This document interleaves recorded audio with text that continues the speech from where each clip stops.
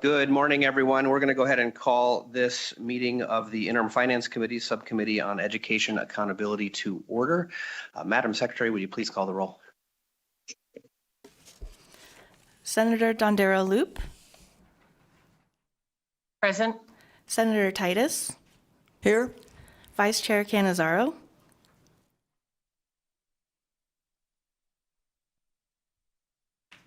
Vice Chair Cannizzaro.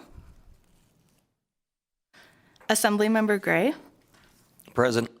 Assemblymember Howdigi. Present. Assemblymember Torres for Assemblymember Monroe Moreno. Present. Assemblymember O'Neill. Here. Chair Yeager. I am here as well. Please mark Senator Cannizzaro present when she arrives. We do expect her to arrive shortly.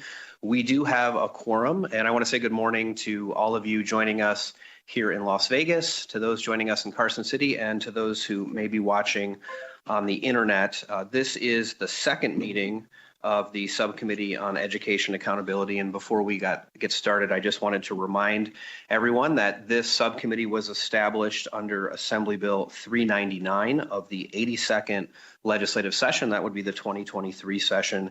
And the mission of this subcommittee, and I'll just quote from Assembly Bill 399, the general objectives and functions of the subcommittee are to discuss, evaluate, and make recommendations related to accountability in public education in this state to improve the educational achievement and outcome for pupils. Under the law, we are obligated to meet 2 times. So this indeed is the second time we're meeting in this calendar year, 2024. We did meet back in May.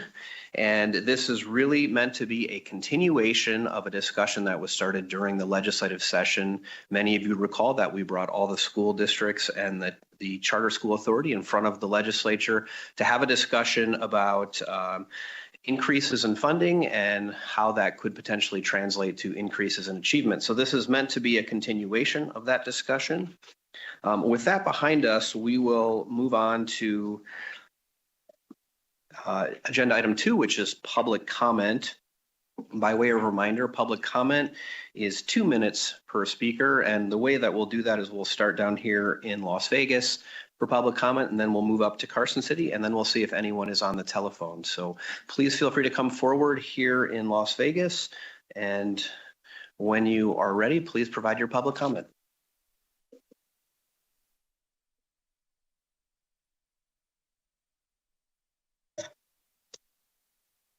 Alexander Marks with the Nevada State Education Association. Facing one of the worst educator shortages in the country, NSCA engaged in the last legislative session with our Time for 20 campaign. I promise I'm not here for Time for 30. Calling on 20% raises, average of class sizes of 20 students, and starting pay of at least $20 an hour.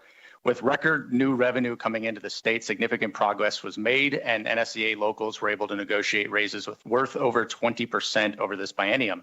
That's very good news. However, as you'll see from the report from the Funding Commission today, Nevada remains well behind the national average in education funding. This has made it impossible to make any progress on the issue of class size and hampers districts' abilities to make significant progress on student achievement. Today, the Commission on School Funding will be previewing their 2024 report, which includes recommendations on what we believe is the Commission's most important charge: to identify optimal funding and a method for fully funding that within 10 years. Even after the record funding, Nevada remains $4,000 behind the national average in per pupil funding. To reach the national average in 10 years, we need an additional $2.47 billion per year. For the next biennium, the Commission's recommendations requires an additional $604 million. With tempered budget projections from the Economic Forum earlier this month, stepping up education funding will require significantly more political effort than last session. Increased investment in future fiscal years with economic uncertainty will require passing new revenue like the Commission's proposals on sales and property tax. And that's why NSCA has been calling on the question on Nevada's priorities. NSCA supports the work of the legislature to address accountability in education. However, that accountability needs to include all decision makers, especially those that control the overall education funding in this state. Thank you. Thank you for your public comment, Mr. Marks. Do we have anyone else here in Las Vegas? I do see we have Mr. Lopez coming to the table. Please proceed when you're ready. Good morning, members of the Interim Finance Subcommittee on Education Accountability. My name is Gil Lopez. I'm here with the Charter School Association of Nevada. We want to thank you for the historic investment that happened last legislative session. Just a little bit of context in conversations with our school leaders, public charter school leaders. There's a couple of concerns that have been coming up, specifically with the allocation of special education and how frequently it gets reviewed. Charter schools have seen a steady increase, and unfortunately, we have to educate more students on basically the same amount of allocation, so it ends up being less per student. The second is the funding of at-risk students. Some of our school leaders, our more needed schools, saw a decrease in at-risk allocations. And finally, with teacher raises from last session, those are the conversations that we've been having, and we look forward to having these continued conversations during session. Thank you very much. Thank you for your public comment, Mr. Lopez. Anybody else down here in Las Vegas who'd like to give public comment this morning? And by way of reminder, there will be a second opportunity for public comment at the end of the meeting. I don't see anybody else coming to the table here in Las Vegas. Let's go up to Carson City. Anyone in Carson City who'd like to provide public comment? I don't see anybody coming to the table in Carson City. BPS, could you check to see if there's anybody on the phone line who'd like to give public comment this morning? Thank you, Chair. If you would like to provide public comment, please press star 9 to take your place in the queue.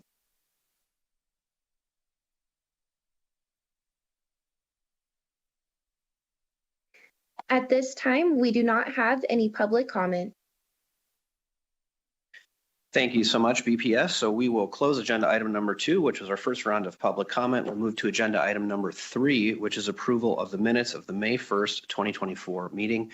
Members, you should have a copy of the May 1st meeting minutes in your packet. Members of the public, they're also available online.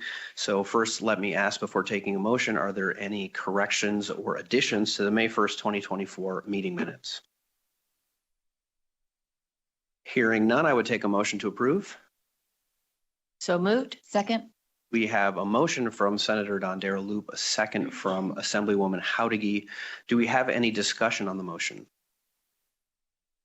Hearing no discussion, all those in favor of approving the May 1st, 2024 meeting minutes, please signify by saying aye. Aye. Any opposed? Nay. Okay, the motion carries. The meeting minutes have been approved. That takes us to agenda item number 4. Agenda item number 4 is overview and discussion from the Commission on School Funding regarding a number of items that I won't read. They are on the agenda for members and committee members and members of the public. We have Mr. Guy Hobbs here with us again, and it's good to see you, Mr. Hobbs. I know we spoke back in May, which seems like yesterday, but also seems like 5 years ago, given everything that's happened since then. So it's nice to have you back here, and what we'll give you a chance to do is to make your presentation, and then I'm sure we'll have some questions. I did want to let members of the committee and members of the public know there are some slides that are available online if you'd like to follow along. And Mr. Hobbs, when you're ready, please go ahead. Thank you very much, and good morning to all of you. Looking at the agenda item, if it's okay, I may take some of the items that are listed underneath a little bit out of order. And also joining me in part of this presentation will be Megan Peterson from the Nevada Department of Education, who is with us up north. The commission over the last couple of years had a large number of tasks to undertake, and those included optimal funding, looking at the people-centered funding plan and answering some questions about that. I'll go through what our approach to this was. We divided the commission into several working groups. One of them focused on the people-centered funding plan and how well that plan has been working since it's been implemented. Another one, a very large undertaking, was the subject that was mentioned during your public comment period, of optimal funding for education and how to achieve that over a 10-year period. Another one, we divided into three separate work groups, and that has to do with reporting and accountability for education. So the first working group looked at the current reporting that's being done, evaluated those reports, the data contained in them, and made various recommendations with respect to how to make that reporting more robust in the future for purposes of measuring accountability. Accountability and new framework. And what we meant by that was taking all of the data that we have, much of which already exists in one form or another, and compiling that into a meaningful format that would allow for a longitudinal type of analysis of how well things are progressing within a number of different areas. The next category of work had to do with, okay, once you get to that framework and populate it with the data, what do you do with it? How is that best presented to you all, to the public, to professional educators, those sorts of things? Again, we had a wide array of topics. One of them included funding for small district capital, which is a problem that exists outside of our larger school districts around the state. We had two that dealt with teacher-related matters, one being the teacher pipeline and the other one being compensation for teachers and support personnel. We also had a study area that had to do with accessibility within and between public schools. So that's all you gave us to do over the last couple of years. And what we have done, and by the way, we also received several legislative letters of intent on top of those topics. I think those are some of the topics that are being addressed today in this brief presentation. So we spent the last 2 years working on that, and we were required to file a report on or before November 15th. We filed the report on November 14th, I believe, day ahead of time. Pretty proud of that. And that report is rather thick. I believe with attachments and appendices, it weighs in at about 534 pages. There is an executive summary coming. I expect to have that produced within the next, well, probably before the end of the holidays. I'm working on that as we speak because I think that'll be a little easier to deal with than the 534-page report. But one of the things I wanted to point out about the way that we presented that report, each one of those topic areas, subject areas that I just mentioned to you, in the table of contents, you can click on any one of those and it just takes you to that particular report. So if you're more interested in the accountability elements, you can go directly to those and bypass some of the other elements in the report, which is meant to be a time saver for all of you that are specifically focused on certain elements of that report. So that has been done. And Megan, if we have a couple of the slides, we can go ahead and begin those. I don't see them. And if we don't have them, I can keep going. Chair Hobbs, this is Megan Peterson. The slide should be showing momentarily. All right, thanks very much.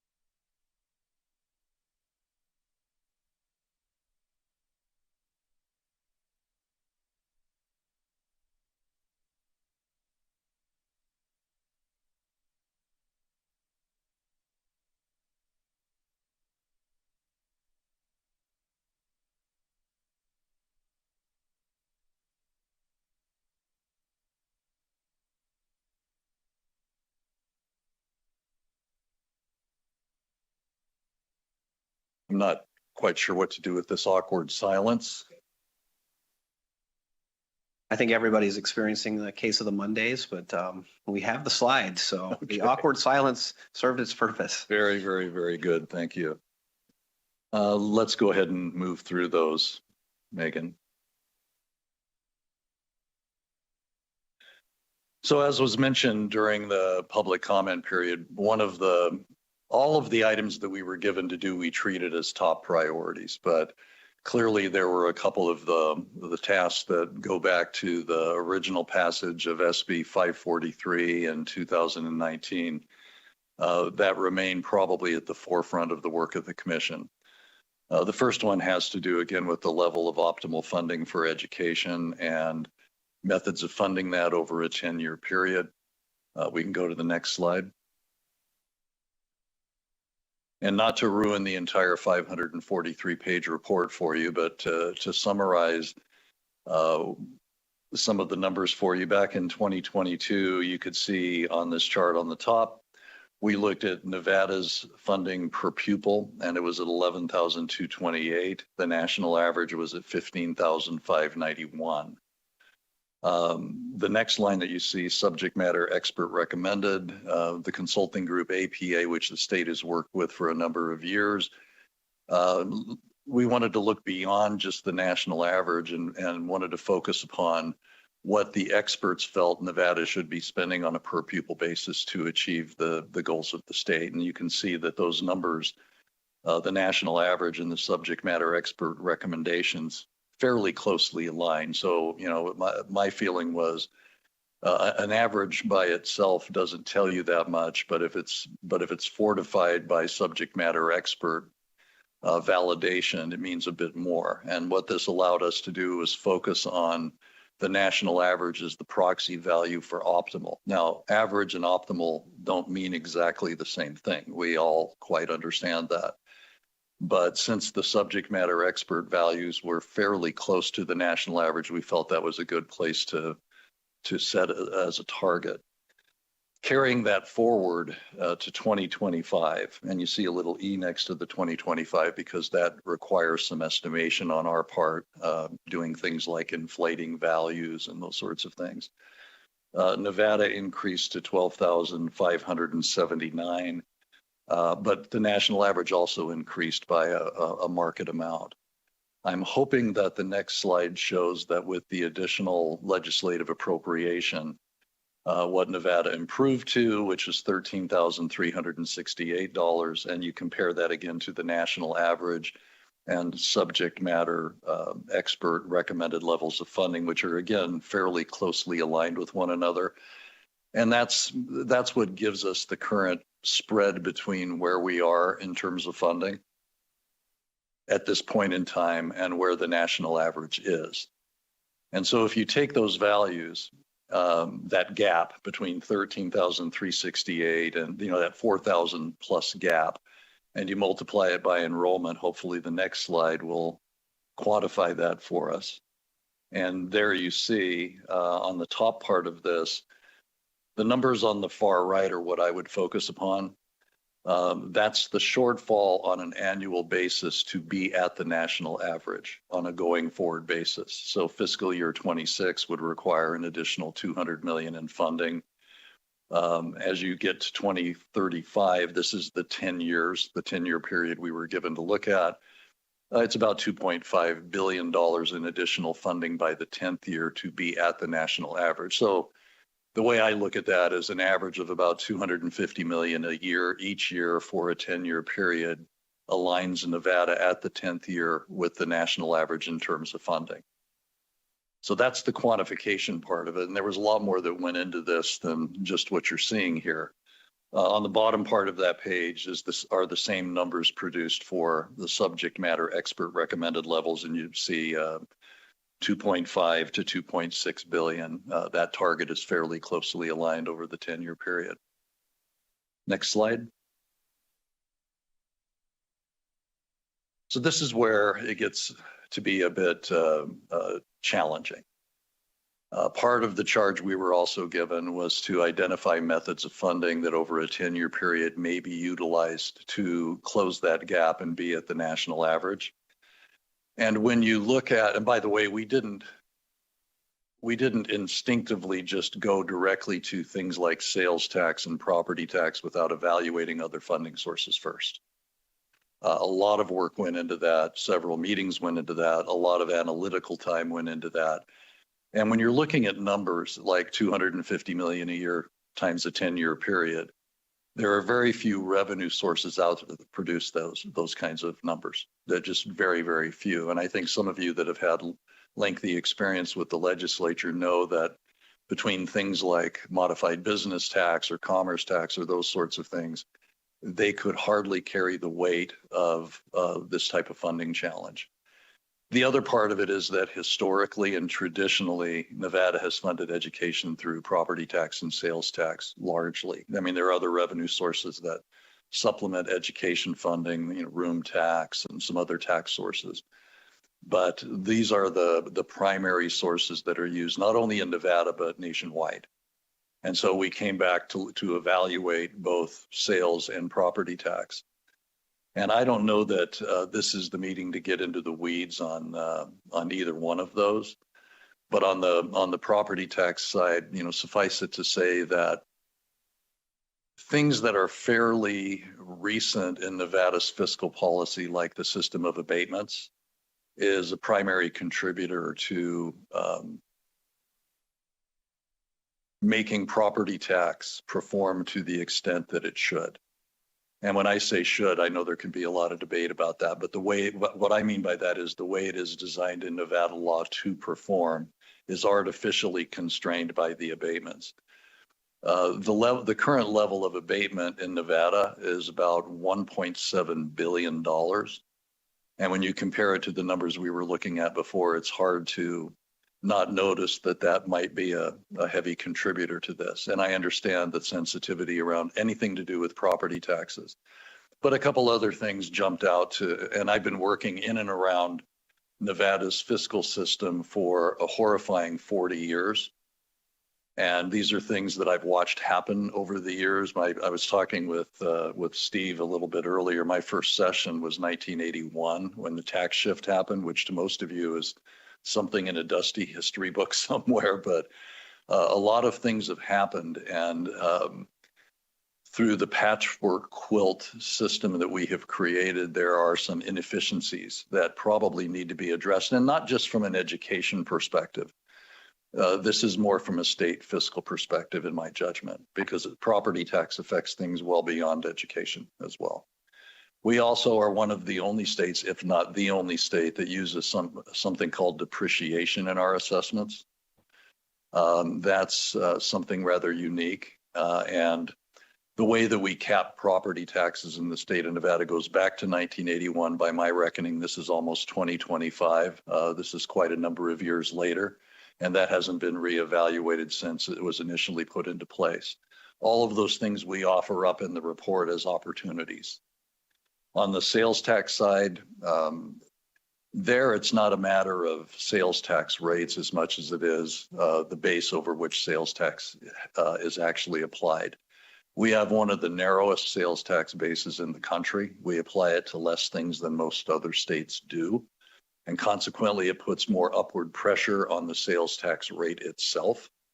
And we see that you all see that talked about quite a bit as a revenue source when I believe the problem actually exists on the base side, not on the rate side. And if you just consider some of the technological advances that have occurred over the last 20 or 30 years, we're now a service-dominated economy. We're not a goods-dominated economy. And more things have shifted away from being tangible to intangible over time. And our base is becoming more narrow over time. And that's another one of those things that offers a significant amount of opportunity. And I would again offer that I believe those are things, at least I would recommend, that they be viewed as a state fiscal modernization matter as opposed to just simply a state education funding matter. But that is the essence of, and of course it takes quite a number of pages to explain and explore all the different scenarios that we did. And I wouldn't want to ruin the surprise for you by telling you what all of those are at this moment. But they're in the report, and we're certainly happy to go into those in more detail at some point in time in the future. The last bullet you see on that page is the other item that I think goes hand in glove with funding. It's difficult to talk about funding without also talking about the return on investment that you're getting for funding. And it's also difficult to use those words sometimes when you're talking about something like education. Return on investment sounds like a very financial, dry term, and education is everything but that. But I think anyone that's being asked to make these types of investments want to know how those funds are being used and whether or not the use of those funds is creating some kind of measurable difference over time. And so the other significant area within our report has to do with reporting and accountability. As I mentioned earlier, we evaluated the reporting that's being done, and somewhere in excess of 500 different reports are being produced by schools and school districts each year and being provided to either, if it's done by schools, to districts, if it's being done by districts, to the state. And in many cases, it was difficult to validate what happened with those reports once they were delivered. What we wanted to see more than anything else is what is the data within those reports, and then compare that to an aspirational list of data sources that would help produce something that would be very meaningful in terms of measuring accountability over time. One of my concerns initially was, do we have the data necessary to do that? And after going through that process, I can say to you that, yeah, in most cases, we have the data to do that. It just exists in a lot of different reports and not in the same place. Some are done quarterly, some are done semi-annually, some are done annually. And aligning the reporting together and pulling those pieces of data and centralizing all of that data is the first step to being able to develop a true system of reporting and measurement of performance over time. And that's certainly a part of our recommendation. Pulling all that together would give us the ability to produce reports that would hopefully be meaningful to all of you in measuring the worth of investment that's being made from year to year. And that's something that I would imagine the Commission, following the next legislative session, would be focused on completing, along with the Nevada Department of Education. Again, we had a number of other tasks. I won't take your time this morning to go through all of those. I'll try to go back now and pay attention to the agenda that you laid out. And a couple of these I'll ask Megan to provide a bit of a summary on. I'll pick a couple that I feel very comfortable with. We were asked to look into the Nevada Cost of Education Index, for example. And the Nevada Cost of Education Index is something that is potentially used to adjust base funding based upon regional differences in the purchase power of a dollar around the state. So a dollar in Clark County might not have the same purchase power as a dollar in Mineral County, by way of example. This one has become a little bit challenging to do. The Commission still believes that the Nevada Cost of Education is something that's worthwhile to pursue. At this point in time, we've not come up with a specific recommendation as far as the mathematical methodology for that, but we feel confident that we'll be able to provide that to you. Another one that I think you'll probably hear a lot about, if you haven't already, as you approach the next legislative session and perhaps into the session, is sub-item 4 under this agenda item, and that is the use of the grad score in identifying at-risk pupils. And I want to talk about that one for a couple of moments. When we first started looking into the category of at-risk, one of the first questions I asked the Commission was, what does at-risk mean? Because there seems to be a visceral reaction when you use the term at-risk. And according to everything that I could find in Nevada law and elsewhere, the definition of at-risk is at risk of graduating, which makes sense to me. If you look at the education system as, that would probably be the wrong word, but its goal is to produce graduated students at the end of the process. And some ability to identify those along the way who may be at risk of not graduating is something that is absolutely worthwhile to do. What we came to learn was that we were only using one metric to do that, and that was something called free and reduced lunch, which is a measurement of poverty. So in essence, what we were doing was using one metric to make a determination about whether or not a student would be more or less likely to graduate. And from a statistical perspective, that seemed to be lacking a bit. It isn't one metric, it's a combination of metrics that are true indicators of whether or not somebody is at risk of not graduating. The use of grad score is essentially an algorithm that has been designed to be a predictive algorithm in terms of ability to graduate or propensity to graduate. And it includes 70 different metrics, including metrics that weigh poverty. And that to us seemed like something that was more on point with what the objective was of true at risk. The other thing that occurred to us was that at risk, the use of those terms alone is somewhat stigmatizing. I don't know that anybody wishes to be viewed as at risk. A gifted and talented student, yes, I suppose you would want, that's something you don't mind being referred to as. An English language learner, that may be fairly clear. But at risk is a bit stigmatized. And so the commission fully supports the migration from the use of free and reduced lunch as a single metric to the grad score algorithm. Now, along with that, because of the sensitivity, we know that needs to be monitored, and we've made recommendations with respect to third-party monitoring of the grad score to ensure that we're not missing anyone who should be counted at risk. So I just wanted to provide a little bit more clarity with respect to this particular topic to you this morning. Megan, if you don't mind, let's go back to number one, progress made on reviewing the target weighted multiplier for special education. And just before Megan comments, we use weighted multipliers for English language learners for that which we currently refer to as at risk and also gifted and talented students. We don't use a weighted multiplier for special education. That's essentially an appropriation that's made above the line. And there are some reasons for that. One of those has to do with special education is an area that we must maintain prior levels of effort. And we also have certain districts, I believe maybe we're down to one, that is in a hold harmless state. So if we were to fund using the weighted multiplier, we would actually be funding less than we're required to under the maintenance of effort. So it's a practical matter as much as anything else. And as you move closer to optimal funding in the future, the ability to use a weighted multiplier for special education will grow.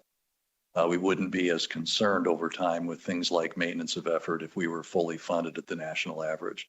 So those are a couple of practical considerations. And Mr. Chair, if you don't mind, I'll ask Megan if she wants to either add anything or correct anything I just said.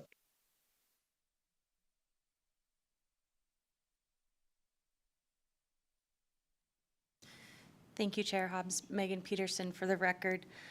I would note that we did work with subject matter experts throughout the time that we worked with the Commission on School Funding with this and did evaluate other funding methodologies used in other states, including review of different levels of severity of student needs. And did identify that a single weight previously recommended by Augenblick, Palick and Associates of 1.1 seemed to be the best route forward for our state. However, as Chair Hobbs mentioned, there are requirements around maintaining prior levels of funding and specifically at the state level that had to be taken into consideration with that. When we looked at what the fiscal impact was, it was increasing the state's obligation by over $250 million in just 1 year in order to meet that requirement. And so the commission did look at and make the recommendation to maintain the current methodology but removing the hold harmless provision that's been in place when we transitioned from a teacher allocation methodology to the per pupil. And so many of our districts have been in that state because the funding has not been able to be maintained at a level sufficient to fund fully to per pupil level. But recognizing, as mentioned in public comment, the constraints that is putting on LEAs who are growing at a rate faster than the hold harmless is being phased out. The commission did make a recommendation to move forward with phasing out the hold harmless provisions in special education over a 4-year period. And so in the 5th year, we would be looking to allocate those dollars on a per pupil within the current funding mechanisms and the IEP counts that are provided. Chair Hobbs, I would turn it back to you if there was anything else you'd like to add. Thank you very much, Megan. The next item that we have yet to cover is sub-item 3, progress made on developing recommendations related to baseline funding of online schools. And again, if you could provide some comments there, that would be helpful. Thank you, Chair Hobbs. Megan Peterson for the record. This item specifically related to school districts that were in the fiscal year 2020 hold harmless provision within the pupil-centered funding plan. When we did the analysis, we did only identify one school that had an online school, and true to the nature of the hold harmless intent, it was identified that if we were to move that school to be funded at the statewide base, it would actually fund the school at a much lower rate than what the per pupil rate is for that school district. And so in honoring the hold harmless provisions and not reducing allocations to those districts, in those cases, you're looking at $23,000, $32,000 per pupil and moving those students to roughly $9,000. That contradicted the intent of the hold harmless provision, and so the recommendation from the commission was to continue funding under the hold harmless provisions without adjustments as a result. And Mr. Chair, finally, sub-item number 5, which is progress made on reviewing the funding of dual language programs. Megan. Megan Peterson for the record. The commission received presentations from subject matter experts within the Department of Education. These were programs that were previously identified in statute and had provisions that would allow a school district to apply to use the funds in a manner that was consistent with the provisions other than those that were already identified in statute. So when the department looked at the analysis and identified that because the dual language programs were intended to help with our English language learners, that it is an allowable use of the dual weighted funding, the English weighted funding. And so there were no additional changes that were needed within the pupil-centered funding plan as it exists to fund those programs. And so no other changes were needed as a result. And with that, Mr. Chair, I think we've covered each of the sub-items, maybe overly so in a couple of cases, but I'll certainly turn it back to you in the event there are any questions. Thank you so much to both of you for your presentation and for the slides that you put together. One question that I had initially, Mr. Hobbs, when we talked about the per pupil funding comparison, what Nevada does now versus the national average versus the subject matter expert recommended. I suppose it shouldn't come as a surprise that a lot of other states increase their per pupil funding as well, given state budgets. My question on Nevada in particular is, do the numbers that you have here for the 2025 estimate, let me ask a different way. Are the numbers that we're talking about for Nevada, have those numbers included the $250 million under Senate Bill 231 that was used for the teacher and education professional raises, or are have those not been included because they're outside of the funding formula? To answer that question, one of the objectives, and then I'll get to the heart of the question. One of the objectives was to produce numbers that are apples to apples between and among the states, first of all. Oftentimes in the past, you all have seen a variety of different numbers, and it was very hard to land on something because sometimes it included capital, sometimes it excluded capital, sometimes it included federal funds, sometimes it excluded federal funds. Well, these are done on an apples to apples basis. And anything that was done by way of legislative appropriation to support education should be included in the 25 estimates on Nevada's behalf. Now, I can go back to see because I'm not sure that the full 250 million was actually used over the 2 years and by which districts. And I can certainly provide an answer back to you as to whether or not there have been any adjustments made to that. But the notion was anything appropriated for education should be included in that value. Thank you for that response. And I think it would be helpful just to be able to confirm that number was indeed baked into the Nevada funding. And for some reason, if it wasn't, you know, what it would look like with that additional funding put in there. I'm going to ask, I know we have a few questions up in Carson City, but let's start down here in Las Vegas for the time being.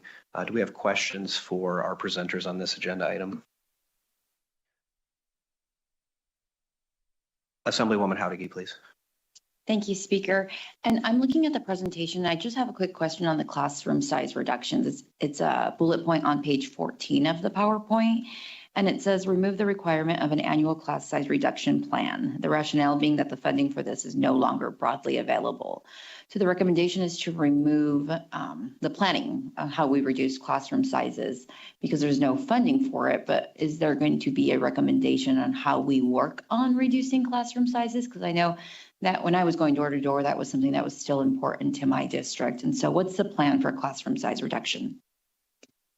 Perhaps the wording on that bullet could have been done a little bit more artfully because it's not suggesting that we don't still have the objective of reducing class size funding to meet the state objectives by any stretch. We do know on an annual basis right now that from a reporting standpoint, the meaningfulness of that measurement is, since we aren't meeting it, isn't as meaningful. That was the intent behind it. Megan, is there anything else that you might want to add to that one? That came from the reporting and accountability work group. Megan Peterson, for the record, the one thing that I would note specific to this recommendation was that the current plan is within NRS 3D7700 and is specific only to grades kindergarten through 3rd. And so part of the conversation is more broadly what is happening at all grade levels. And so because this one was only specific to such a small subset, that was the recommendation in order to help bring a broader conversation to all grades, not just that small cohort. And just another question on that same bullet point. Can you walk me through what was the funding that had been allocated for this K through 3rd grade classroom size reduction plan? Where was that funding coming from and why is it no longer available? Megan Peterson, for the record, that funding was previously provided through a categorical grant. It was one of about 35 that were all rolled into the adjusted base funding. Because it is part of that adjusted base, it now becomes incumbent upon the school districts to dictate where those funds go. And because it was no longer restricted, it made it more difficult to focus those dollars.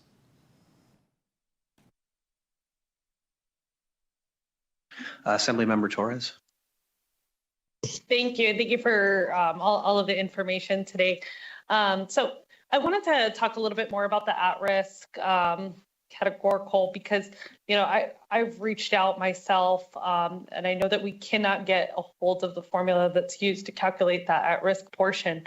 Can you explain why the decision was made for us to use those 70 factors without communicating to schools and school leaders how that formula is crafted and what is necessary in order for those funds to be captured? I can answer parts of that. And I know NDE is working more closely with Infinite Campus on the implementation to grad score. I know the algorithm itself is somewhat proprietary, so it's not as open as something that we may have constructed on our own. As I mentioned to you earlier, at least from my perspective as a member of the commission, one of the things that jumped out to me is, again, we were using one single metric previously, and something that was more multidimensional in terms of the types of things that were being evaluated that have a correlation with propensity to graduate made far more sense to me than just leaning on a single metric and casting too broad of a net. One of the interesting things that goes hand in glove with that is the higher the student population that you have that's categorized at risk, you have a certain amount of funding to apply to it. So the amount of funding that you're applying gets diluted on a per student basis, the larger that base is. So trying to arrive at something where you're actually targeting the funds to those that are truly in need of the additional counseling or other support programs that are there to help the at-risk students is more sensible. So that clearly defines a smaller pool with a larger amount on a per student basis. Now, I've not directly answered your question, so I'll ask Megan if she wishes to add anything that might bring clarity to that. Thank you, Megan Peterson, for the record. During the last legislative session, the at-risk definition was amended and codified in statute to include provisions that identify economic disadvantaged students, those who are not on track to graduate, as well as a couple of other indicators, including the quintile of performance. And so once that was codified into statute, the department worked to identify a solution that touched on all of those indicators. And so that was how the grad score was determined to be used in that situation. I think the question is, there was a second question about what is necessary to allocate those funds. This is something that the department has been working with school districts on. We have gone through a process where we identify what essentially that score is, for which the school districts need to work with their teams to provide additional supports to students. It's somewhat referred to as a cut score. It is the score that identifies those students that fall within that quintile performance with those metrics. And then we communicate that score to the school districts, and then they are working with their staff to meet the needs of those students.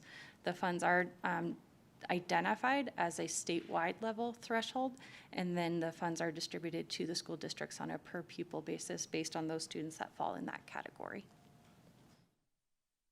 Thank you, and thank you for the answer, but I think I'm still confused on why we would allow for a third-party vendor to determine how they're allocating state resources without even being aware of what that proprietary information is. To my understanding of that is that it's not even information that we or you own, right? That this is information that somebody else is putting together the score based on the factors that we have, that we've enumerated, but that we don't actually know which factors are, and then different schools are putting in different pieces into Infinite Campus, and without communicating to administrators, to schools and to school district that, this grad score is made up of these 10 factors, it's very possible that there's information that schools are not even inputting into the system that would then be captured to determine whether or not that student would be qualified as at risk. And I know even a small change can make the difference on whether or not that school is going to get that funding. So I guess I'm very cautious, and I'm just wondering if there's any efforts for us to change this so that schools then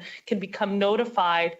And then, adding on to that, if the purpose is to serve students that are at risk or in this qualifier, like you, I do have issues with us continuing to use the term at risk. It's so antiquated when we talk in education. But how are we tracking the use of the funds to serve the students that it is intended to serve, like we do with Title I or Title III funds? I think, excuse me, I think there are really two parts to what you just said. And the implementation of the grad score part of this, where you're getting all of the information from each school to the district and from the district to the state to be used within the algorithm on the correct basis. I'll let Megan speak to, but then what we also need to do, and I mentioned this in my remarks, we need to monitor each year the actual application of this and ensure that the algorithm is working and that it is channeling the funding to those who need it the most. Now, that's in some people's eyes that sounds like it's a risk because it may or may not work. But one thing I can tell you, and again, this is just from my own perspective, using one single weight, the free and reduced lunch, as a method for allocating or identifying at risk is, and at least in my eyes, completely improper. From a statistical standpoint, it does not work.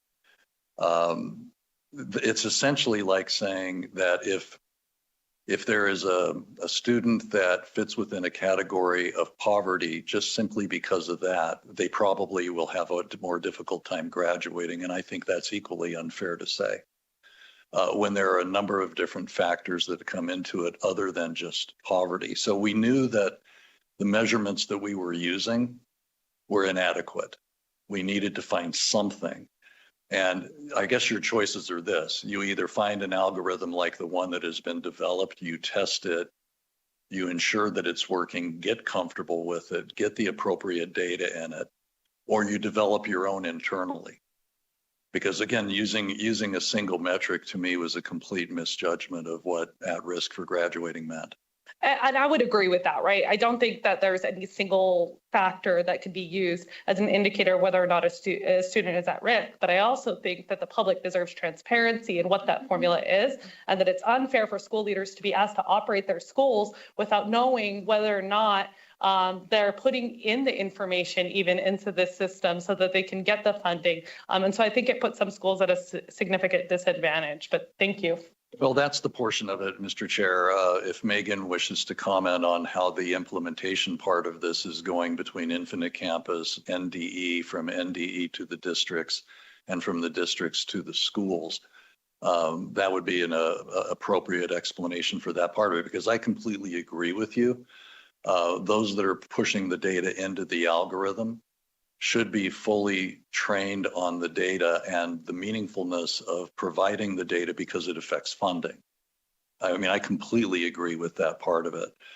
That's less a commission thing than it is an NDE thing. So if Megan has additional comments, I would invite her to address your question as well. Megan Peterson for the record.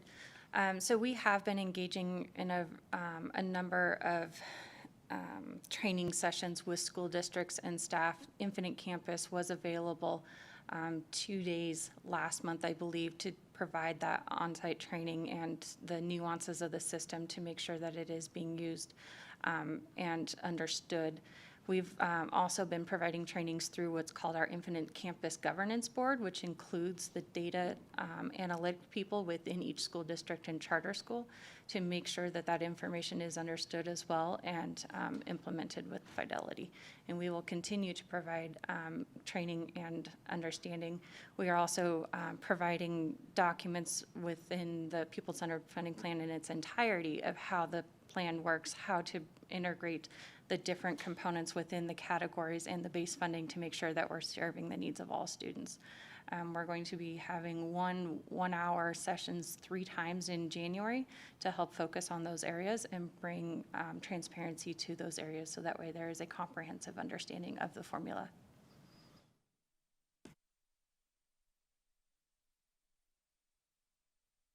And we'll go to Assemblymember Howdiggy, who I think has a question about the at-risk definition as well. Thank you, Speaker. And mine's just really quick, and I just want to clarify it for my own knowledge, because my colleague mentioned that, at-risk is an antiquated term. And then Mr. Hobbs, you mentioned that, there's stigma behind at-risk and nobody wants to be labeled at-risk, but they want to be labeled GATE, but not at-risk. So do students know, are individual students identified and told they've been categorized or selected as at risk? This is something that's publicly known within the school to the students? This may be more of a Megan question or actually a district question. I don't believe that, you carry on your ID card something that has an asterisk that says, something like at risk. And I think that's one of the reasons, and this is something else that was a bit troubling to me. And I may have some of the numbers on this wrong, but I think the point will remain the same, that if a particular school had a certain percentage of students that qualified for at-risk under free and reduced lunch, and it was a fairly low mark, like 40% or something like that, that the entire school was then categorized as at risk. And that was to avoid any of the, if there would be a way to identify students who were getting free lunch, and the fact that somebody may associate that with, hey, you guys must be free and reduced lunch. Allowing the whole school to have free and reduced lunch was the choice that was made, so that identification couldn't have been made. So I'm inferring from that there was an attempt to try to avoid having somebody individually labeled as at risk. However, internally within the school, they would need to know who those students are who are identifying as at risk, either under the old free and reduced lunch program or under the new, more multifaceted metric type of algorithm, to be able to apply the services directly to them to help them become less at risk.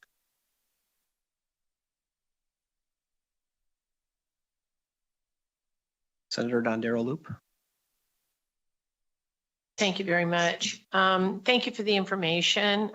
And I think this may be an NDE question, but I'm not sure.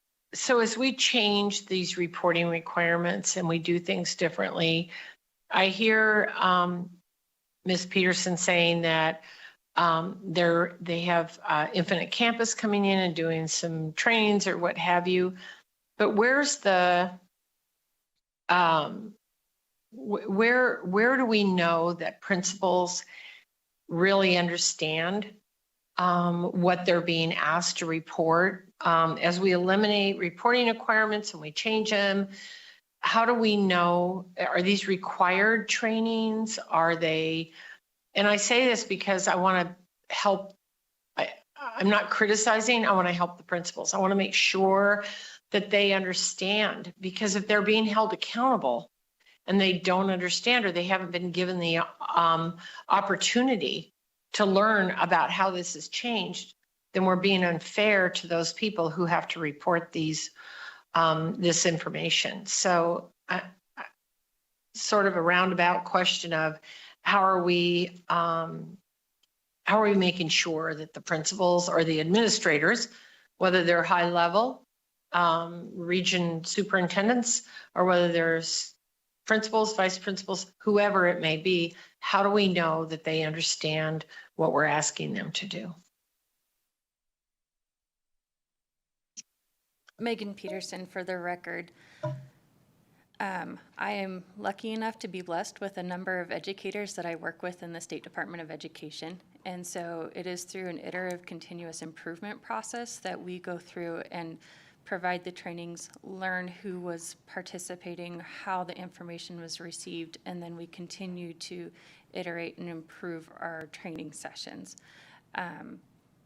This is also an ongoing challenge, not only for grad score, but for the pupil-centered funding plan in and of itself. And so this is where we continue to provide that training, adopt it as we're learning what has resonated and what hasn't. I still to this day get questions of cannabis money. It was raised at the county level, so how is that impacting the funding for a specific district? As with all revenues in the pupil-centered funding plan, they all go into a single pot except for the net proceeds, and then they are distributed regardless of the district in which they're raised. So I say that to highlight the ongoing efforts that we have in the training and the implementation of the pupil-centered funding plan.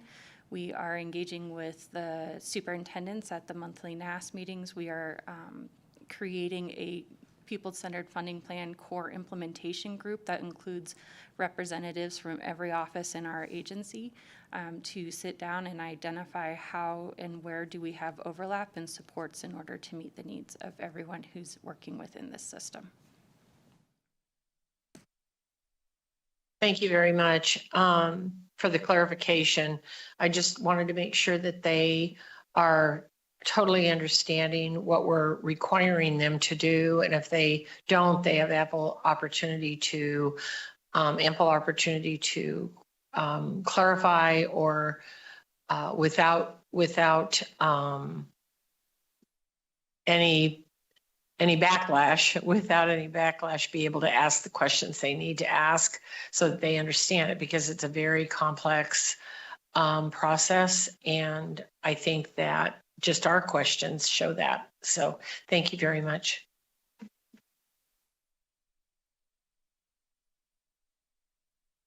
Okay, we'll come back to Las Vegas in a moment, but I wanted to go up to Carson City. I know Senator Titus has a question, so we'll start with her question and then see if there are other questions. Thank you, sir, for the ability to ask a question. I appreciate the time. And Mr. Hobbs, thank you for all the work that you've done. It was a daunting task that we asked you to do. And even I voted for AB 400, which is, I vote no a lot, but something that was very important to me to get a better understanding of where we're spending our money, how can we do better. I want to go back, since this is a money committee, and one of the tasks was funding. On page 6 of the presentation today, under Agenda 4, you talked about the taxation systems, and you mentioned unwinding the impacts of property tax abatement mechanics, and it's going to be a big lift. So just putting a red flag on that. But my question specifically is about the mining taxes that we applied directly to education and the marijuana taxes that are applied directly to education. And I'm not seeing where that breakdown is, and wondering if that needs to be changed, or you're just focusing on property tax abatements, and wondering what those actual figures were, and if we could possibly get a copy of that. Well, thank you for the question. As I mentioned, we looked at a number of different revenue sources, and yes, there are cannabis taxes, there are room tax, there are mining taxes, and others to a lesser extent that complement the sales and property tax and general fund appropriations, which come from a litany of funding sources that comprise funding for schools in the state of Nevada. When you look at the lift that is required, and we can talk about a couple of different lifts here. When you look at the lifts that is required to meet the national average, none of those other funding sources seem to be reasonable or rational in terms of their ability to produce that type of revenue.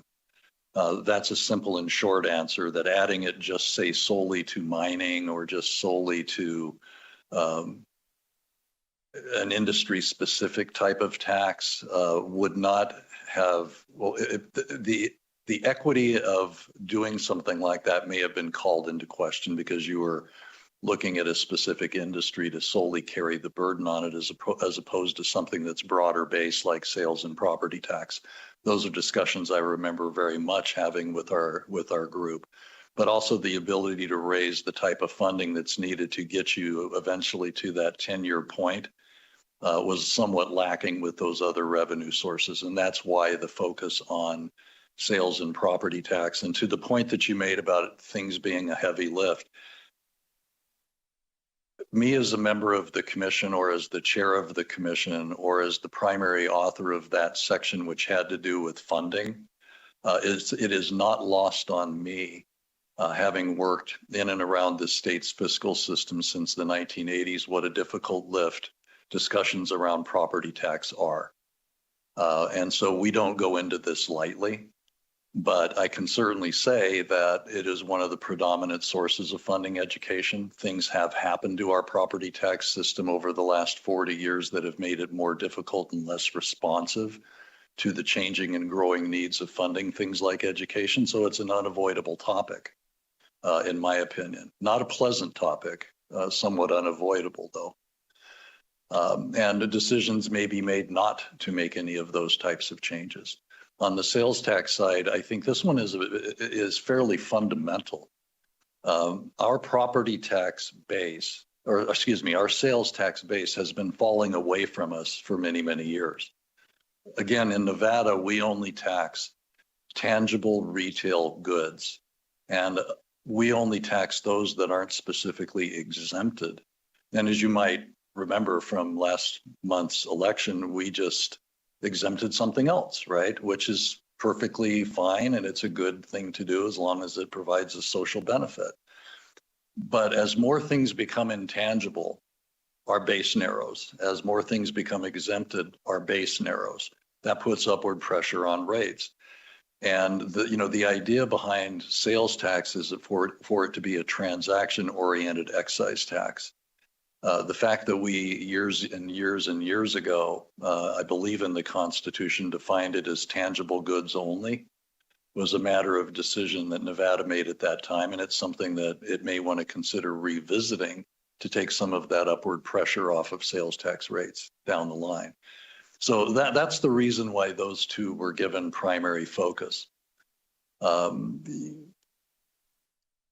So anyway, hopefully, Senator Titus, I've addressed your question, but we did not make these recommendations in this report lightly and with the belief that it would be a simple thing for you all to engage in.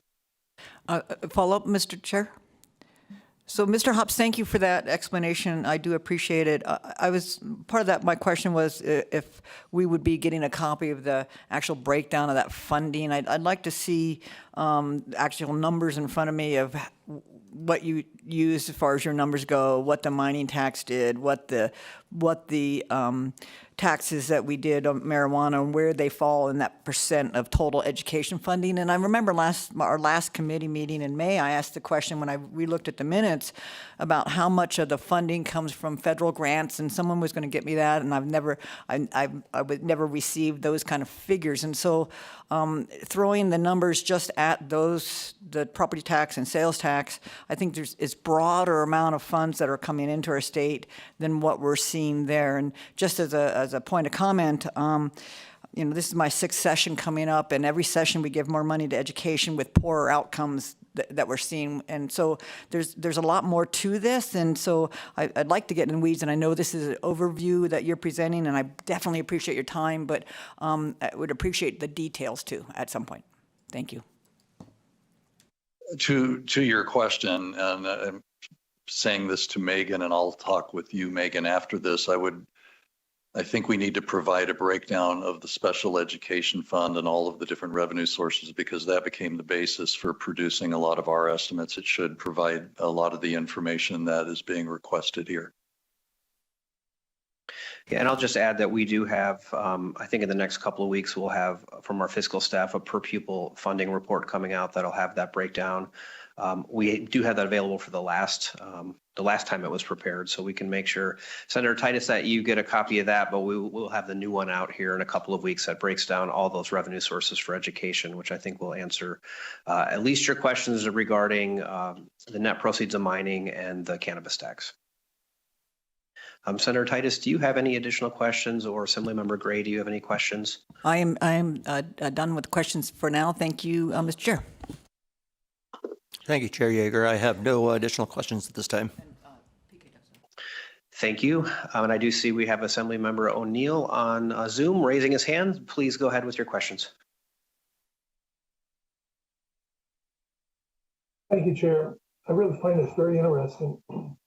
And I think I'm building upon a little bit of what Senator Titus was asking too.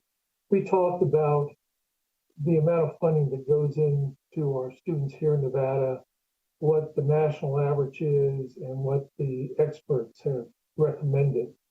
But within that pie of $13,000, $14,000, do we have it broken out to what that money is spent on? How much goes to salary? How much goes to overhead? How much goes to executive? How much is spent there both statewide within the various districts, county districts that we had? You sort of touched on it about $1 in Mineral County not being the same as $1 necessarily in Las Vegas. But I'd be curious also to see in those national averages where they're spending their money. How's the pie being broken out? Is that capable of being done? Think that makes sense? I think there may be, I appreciate your question. And Megan, it may be a question to you. Of the 500 or so reports that are being filed, I think the one I hear referred to the most often is the 387 report. And is that the report that might best show how the money is being appropriated either at a district or aggregate level? And if not, what would that report be?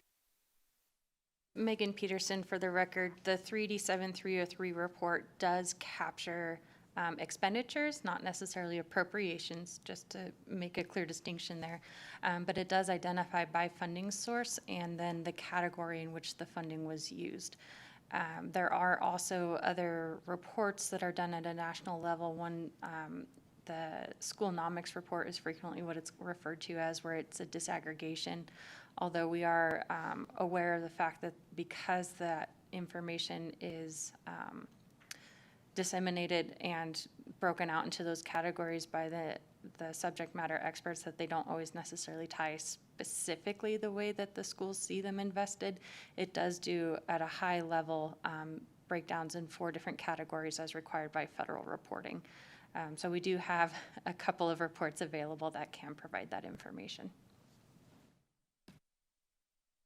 Are they in short form or is it another 400-page report? Megan Peterson, for the record. The 3D7303 report is summarized within a single tab, and it can be viewed either at the individual LEA level or at the statewide level. And it sums across the major funding sources in one place, but it does include multiple tabs. And then the Schoolnomics or NCES data can be provided in a variety of formats. Sir, I think it would be valuable for us to see that, because it would be interesting to see, particularly just within Nevada, how that money is being allocated and what difference one county school district may have to another school district, as we talked earlier about that dollar not being the same. And Chairman, I ask a totally different question. Yes, please. And you may not have, this may not be a fair question at all, but have the districts, have we looked, I mean, the money, I will admit, is difficult always to address, because we have heard, and it has previously been stated over and over again, we put more money in, but necessarily the outcomes don't change dramatically. Have we looked at other ways of providing education in the sense of, I was watching a news article the other day on a thing called Khan Academy and use of AI in classroom and how it expanded the teacher's ability to work individually with students and the money that it was saving for the school districts themselves on utilizing some of these more innovative delivery methodologies and with better outcomes. Is there anything within Department of Ed or any of the local school districts looking at any studies along that line you know of?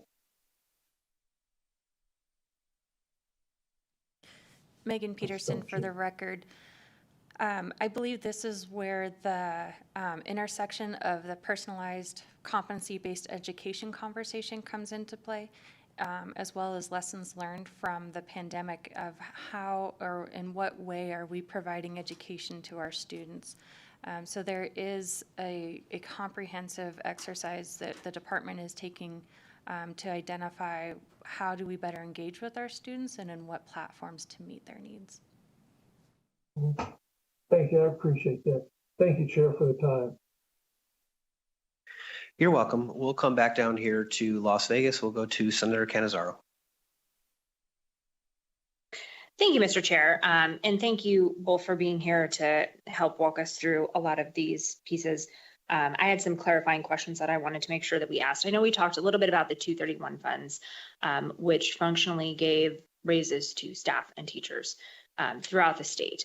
And there was a question, I think, and a conversation with Chair Yeager about whether those funds were included in that per pupil funding. And I think we were able to confirm that they were not. So that is an additional piece of education funding that I think is important to note. is not reflected in that per pupil funding level that we see. And so I know that was something, Mr. Hobbs, that you mentioned you weren't sure if it had been included or not. And we were just able to confirm that it had not been included in that per pupil basis, and would have been an additional $265 per pupil in the state for that funding. And so I wanted to make sure that we all had that information as well. So I wanted to just ask a little bit on this at-risk funding, because I think that obviously was a very robust conversation during session. And I understand trying to figure out a better way to identify those students and make sure that we're funding it across the board and not just based on that free and reduced school lunch piece of it. That particular definition, and I think that my colleague made some excellent points about it would be better for us to understand how it is that we are getting to at-risk funding. But on that, this was something that we did adopt last session and has been part of a conversation for quite some time, as I understand it, that this particular mechanism for that weighted funding is something that we were focused on implementing much sooner, well, at least since last session, I guess, would be my question to you, as you understand it, that was something that we actually implemented last session. Megan, part of that may be to you as far as what was approved and how it was applied by NDE. Megan Peterson, for the record. I'd like to try and restate the question to make sure I'm understanding correctly. Okay. So I think the question is that based on the conversation that was had during the last legislative session, was it the department's understanding that it was intended to move forward at a accelerated pace in order to meet the needs of our students? I'm just curious how it is in this last biennium, that at-risk funding, as opposed to free and reduced school lunch, is what was set to be implemented by the school districts. Megan Peterson, for the record. Yes, the revised definition not utilizing free and reduced price lunch as the single indicator was the metric that was used beginning in fiscal year 25. Okay. And with that, and I know that we had a bit of a discussion on it being difficult to understand the pieces that go into that. Have you had outreach from school districts and from schools with help sort of implementing that, or how was it they were supposed to be basing that at-risk funding on certain parameters, or any sort of questions around that piece of the weighted funding? Megan Peterson, for the record.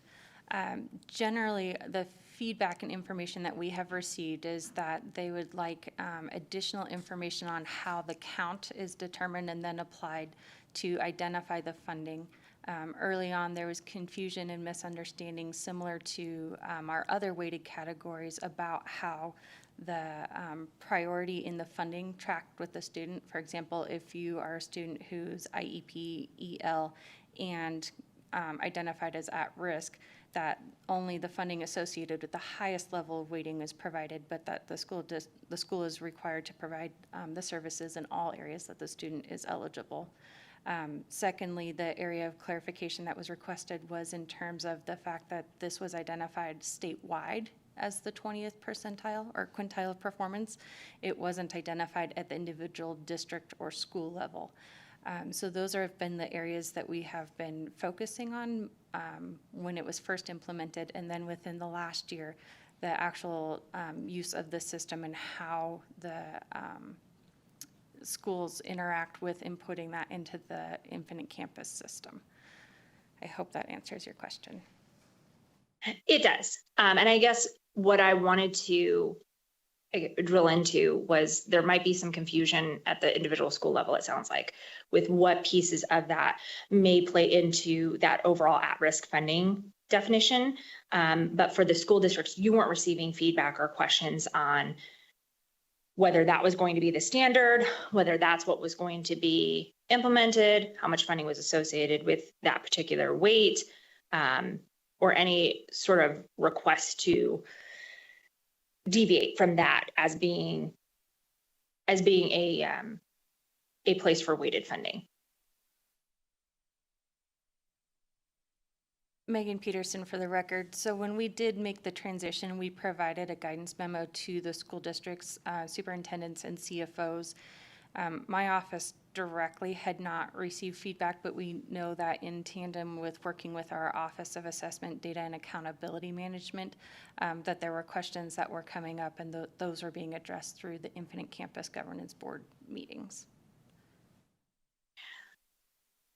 Thank you. And you said that you had sent out a guidance memo to school districts on that particular piece, the at-risk funding. Megan Peterson for the record, correct, at risk, as well as clarifying how English learner and English learner funding was working in terms of the weighted differences. They were two separate guidances. Did you get any feedback from any districts that they were not going to be utilizing that at-risk funding? Megan Peterson for the record, I did not receive feedback directly from any school district saying that they would not. Okay, thank you. That is very helpful. And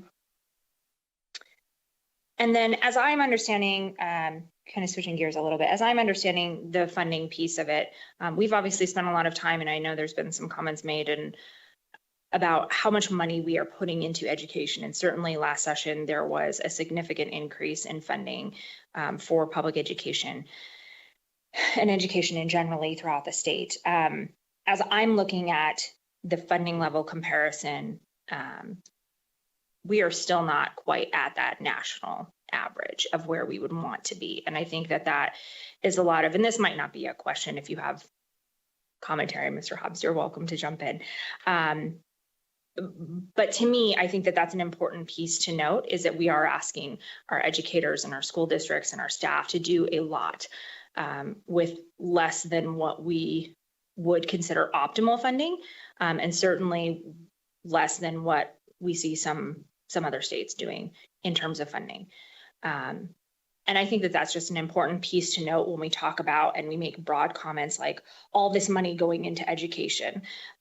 There's still a lot of work to be done, I guess, from my perspective. And I don't know if the commission, if that is something that you can comment on or not, but in my perspective, when I think about money we've put into education, there is still a lot of runway left when we talk about getting to that point where we feel like we're doing what we can to improve education from a funding perspective.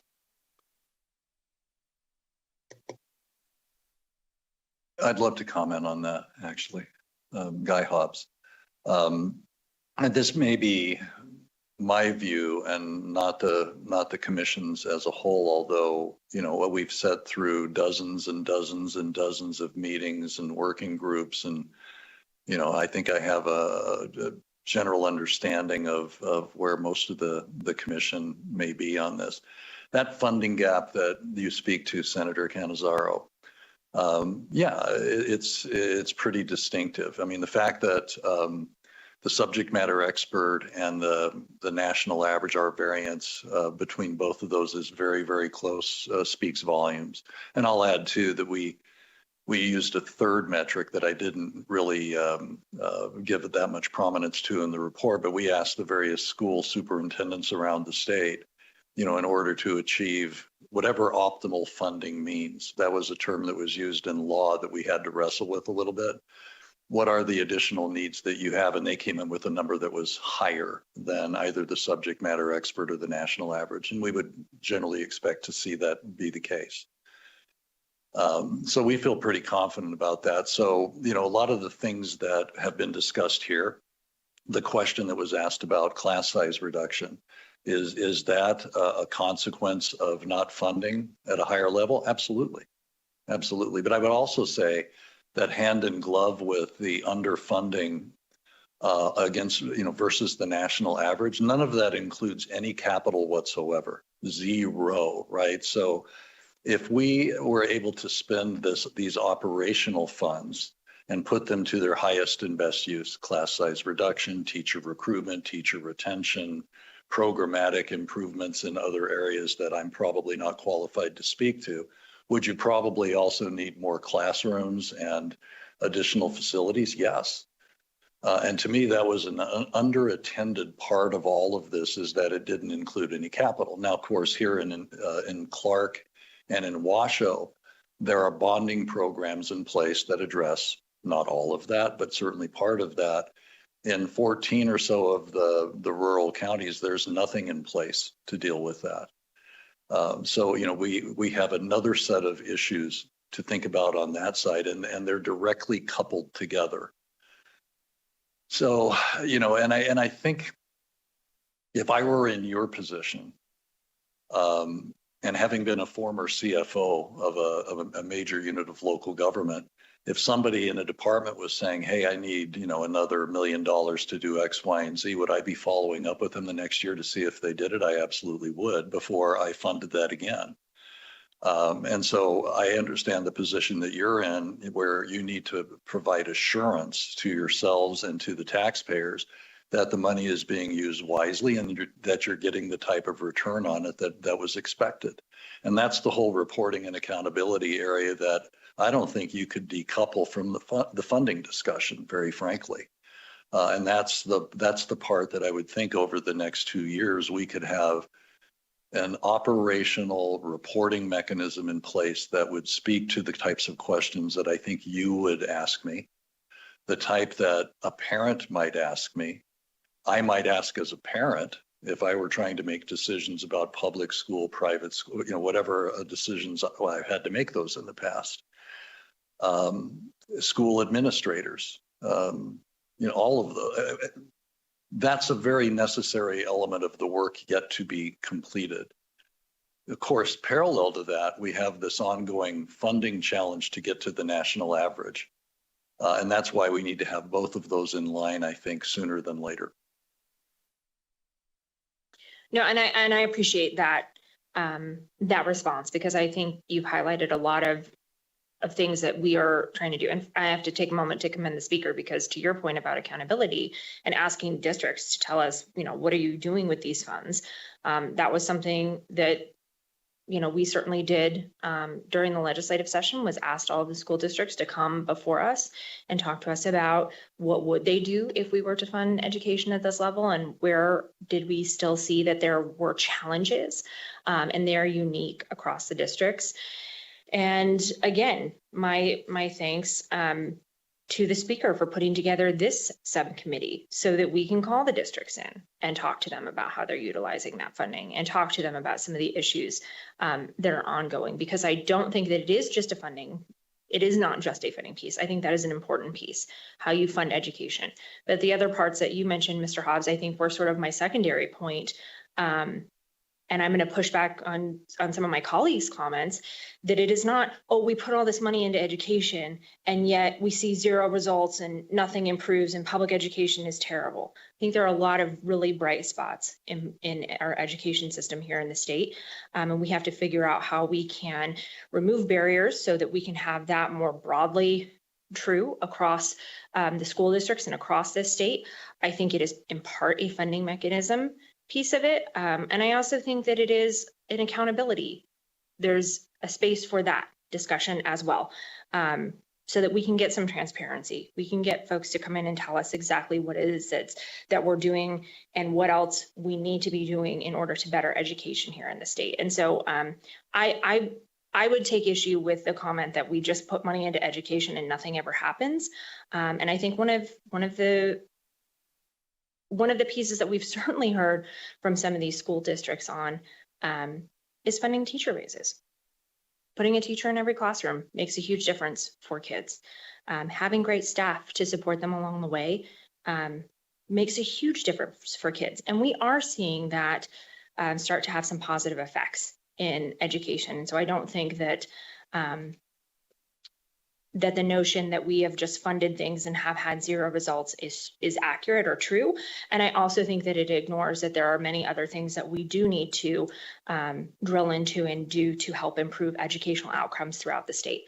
And so I appreciate the work that the school Commission on School Funding has done, because I think it is important for all of us to see this and for us to better understand how it is that we are putting money into education and what that really means and what that really looks like, so that we can have a more in-depth conversation than just a particular dollar amount and expecting results to follow that dollar amount. There are, I think, many pieces to that. So thank you, Mr. Chair, for giving me the time, and thank you, Mr. Hobbs.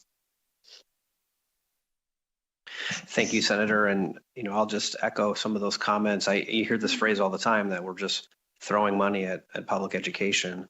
Until we get to the national average, I don't think anybody should say we're throwing money at the problem. We've never been at the national average. We're not now at the national average. Despite the investments we made last session, we still have a long ways to go.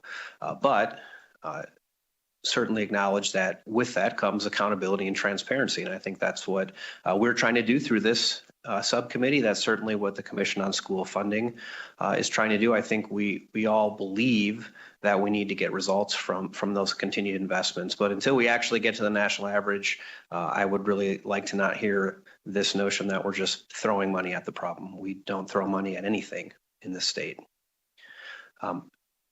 We are close to being done with this agenda item, but I did want to wrap up with a few additional questions from Assemblymember Torres. So please go ahead. Thank you. And thank you for the opportunity, Speaker, to ask some additional questions. I wanted to hear a little bit more about what the recommendation will be in regarding to reducing some of the burdensome reporting for school leaders and districts. I'm specifically interested to know whether or not there's going to be a mechanism in place that would require some type of review of these reports in the future and not just recommending certain reports to be eliminated now. I think that, once again, that's a multi-part answer, at least as I see it. I think there are some reports that we have seen, and obviously it matters more that you agree with this than what we have to say, because you ultimately make this decision, that are a bit redundant and don't provide the benefit that may have been originally intended. That's about as diplomatic as I can put such a thing. And those probably should be eliminated, particularly if the information is available elsewhere, because you are asking people in various district offices to produce reports, and you want to have some assurance that they're being produced with some utilization and benefit at the end of the day. So there would be a bit of that. Consolidation of some of the reports, consolidation of some of the timing, as I mentioned earlier.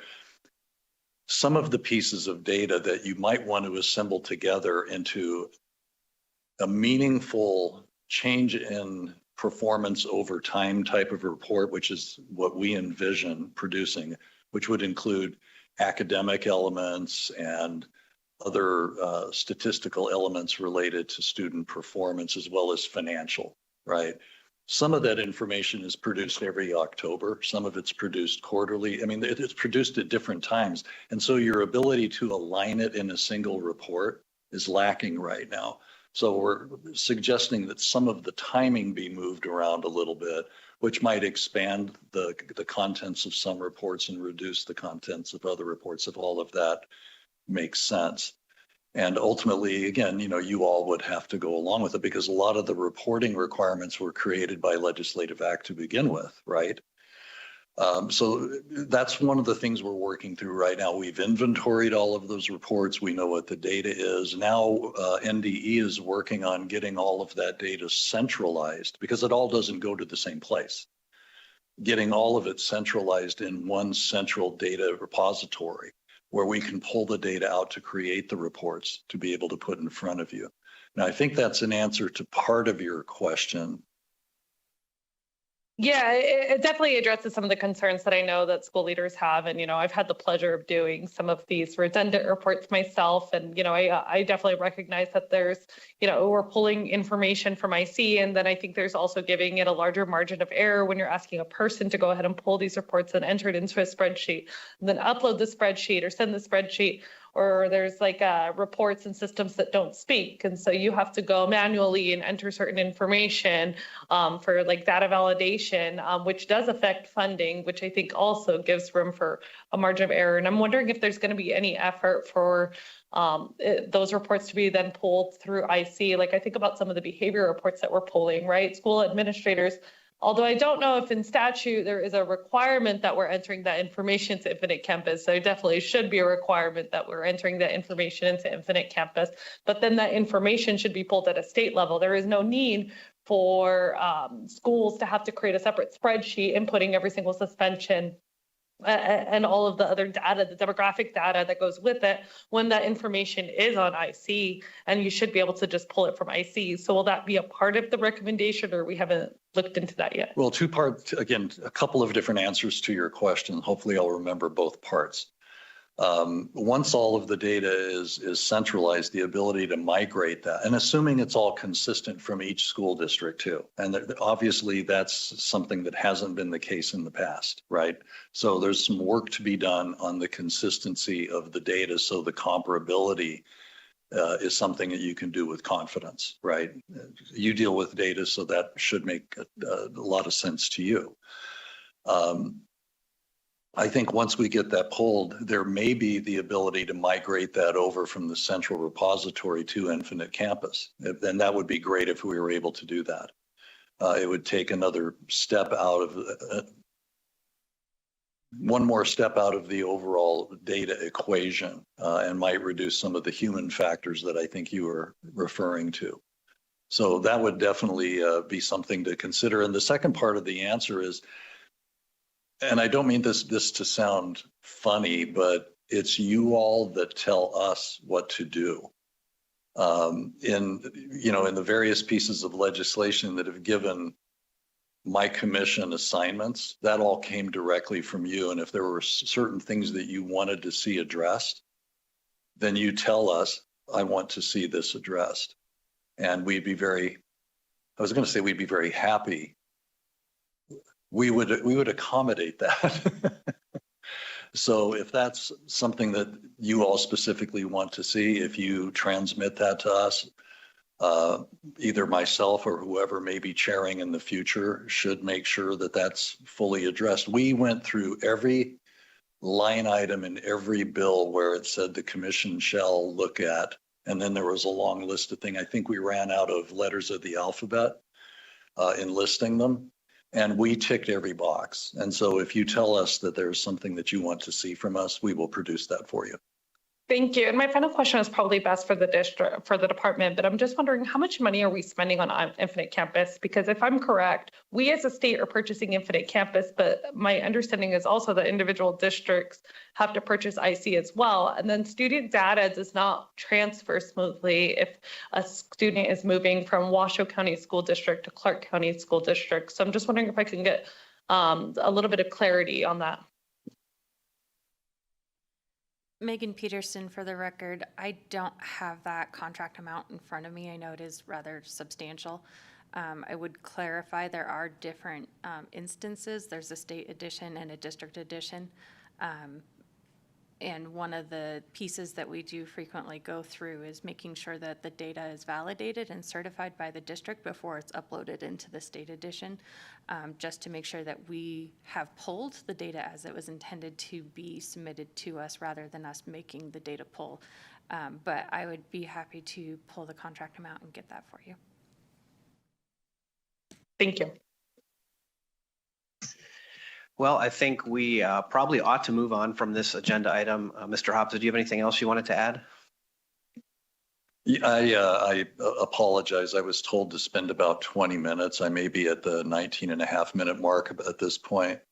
So I appreciate your indulgence. These are all important topics to get through, and I want to make sure that we address all of the questions that are brought forth about things like, and I walked into it today knowingly, about things like at risk. Because we spent a considerable amount of time looking at the way we were doing things and the way we feel we should be doing things going forward. And I want to make sure that, any of you that have questions of me or the commission about that, I'm easy to find. And I'd enjoy taking that up with you a little bit further and at least letting you know what our thoughts are. Ultimately, it's your decision. We fully recognize that. But I appreciate the time. I appreciate the confidence that you all have shown in the commission. It's a wonderful group of people that put time in because they care deeply about the topics. And I also would like to wish each and every one of you the happiest of holidays going forward. And I appreciate being here today.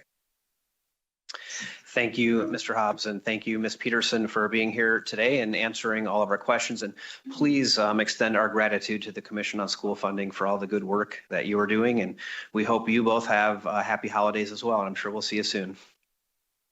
So that will close out agenda item number 4, and we'll move on to agenda item number 5, which is presentation from the Washoe County School District. And I believe we have our presenters from Washoe in Carson City. And I believe we have Joe Ernst, the superintendent, Mark Mathers, the chief financial officer, and perhaps Doug Owen, the chief human resources officer as well. So I want to welcome the three of you to the table, and Mr. Ernst in particular, want to congratulate you on your selection as the superintendent of the Washoe County School District. And much like we've done in the past, we will give you a chance to make your presentation, and then I'm sure that we'll have some questions for you. So welcome to this meeting, and please proceed when you're ready. Thank you, Chair Yeager and members of the committee. My name is Joe Ernst. I am the superintendent of Washoe County School District, and I'm joined here this morning by Mark Mathers, our chief financial officer, and Doug Owen, our chief human resources officer. Today, we've been asked to provide a summary of the increased funding, how that funding is being used, the challenges that we have had, and then updates on recruitment and retention relative to SB 231. And so we put together today's presentation to try to speak to all of those items as efficiently and as effectively as possible. And so with that, I'll go ahead and turn the next part of the presentation over to our Chief Financial Officer, Mark Mathers. Thank you very much. On slide 4, which hopefully you can see, we track our general fund and weighted funding increases since fiscal year 22-23. So for 23-24, we saw slightly less than $99 million more in general fund funding, which we greatly appreciate, and then roughly $27 million more in weighted funding. Again, this is last year. One significant note here, again, this chart shows you general fund and weighted funding. It does not include grant funding, and so notably, it does not include the SB 231 funding we received, which is $19.33 million annually, which, again, we're incredibly appreciative for. And then the last two right-hand columns there show the increase in our budget, again, general fund and weighted funding, to the current fiscal year, and that shows that we received roughly $13 million more in funding between fiscal year 23-24, last fiscal year, and this. So in the next slide, you asked us to comment on auxiliary and local special education funding, and as you can see, that's relatively flat or decreasing, which is a concern. Transportation funding is based on a 4-year average of our costs and doesn't account for this last fiscal year when we gave our bus drivers and associated staff significant salary increases. So that's why it's somewhat trailed our needs. Then in the next slide, we cover again per pupil based funding in our general fund, which you saw back in April. Again, our funding increased in the general fund via base per pupil funding by a little less than $99 million. And then after subtracting for non-discretionary items like step increases for our employees or utilities costs, we saw a net increase of $71 million. What this chart tries to show you is that we used 61 million out of the 71 million for compensation increases for our teachers and support staff, again, not including SB 231. So 6 cents out of every 7 cents of additional funding went towards those compensation increases, which went a long way to addressing, kind of a long period of neglected salary increases that we could afford just through our funding. So again, great appreciation for that. The remaining $10 million of our discretionary funds in our general fund went to implement a new strategic plan and address needed supports for our students. So it went towards items like early childhood and interventions at our high-need schools, which our superintendent will go into. Slide 7, the next slide in front of you, hopefully, shows, again, weighted funding over the last several years. And again, weighted funding went up in last fiscal year by $27 million, which went a tremendous way towards funding additional social workers, intervention specialists, and just a number of additional positions, which our superintendent will go into. Unfortunately, we've seen a decrease in weighted funding this fiscal year, and I'll go into that. Primarily, that is attributable to $5 million less in at-risk funding for Washoe. Thank you. Thank you, Mark. With that, we will go ahead on slide 8 and talk about how the funding has been used here in Washoe County School District. First of all, we use the funding to be intentional towards our strategic plan. Our strategic plan focuses on a strong start for every child, student voice and advocacy, safety and belonging, and academic growth and achievement, along with making sure that we're empowering all of our learners.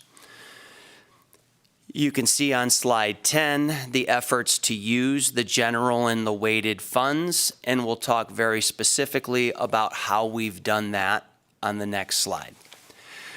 So when we look at additional supports for high-need schools, we've been really intentional to make sure that we have reduced class sizes for some of our 1- and 2-star schools. We've also made sure that with this additional funding, we've expanded our English learning model, and we've brought in additional teacher aides and assistants to support our students. We've also looked at, and we'll go over data here throughout the presentation, but we've also looked at the need for math improvement in our middle schools.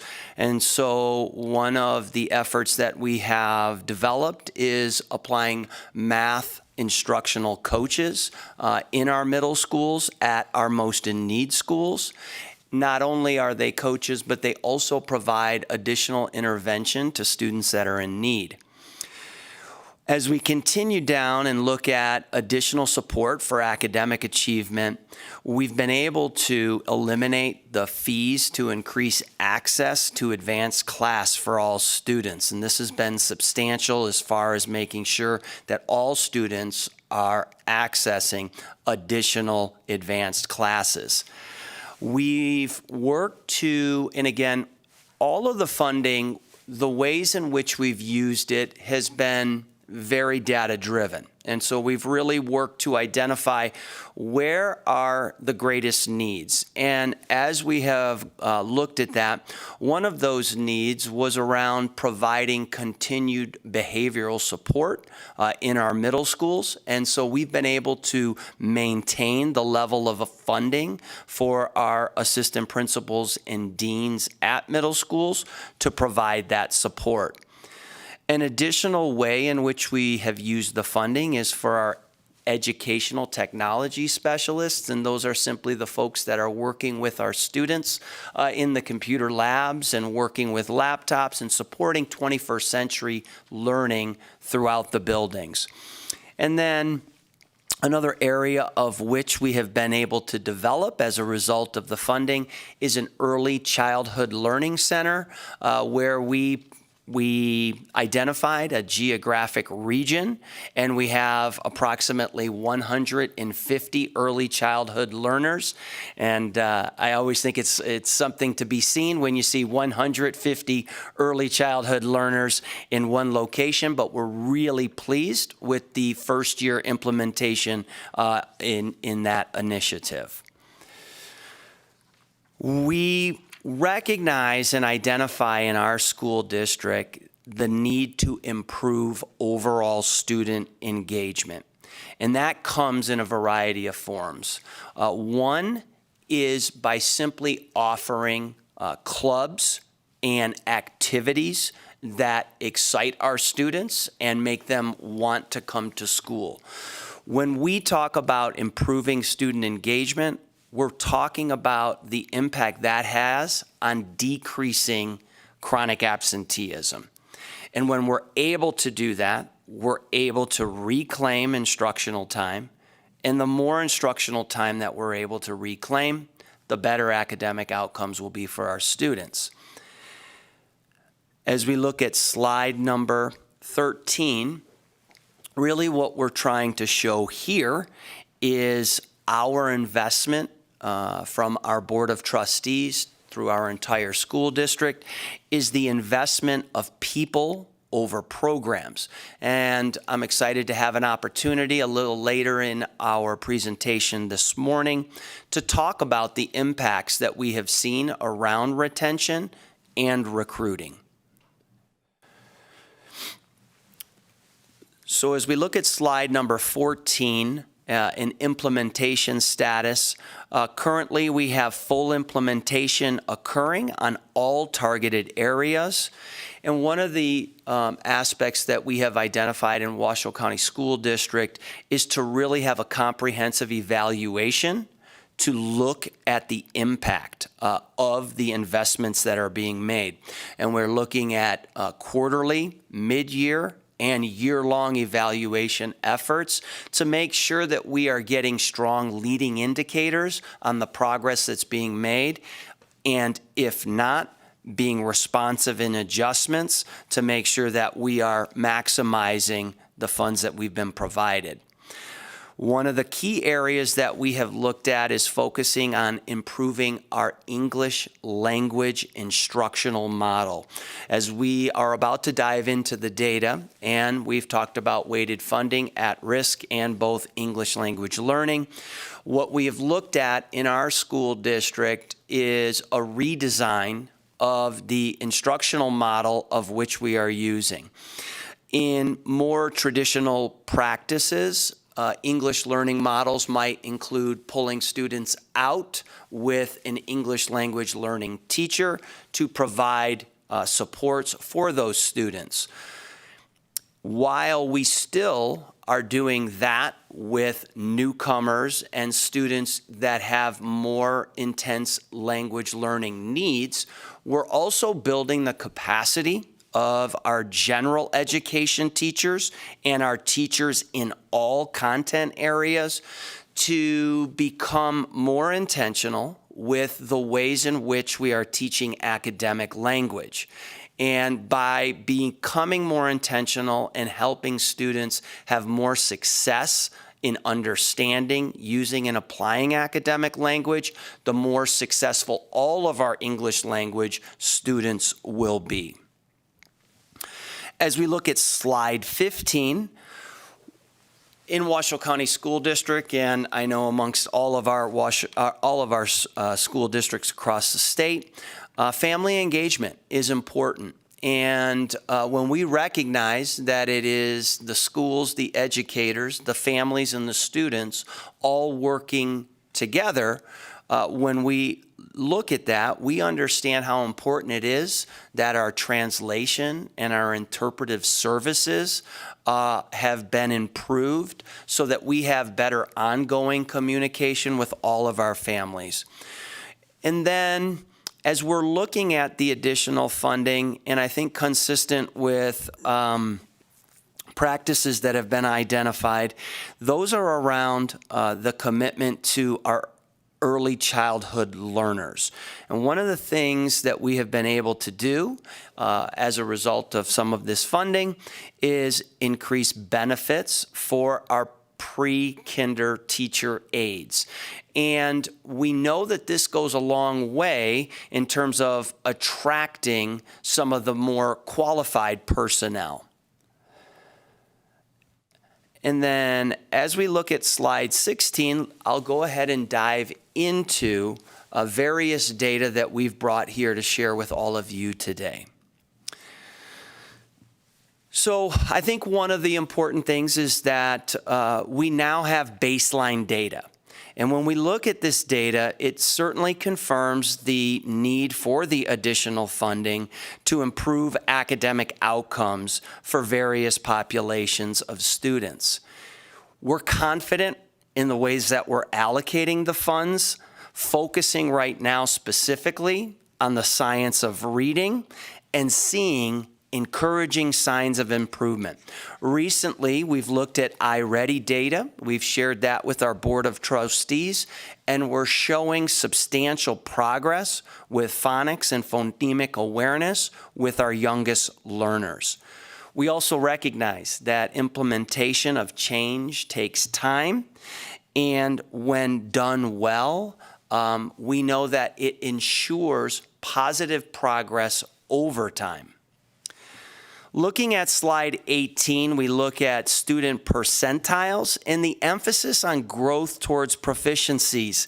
And that slide, which you can see there, is upward trends in a number of areas relative to students' growth. So those are some emerging signs that help us see how students are growing towards proficiency. Slide 19, along with math. I think the information that comes out on a daily basis here and across the country is the most substantial impact that the pandemic has had is really on math learning. I think it's intuitive as we all think back, looking at scope and sequence relative to mathematics learning, and I think we see this also in our school district. What we've been able to do is recently adopt high-quality instructional materials, new math materials, kindergarten through 12th grade. I've talked a bit about our math instructional coaches, their work to support the implementation of the materials and improving mathematical teaching. And then you can also see the efforts to provide additional EL support, as I mentioned, around academic language. Again, here, when you look at that, you can see various populations of students over a 3-year period of time based on their growth percentiles, starting to show some improvements towards proficiency. And then when we look here at the science trends, this is certainly something for us to look at carefully as a school district. Really what we are identifying is that the efforts to improve science learning through inquiry-based lessons, but really taking the inquiry-based lessons and making sure that we're consolidating learning and understanding through reading, speaking, listening, and writing, because ultimately that's how our students are assessed. Encouragingly, we've seen our 8th grade students demonstrate some of the best science proficiency levels within our school district. On slide 22, again, what this shows is just some general pockets of optimism. And certainly as a school district, I think it's important that our number one priority is improving academic outcomes for our students. And we take that responsibility seriously. What we can see here is there's pockets of optimism. You look at 4th grade ELA, you can see some improvements there. But then again, when you look at math and you look at the middle school level, that can help understand why we've made some of the decisions we have to allocate funds in the ways that we have. On slide 23, I want to just help bring some additional clarity. There has been conversation this morning. Mr. Hobbs talked about Title I not equating to at risk. And as a part of the request to bring information to you today, we were asked to bring Title I information. And so I do want to continue to draw the distinction that Title I schools are not all of our at-risk students. However, on this, you can see clearly that our non-title schools continue to outperform title schools. Historically, that's been the case, but what we have seen, and that I think is a early sign of improvement. Last year, we developed a cohort of schools. Our state designates schools as CSI schools, comprehensive schools that need comprehensive school improvement. And we took those 13 schools and allocated additional resource towards those. And what we saw is that of the 13 schools, 8 of those schools demonstrated academic improvement. And so when we look at the at-risk funding and the conversation that occurred this morning around targeting students that need that additional support, indeed, at these collaborative schools, we saw improvements last year based on the Nevada School Performance Framework compared to the year prior. And then I think this is always a nice slide to share because we talked about grad score and grad earlier today. This simply shows the graduates in Washoe County School District. And you look back at 2014 all the way to 2024, and you see a increase of 9 to 10 percentage points.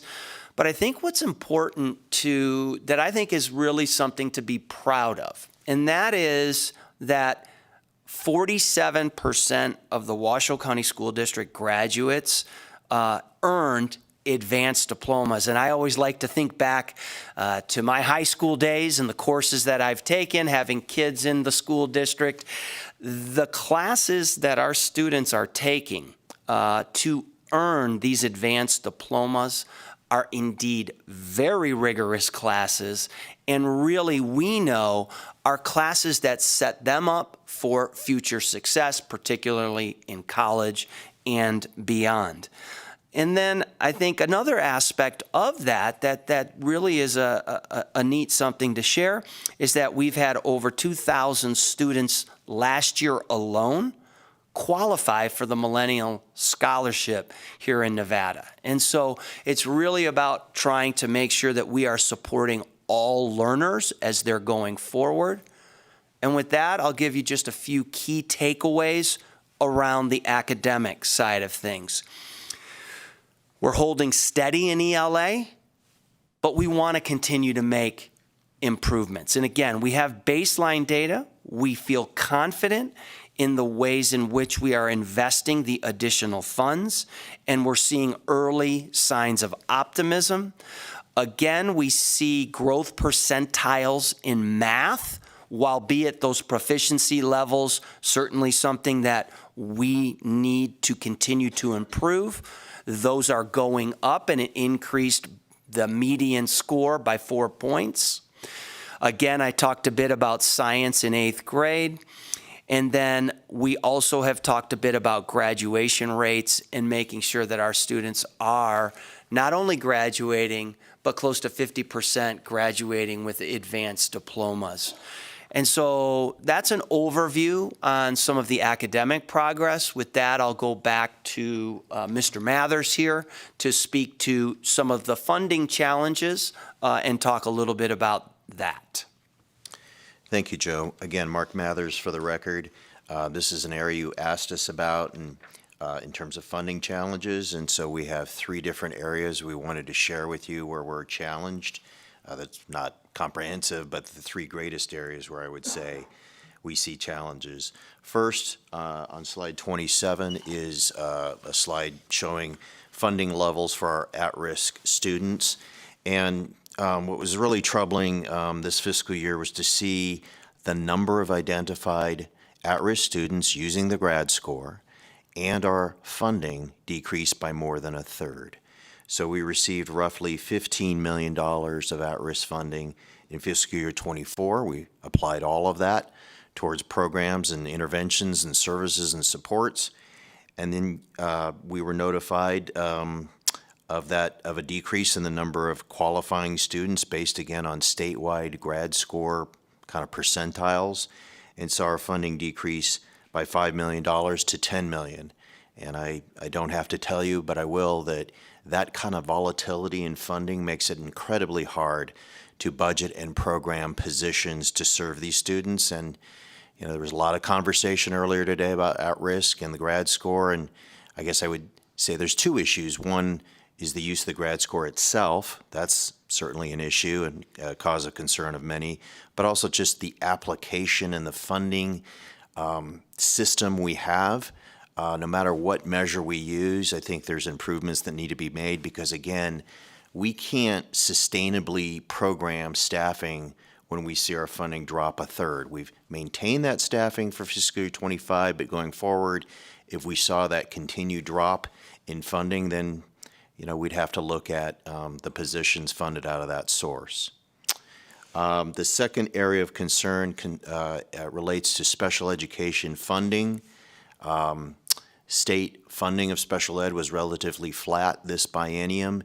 And so, again, with the cost of living adjustments we were able to make for our teachers, including in the special ed area, and our teacher aides and assistants, we saw a pretty significant increase in our costs, and the state funding didn't keep track with that. And so our actual local special ed obligation increased by more than $10 million in fiscal year 25. So we've had to use our general fund monies to essentially cover that shortfall in funding. And then on slide 29, just a commercial for base per pupil funding, I guess. Again, with the help of the legislature and SB 231, we were able to offer our employees this biennium a 20% increase for certainly certified and a little less than that for support personnel. That went a huge way to making us be able to be competitive with other industries in Washoe County, to be competitive with other graduate programs, 4-year college programs, and the folks that might consider other careers. It puts teaching kind of on a more level playing field, and that certainly helps greatly.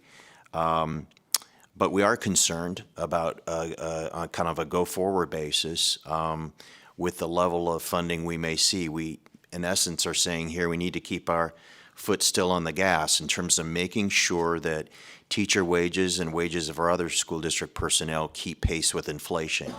Because if we don't, we're going to, again, drop back to being non-competitive, uncompetitive with, again, other college programs, people graduating from 4-year universities, and with other industries in Washoe, which, it's a very tight labor market in northern Nevada, and so you've got to offer at least a competitive wage to be able to recruit and retain.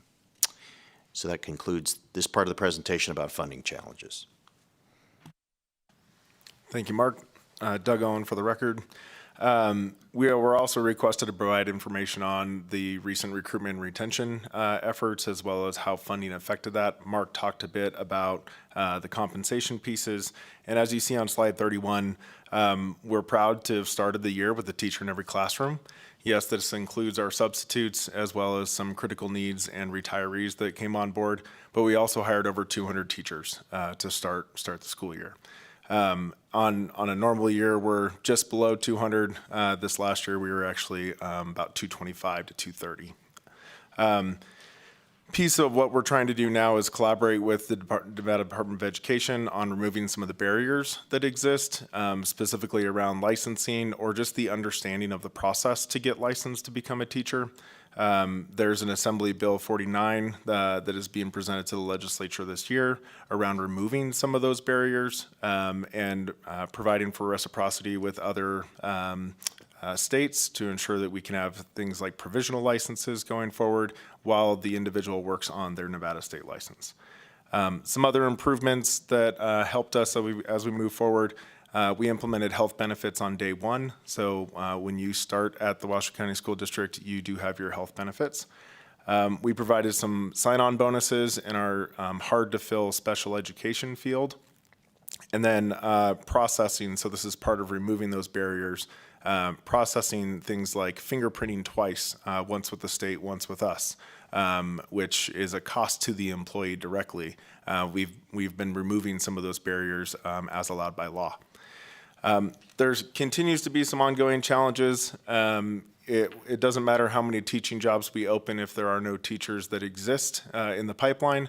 So we have to continue to collaborate with our higher education institutions, UNR, UNLV, TMCC, and others to develop what are those pathways to get into teaching and then providing them with student teaching opportunities within WCSD so we can bring them on quickly.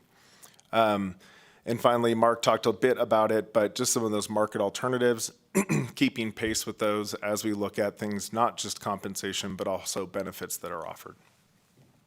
On the next slide, you'll see a vacancy update that was requested. The blue bars are for certified teacher vacancies, and that rate has decreased by 0.5% over the last 2 years. And then finally, our education support professionals, which includes things like bus drivers and many of our hourly staff. That rate has dramatically improved, so we've nearly cut it in half in the last 2 years, bringing on quite a few staff. With that, I'll turn it over to Joe. Thank you, Doug. And just to take us home here on the final slide, 34, I think it's important always to remember that the teachers that we have in front of our students are the single biggest influence in improving student achievement. And a highly effective principal in that building, put those two together, and that is research-based, the most impactful way to improve learning achievement for students. And the reason I say that is to put a point on how this additional funding, including SB 231, went towards retaining staff. Doug was able to share with you, starting the school year with a teacher in every classroom. And as we are working to build the pipeline, we've talked about a tight and competitive market, but being able to retain the staff that we have so that we can keep good teachers in front of our students. And so you can see that we were able to take these additional funds, really improve support for our most in-need schools. We see that overall we're holding steady, but we want to do better than holding steady. We want to make some more improvements. We see the improvements with graduation rates, growth percentiles, but we also want to see academic improvement in proficiency levels with all populations of students, specific to at-risk and English language students. And so with that, I want to thank you for the opportunity to present today and then welcome any questions from the committee. Well, thank you so much to the three of you for presenting and for putting this information together. I really appreciate how strategic you've been and how thoughtful you've been on how to use the additional funding, and obviously good to hear that there are some bright spots. I don't think anybody in the legislature thought that we would allocate this additional money, and this school year we would see massive improvements in testing scores. I know it's going to take time, and I think to your point, having qualified educators and support staff in every classroom obviously is critical to our student success. So I appreciate that we have this information and we have a baseline on which to work from. I'm going to open it up for questions, and we'll just go ahead and start down here in Las Vegas. So who would like to ask questions? Any questions down here in Las Vegas? Okay, stand by in Las Vegas. I think folks are considering questions. Let's move up to Carson City. Senator Titus, Assembly Member Gray, did you have questions for the Washoe County School District? Thank you, Mr. Chair. Yes, indeed, I do. Thank you for the opportunity to ask a question. Thank you. Thank you for being here today, and thank you for being here early. So you heard the early presentation and my questions regarding some of the area focus and funding. And despite what some of my colleagues said in Las Vegas regarding comments that some of us made regarding no positive outcomes with increased funding, I don't believe that. I'm excited to hear that you indeed have shown us some increased some positive outcome. And I think our questions, when I ask a question, it's really about the fact that we're representing our taxpayers and we're representing our constituent and our constituents' children and my grandchildren. And we want to see a good return on our investment. And we want to know that it's good to know that SB 231 did have a positive outcome. And so for that, when we hold you accountable, it's just because we're held accountable. So to take that to heart, I would hope. So you said the graduation rates improved a little bit last year. That was in relative to the 2019 COVID years, or overall improved last year from 2022, or what was that? What does that fall on the scale, if I might ask that question first? Thank you, Senator Titus. So over a 10-year period of time, it improved from 2014 to 23-24, improved by 9 total points, percentage points. And then from the previous year to last year, improved by just short of about 1 percentage point. And so, but again, showing an upward trend in both of those ways of looking at graduation. So it's definitely up from the pandemic years and then up from the year prior as well. That's good to know, because certainly the 2019, 2020 years, I mean, it's totally an outlier on what happened to our education system. And I think we were set back way more than I think we'll probably ever really understand on that. So thank you for that. You mentioned also that your graduation rate increased, so that's good, but the proficiency also improved in some grades. Which grades in particular? Because your comment was that there was an overall, with some grades showing increased proficiency. What grades were those? Thank you again for the question. And I'll go back to the slide myself, but going from the top of my head, what we saw is ELA, 4th grade we saw. And so sometimes we hear about read by grade 3 and working to really make sure that our K-3 students are gaining the essential skills that are needed. And so we see it with an improvement in ELA outcomes in 4th grade. So that was one of the areas that we saw some improvement. Again, the other places that we've saw, and this is maybe a bit broader of a statement, but it is around those growth percentiles. Growth percentiles talk about the rate at which students are learning. And what we are seeing is that our students are all demonstrating improved rates of learning so that they can more quickly get to the proficiency levels that we desire. You can also look at science in 8th grade. And so, of course, we always hear how when we get to the upper grades, how we are not just learning to read, but reading for content. And we see improved proficiency rates in science with our 8th grade students as well. Great, thank you for that. And thank you, Mr. Chair, for the questions. You're welcome. Are there additional questions in Carson City? Yes, Mr. Chair. Assemblyman Gray. Please go ahead. Please.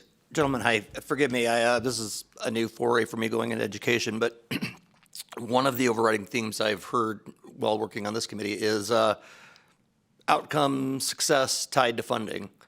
but nobody's defined what success is. What do you guys see success as? Is it graduating high school? Is it going on to college? I mean, Thank you very much for the question. I think that's at the core of what we want to be paying attention to. Key ways in which education is typically defined as success is certainly graduation rates are in large part one of the traditional measures and something that we take value in Washoe County School District as a definition of success. Again, I think when you look at the number of advanced diplomas, that too is a really good indicator of the potential success beyond high school that our students have. I think that when you are continuing to define what success looks like, we talk a lot about proficiency rates, but the state of Nevada, Nevada Department of Education, has what we call a portrait of a graduate or a portrait of a learner. And interestingly enough, some of the attributes that are identified there are what they talk about as being more durable skills, or perhaps we've heard it as some of those intangible aspects, the ability for students to work with others to solve complex problems.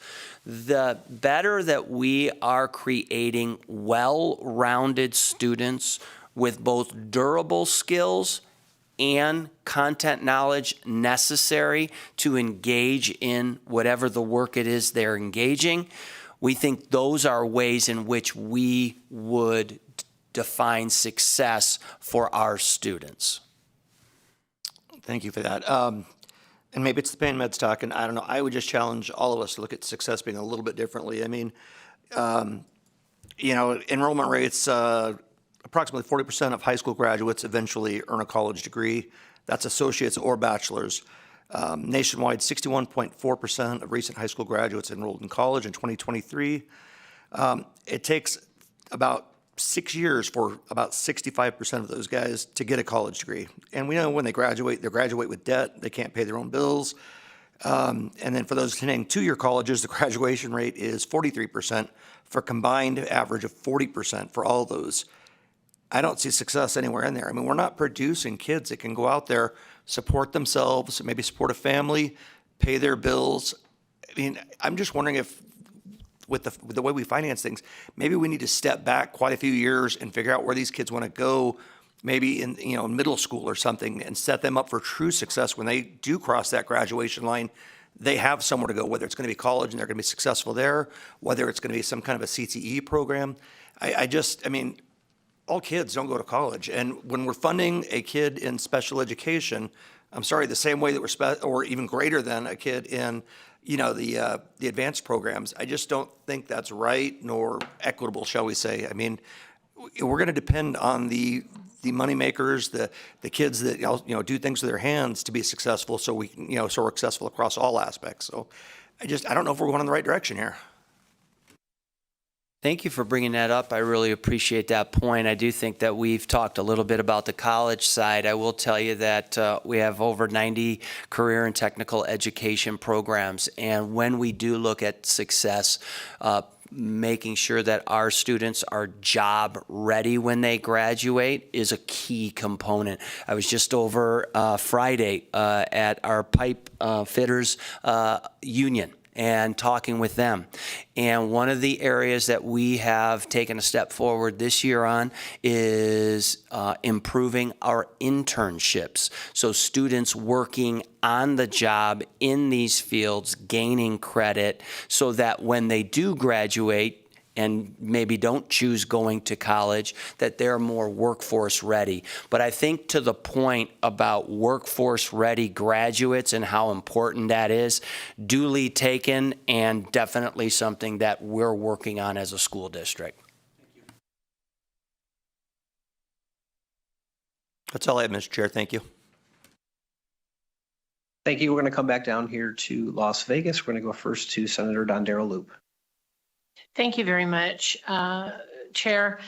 I have a couple questions and a couple comments. One of them is in your closing remarks, you talked about increasing supports for 1 and 2 star schools.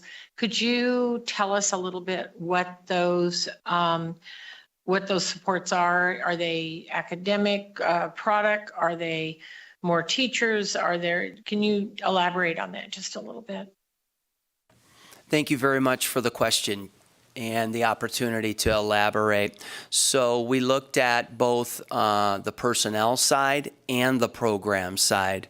From a personnel standpoint, we put an instructional coach at each of these schools. So often in education, we can focus on the what side of education, yet we also know that the how we are teaching and the instructional practices that are being used on a daily basis are the significant factor to improving achievement.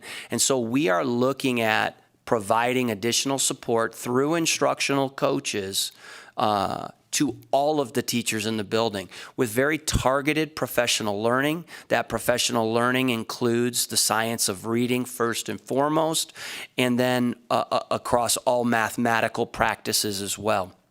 We've also worked to give every school in what we call our collaborative schools, the 13 most in-need schools, we've also provided them a long-term sub for the entire school year. Our associate chiefs work closely with principals on how to best maximize the use of that long-term sub. Most specifically, that becomes an interventionist in the building.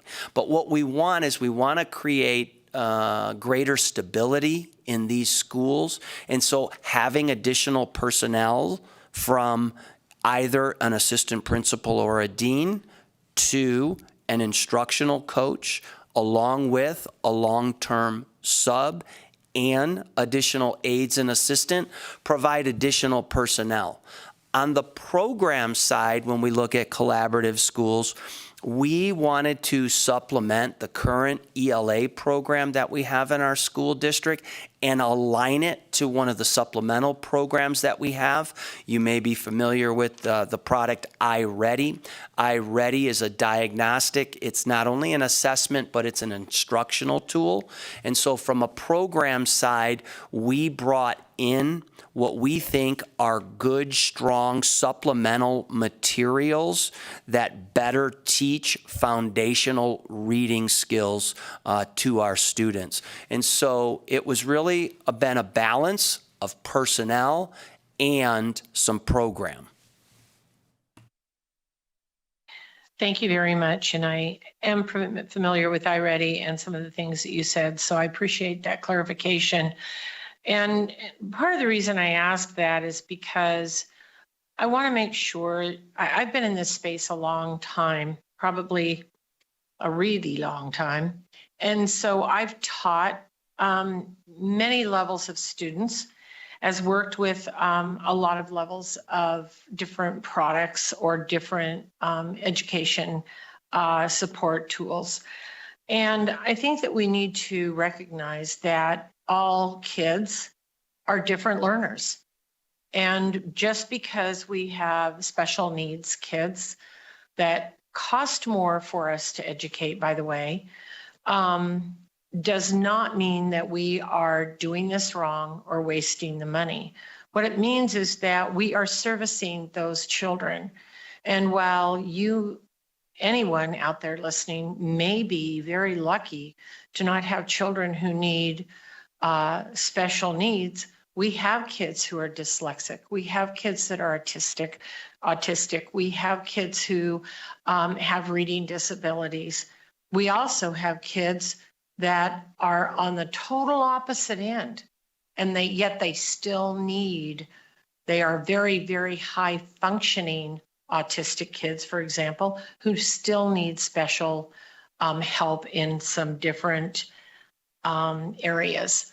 So I always like to say until it's you, and I say that because if we are lucky enough to not have those children in our homes or our families, then we are really, really lucky, But if you have those children in your homes and in your families or in your neighborhoods, those children deserve to be educated because it's a public education system. And so the instructional supports, the collaborative pieces that teachers do, no matter what you do in a school district, we educate all children. And I appreciate you telling me about your supports. I like that you have a use of a long-term sub, because so many times a school may need a sub and they don't have somebody available. So in this case, you would have somebody standing by to be in a different room who knows the kids in that school, by the way, who knows the students. And so I appreciate that. I appreciate you giving us some additional information. So thank you. We'll stay down here in Las Vegas. We'll go next to Assemblymember Torres. Thank you, Chair. And I was particularly interested in some of the programs that you're doing to support your students in those more rigorous courses. And I'm sure that you do have students with special needs in those rigorous courses, right? Because it doesn't preclude a student from participating in an IB program or an AP course or a dual enrollment course. And so I'm wondering what funding you guys have been utilizing as a district in order to ensure that you can have diverse students in those programs. And what are the barriers, sorry, to add on to that, and what are the barriers to ensuring that those programs are available, whether it be teachers that are certified or that have the programs, or have there been some type of supports that have been provided? Thank you for the question. So I think access to these courses, to higher level courses, is really important, and it's important that we open that opportunity up for all of our students. To that end, we have begun paying for the costs of our students, the fees that they have to access our dual enrollment classes. And I think when you're trying to identify where barriers are for our students, sometimes these additional fees that can start to add up at a school can prevent access so we as a school district have taken on paying for the fees for our dual credit IB classes, so that we're making sure that all population of students are able to access those classrooms. That's one step that we've taken in that direction, and I'm not sure if that answered really the entirety of your question. Thinking if you could just answer, like, what are some of the other barriers to creating those dual enrollment programs? I know historically, when you look at like dual enrollment AP, IB classes, one of the barriers has been like teachers not having the degrees or the certifications. I know some of the programs have required that educators have masters in the area that they teach, others haven't. So I'm just wondering if you could speak to that. Absolutely, and thanks again for clarifying the question.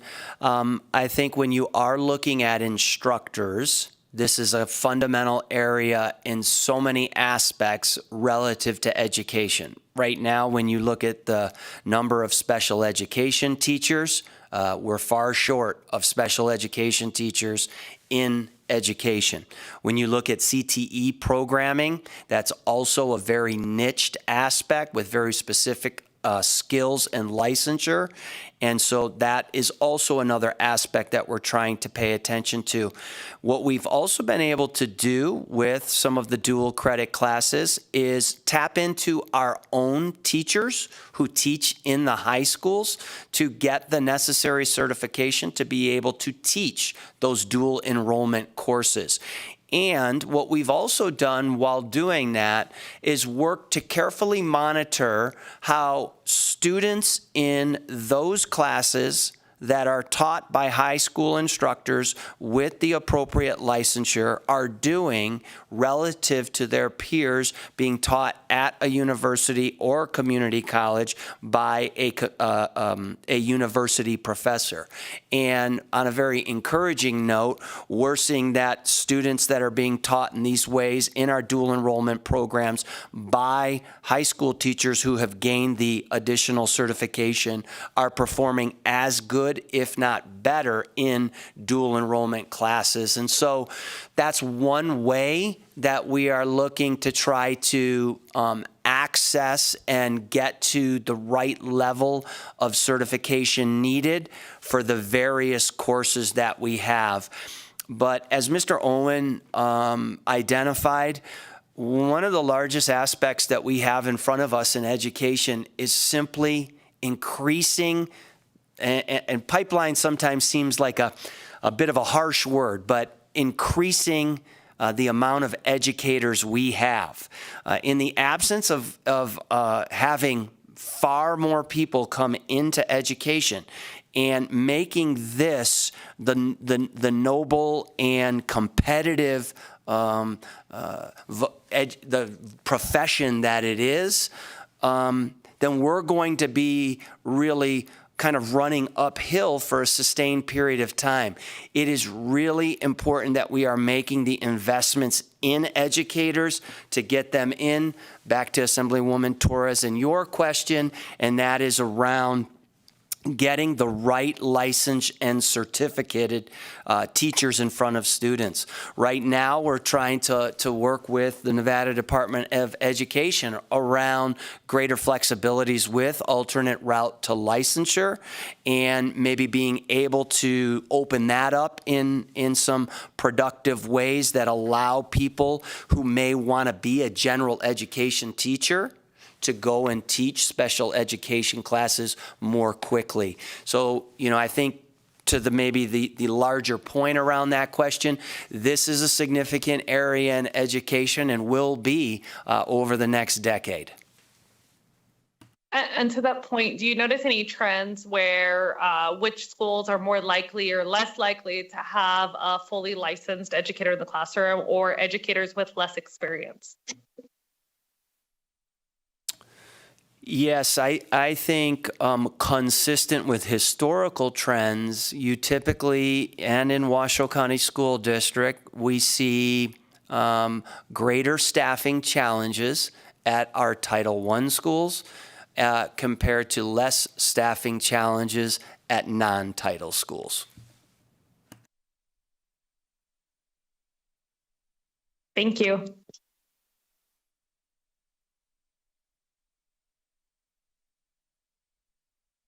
Okay, I think we've come to the end of the questions. So Mr. I want to thank. Mr. Chair, Oh, may go I ahead. have? Do you have another one? I apologize. I Please. have one more question. As you probably know, I live in a very rural area, went to rural schools, grandkids go to rural schools, and I'm curious about your programs. You do have rural schools in Washoe County, Gerlach would be in particular, and you have some tribal schools. And I was wondering if your presentation really included them, or is that a separate, how are they doing? Because I know we talk about employees, and it's been, you said when Assemblywoman Torres asked you about your teachers and staffing, and you mentioned Title I versus non-Title I, do you have the same issue in your rural schools? Thank you. Thank you, Senator Titus. Great question. Yes, they are included in the whole set of data. However, when you look at them relative to the question that you've asked, in Gerlach, a very rural school, we have 4-day school weeks. And so what that allows is people that are commuting, coming from afar, so that they then, have a more practical kind of way of being back with their families and then being back to teaching. We've also worked to increase housing options for those teachers and those staff out in Gerlach. We, again, when you look at schools on tribal lands, Natchez, really, Natchez is probably at some of the best staffing that we've had over the last 7 to 10 years, where we have really a certified teacher in every classroom, an HQ aide and assistant as well. So that one being a little bit closer to town, that we've seen some of that. And then when you look all the way over and up into Incline continues to give us staffing challenges. And so in one of those instances, we've been able to bring back a former administrator to help lead one of our elementary schools while we continue to work on increasing our own internal teacher and administrative pipelines. So those are some aspects, and we do want to think about the context of those schools and work to provide solutions that work for that community and for the students that they serve in those communities. Great, thank you for that. And I'd really be interested in more follow-up on the housing that you do offer and how you assist your teachers with that and your personnel in general. We certainly have that in many of our rural areas. We both of us here represent Lake Tahoe, Douglas County, and being able for the teachers or any public employees to live where they teach is very, very difficult. And so I'd be curious in how you do that and how the housing works, and good to know that your staffing helps. And how did you break out the 4-day? Is that the only school that you have, just a 4-day school week? I'm very curious about how that came to fruition. Thank you for the question. And yes, Gerlach is our only 4-day. We work with the Nevada Department of Education looking to extend the day to provide additional instructional minutes. So we work within the alternate calendar, which is based on instructional minutes. And then we make sure that those instructional minutes in those 4 days are comparable to the same amount of instructional minutes that students receive in 5 days. That's the short of it. Thank you for all of that. Looking forward to more information, especially housing. And thank you, Mr. Chair, for the additional questions. You are welcome. And I think we'll leave it there, but wanted to say thank you to Mr. Ernst, Mr. Mathers, and Mr. Owen for being here today and for providing this information. Thank you for your good work. And we hope you all have a really great holiday season, and I'm sure we will connect with you soon. Thank you very much, and happy holidays to all of you. Okay, so that will close out agenda item number 5. And just so everyone sort of has a lay of the land in terms of where we're going, what I intend to do is go ahead and take agenda item 6, which is the Elko County School District. And then after that, we're going to have probably about a half an hour break for lunch. But I wanted to give folks in this room that information because I know we have a big contingency from the Clark County School District here. So no worries at all. If you want to exit a little bit early during the Elko presentation, make sure you get something to eat before we come back. Feel free to do that.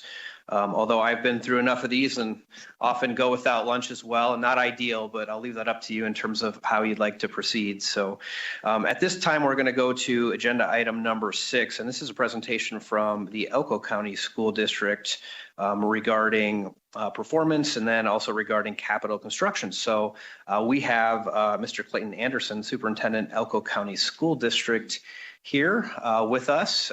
Thank you for being here, and we'll give you a chance to go ahead and make your presentation. And then, as you know, I'm sure we'll have a number of questions for you. So thank you, and please proceed when you're ready.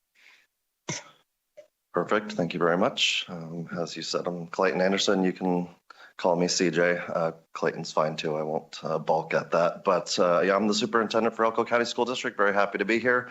Party of one. Want to thank all my staff back in Elko who helped with kind of putting all this information together for this presentation. So I'm going to go ahead and jump into it here with you, and feel free to interrupt if needed. And I will, so you have the slides in front of you, and in reviewing them, I think they may be a little, do you want me to use that one instead? Okay. Nope, that one right there. Yep. So I need to click through that with them? Okay, perfect.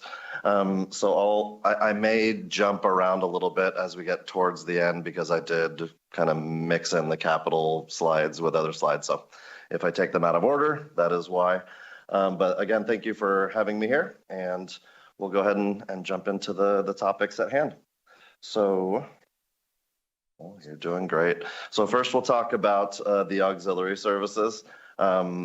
I guess before I get into all of this, you know, we do appreciate the additional funds. I'm not going to belabor too much the point that has been made by many people, not only from this desk, but from some of you as well, that yes, additional funding has been provided, but there's still far to go. And so, you know, recognizing all of that, from our auxiliary services standpoint, not too much to talk about in terms of food service.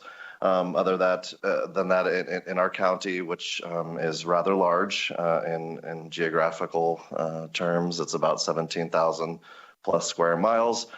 We have 7 distinct communities that lie, so many of them far away from Elko, the city of Elko, and some of those range from about an hour and a half to 2 hours of driving. And so food service is a bit of a challenge to make that work. And no matter who our food service provider is, we always find that as a difficult task. But you know, some of the dollars that we received, not much of it went to food service, if I'm being perfectly transparent, but a little bit in terms of offsetting some of those food costs, and then making sure we have those cafeterias everywhere staffed adequately to meet those demands. And of course, salary increases were definitely allocated towards some of those folks. Transportation, on the other hand, is something that is rather difficult and something that we've struggled with financially, at least during the few years I've been superintendent in Elko County.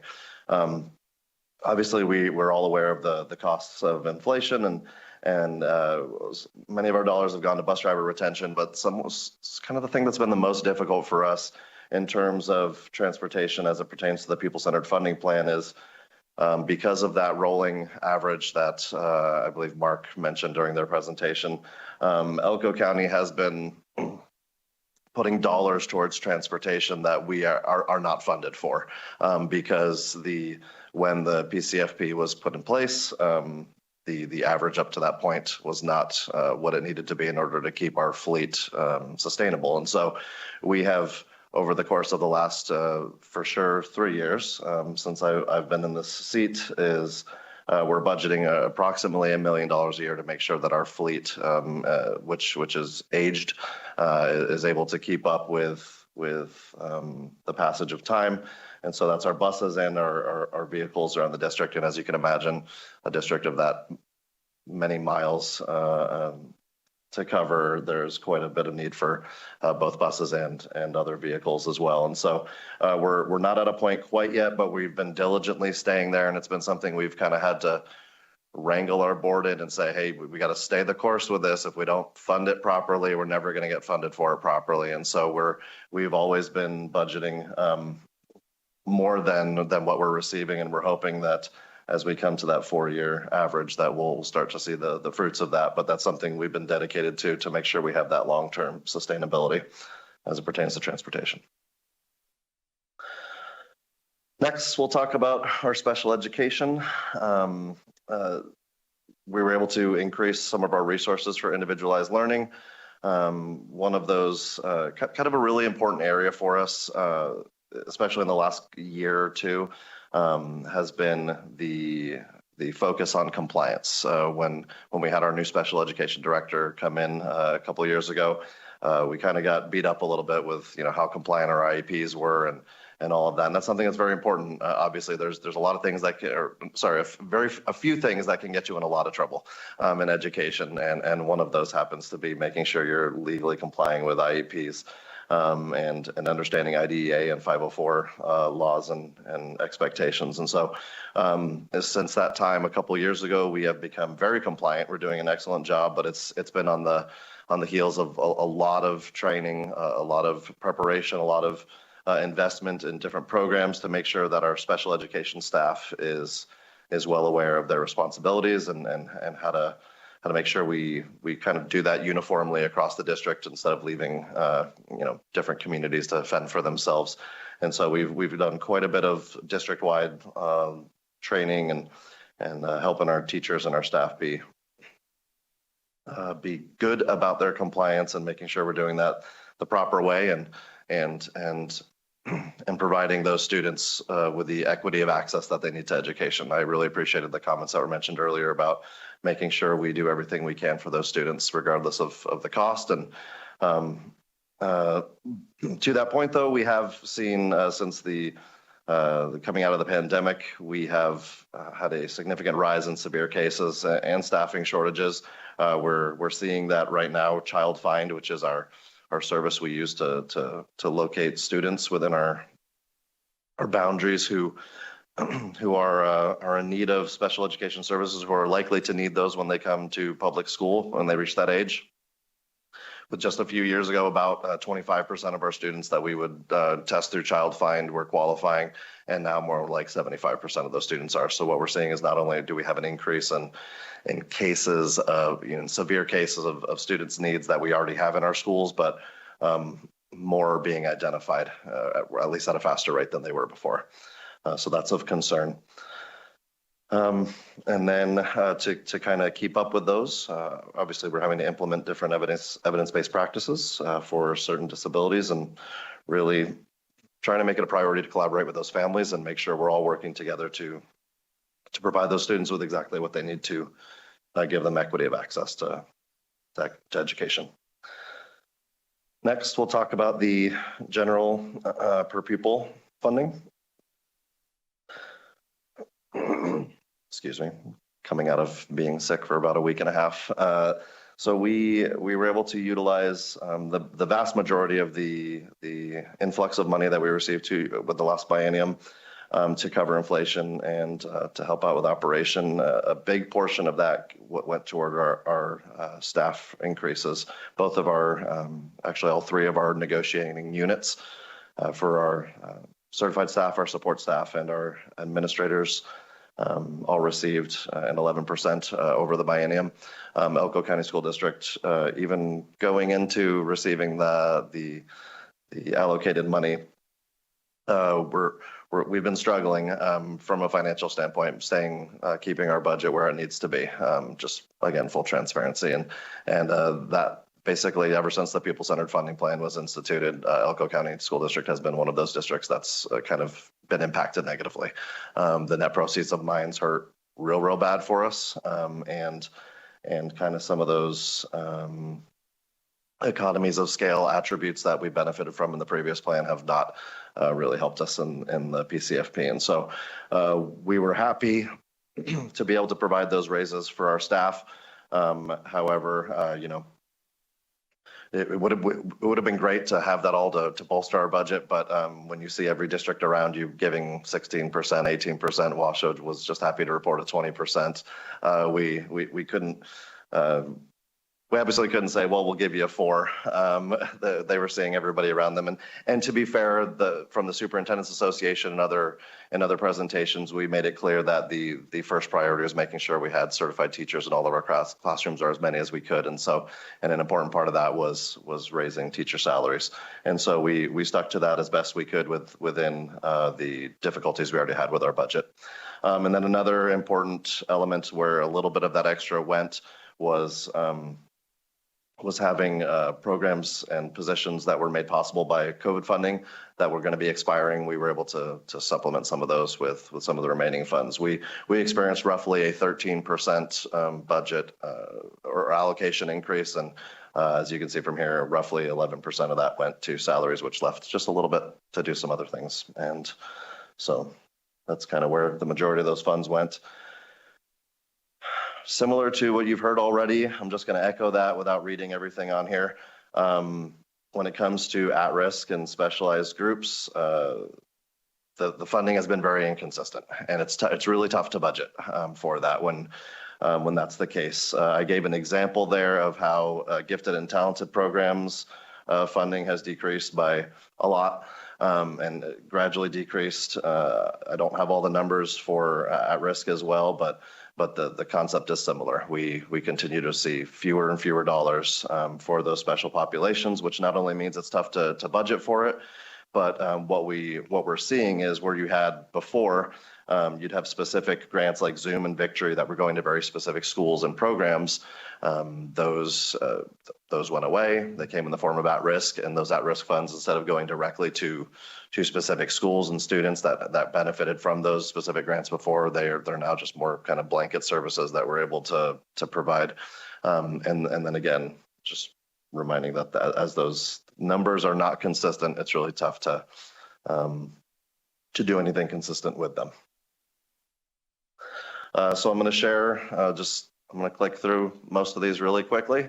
I've got a little bit of a mixture of good things to smile about and other things that we know we need to work on. And so when it comes to student outcomes, I really appreciated the question before about what is success, what represents success. And I think that what I'm showing you, I do not consider to be a measure of failure, but it's just what the data is on the measurements that we have available to us. I have plenty of things I could share from a success standpoint, but we'll do a little bit of a mixture here. So all of these are going to show from over the last 3 school years leading into this school year. So slight decline or a steady decline, I should say, in some of our ELA SBAC proficiency numbers.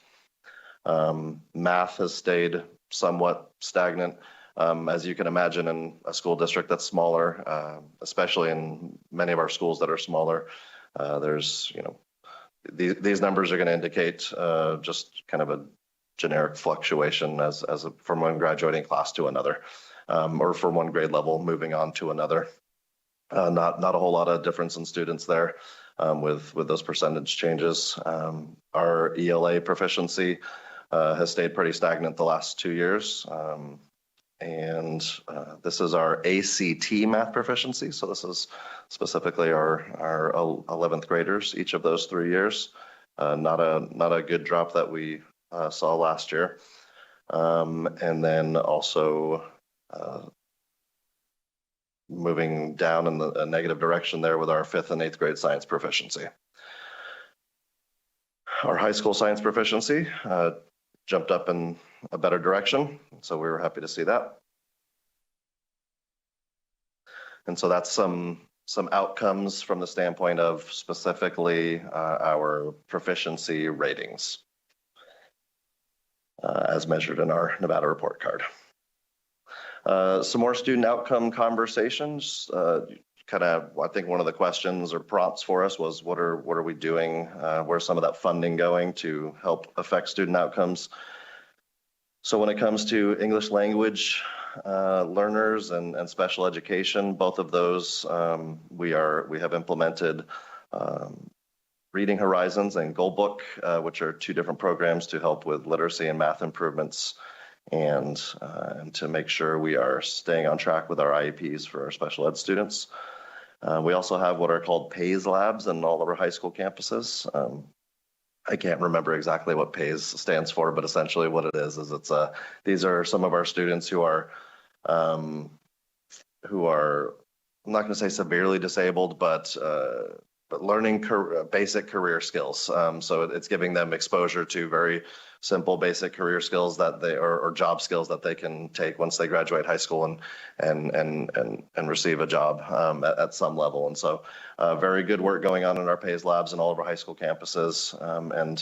And when I say all, I mean all. That goes even out to Jackpot, Nevada, which has only about 120 total kids K through 12. So we make sure that all of our students in every school have that opportunity. And then an increase in our fund staffing for in-class support services, testing, and compliance. And that was alluded to a little bit earlier as well. In regards to graduation and how funds have been used to help support graduation, we have definitely increased allocations and attention toward our ACT and pre-ACT prep and access, making sure that our students, well before they sit in their junior classes, they're getting exposure to the ACT testing environment and having teachers at all of those high schools, having those kids work towards being prepared for that ACT as much as possible. We've greatly expanded our CTE and work-based learning opportunities. This is a really positive point for Elko County School District. And if I can be real honest and clear, work-based learning and career and technical education is something that's very important to our community. We have a good number of kids that are college oriented, but we have many more that are career oriented, and then our CTE programs are robust in our schools, and we do our very best to strengthen partnerships, and so we put a lot of focus on CTE and work-based learning. One of our 2 innovative success goals entirely revolves around work-based learning, and that's something that matters to us and to our community. We also have provided greater access and more supports to increase participation in dual credit enrollment. I think there's one of these upcoming slides will show excellent gains in dual credit enrollment, and we have a great partnership with our local community college, Great Basin College. Under their new leadership, we are seeing a very strong partnership and looking to increase participation even more beyond the wonderful numbers you'll see later there. We've had consistent reductions in chronic absenteeism, which matter very much for pushing towards being on track for graduation. We also have increased the number of schools that have communities and school supports, which is amazing. Communities and schools is just a fantastic partner. We rely on them heavily for many things, and really happy to see that partnership flourishing in Elko County School District. We also fund SROs to keep on top of kids and track them with chronic absenteeism and make sure they're in school where they need to be. And we're also pushing for inclusion as much as possible when it comes to special education. What that refers to is, in special education, there's a term of LRE, which is the least restrictive environment, and inclusion seeks to have students alongside their non-disabled peers as much as humanly possible. So instead of pushing all of our SPED students into resource classes, having them in as much as possible in classes along with the rest of their peers, and trying to keep them on track for receiving a standard diploma as opposed to an adjusted diploma in as much as possible. So our graduation rates, we've been happy to see a steady increase there. We're still not quite where we were pre-COVID, but it was disturbing to see it drop into the 70s during COVID, and we're happy to see those rates increasing, and some of those things I mentioned on the previous slide, we hope to see that continue in a positive direction. No surprise to me that correlates with a drop in chronic absenteeism rates, and that's another encouraging trend over the last few years. However, 31.8% in and of itself is not a number to celebrate. We definitely want to see that continue to decrease across Elko County, but we're heading in the right direction there. That is the positive direction I mentioned in regards to dual credit enrollments. So that's number of student enrollments, so not number of students, but enrollments in dual credit courses. And so that's as of this year. So I think that's it for student outcomes at this point. Next topic I'll cover is recruitment and retention. This is where the majority, as I mentioned, of that increased funding went to. Our starting salary salaries have increased from a little over 43,000 to a little over 48,000, which is great. It's better, I should say. What we find in Elko County it's not unique to us, but not every other district has the same struggle, is we have neighboring districts in other states. So Owyhee is on the border of Idaho, and people who are kind of in between there and Boise get to choose. Do they want to participate in the Nevada system or Idaho? Jackpot, similarly, is about a half hour from Twin Falls, and they're actually much closer to Twin Falls than they are to Elko. And so we are not competitive with Twin Falls, Idaho, as it pertains to starting teacher salaries. In West Wendover, Nevada, they are about 5 minutes from West Wendover, Utah school. And similarly, we are not competitive with them when it comes to starting salary. So while it has got better, we certainly need it to continue to improve so that we can be competitive with our districts that are not only in other states, but very, very close to the communities that are part of our school district. We have also been able to apply some of those funds towards H-1B visa sponsorship for certified staff, and we started that last year and are still doing it this year. And we are pursuing any and all possibilities. We do H-1Bs, we do, I forget the numbers, J something. We do the J ones as well. We really get after all the opportunities we can. We're experimenting. We're finding out things that are difficult with those, and where complications exist. But we're not closing the door on any opportunities that can fill spots in our classrooms. As far as retention goes, our resignation rates have dropped significantly since FY22, which is great. We're seeing fewer and fewer positions being filled by certified positions being filled by long-term subs. We still do have somewhere in the neighborhood of about 8 to 10% of our certified positions that are filled by long-term substitutes. And so we love those people. We're so grateful that they're around and willing to fill those spots. However, without getting too deep into it, you can make connections as to how those classrooms might compare to a classroom with a veteran teacher, someone who was degreed to teach in a public school. And so another good point of news though on our long-term subs is while we do have a good number of them, somewhere in the 40s range, more than half of those long-term subs are all on a path to ARL or seeking full certification in our schools. And so we're hoping that continues to, that'll help that trend in the right direction. In addition to resignation rates dropping in Elko County School District, we do still have in our contract and in our policies the opportunity for buyouts. And it's something that people still choose to exercise. In the last few years, those numbers have declined significantly as well, and I attribute the majority of that to the increase in salary. I think there were a lot of people who a couple years ago might have been on track to request a buyout, but when salaries increased as much as they did, they thought it better maybe to hang out and up their 3-year average rather than seek a buyout. And when I say they've reduced significantly, I mean a few years ago we had, and then we're in the neighborhood of 20 to 30 requests for buyout any given year. And this year our window closed just a couple weeks ago, and we've got 5 for this year. So they're hanging around and they're not seeking buyout as much, and that's wonderful.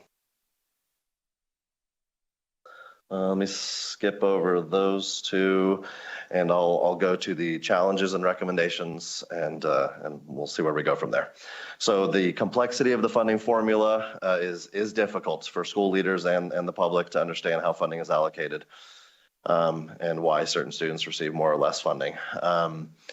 We in Elko County, we are on our 3rd CFO in the last year. And so we've had some challenges there as it pertains to understanding how the funding formula works. NDE has been very good about providing guidance documents and being willing to answer questions. However, the documents in and of themselves and the willingness to answer the questions in and of themselves does not make anything any less complex. And so our folks are doing the absolute best they can. And as much as we can, we seek those answers and we try to gain an understanding of how we can make the most of the funding formula. As has been said earlier, students that fall under multiple weights make budgeting difficult, and we've seen significant fluctuations. Mentioned that earlier. Schools in remote areas cost significantly more to run, and I know it's said that that's been considered in the pupil-centered funding plan, but from my perspective and our perspective, it's not considered enough.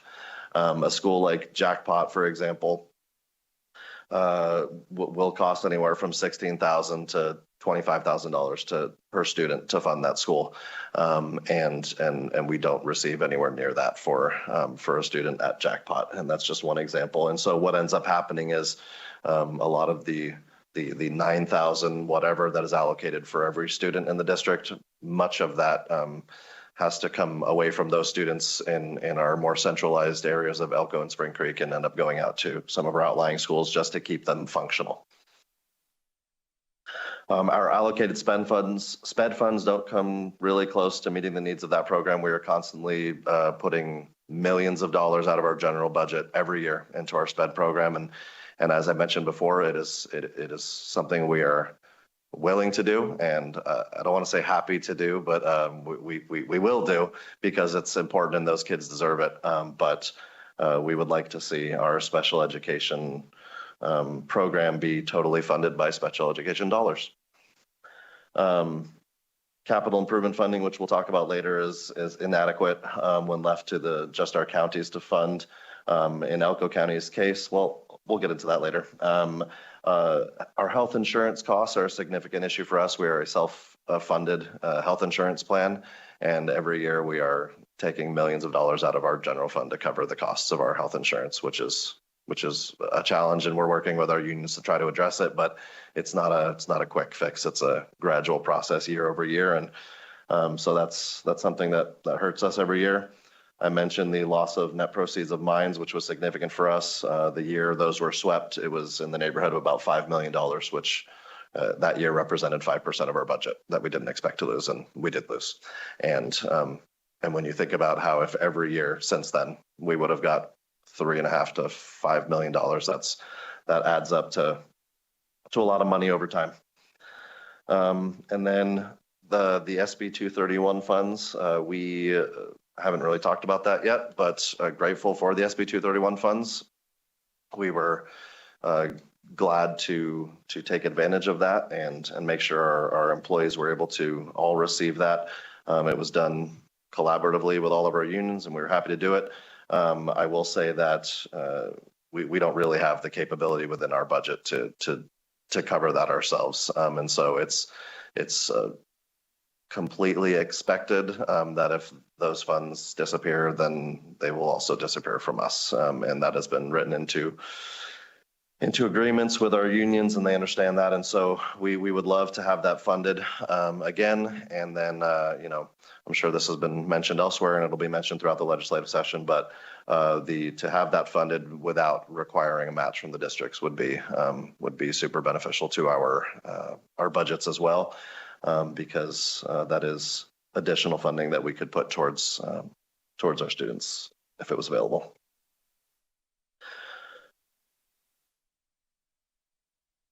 Here's some recommendations. A lot of them kind of follow logically from some of the challenges I just mentioned, and so I don't think I'm going to read them all word for word. But one thing that hasn't been mentioned today, and I think I'd like to mention it specifically, is funding for student and staff mental health supports. That's another thing that has become a significant need in all of our districts. I know I don't just speak for Elko County School District when I say that, and it's that is all stuff that comes out of our general fund. Some of those positions were COVID funded, so to speak, and they're now coming out of our general funds in order to make sure that we have those available. A note on that is it's kind of a two-edged problem for us there, or a double-edged sword, so to speak, is that not only is it a challenge to fund those, but finding the position, the folks who are qualified to be in those positions is a challenge. In Elko County School District, just for reference, we have 6 school psychologists.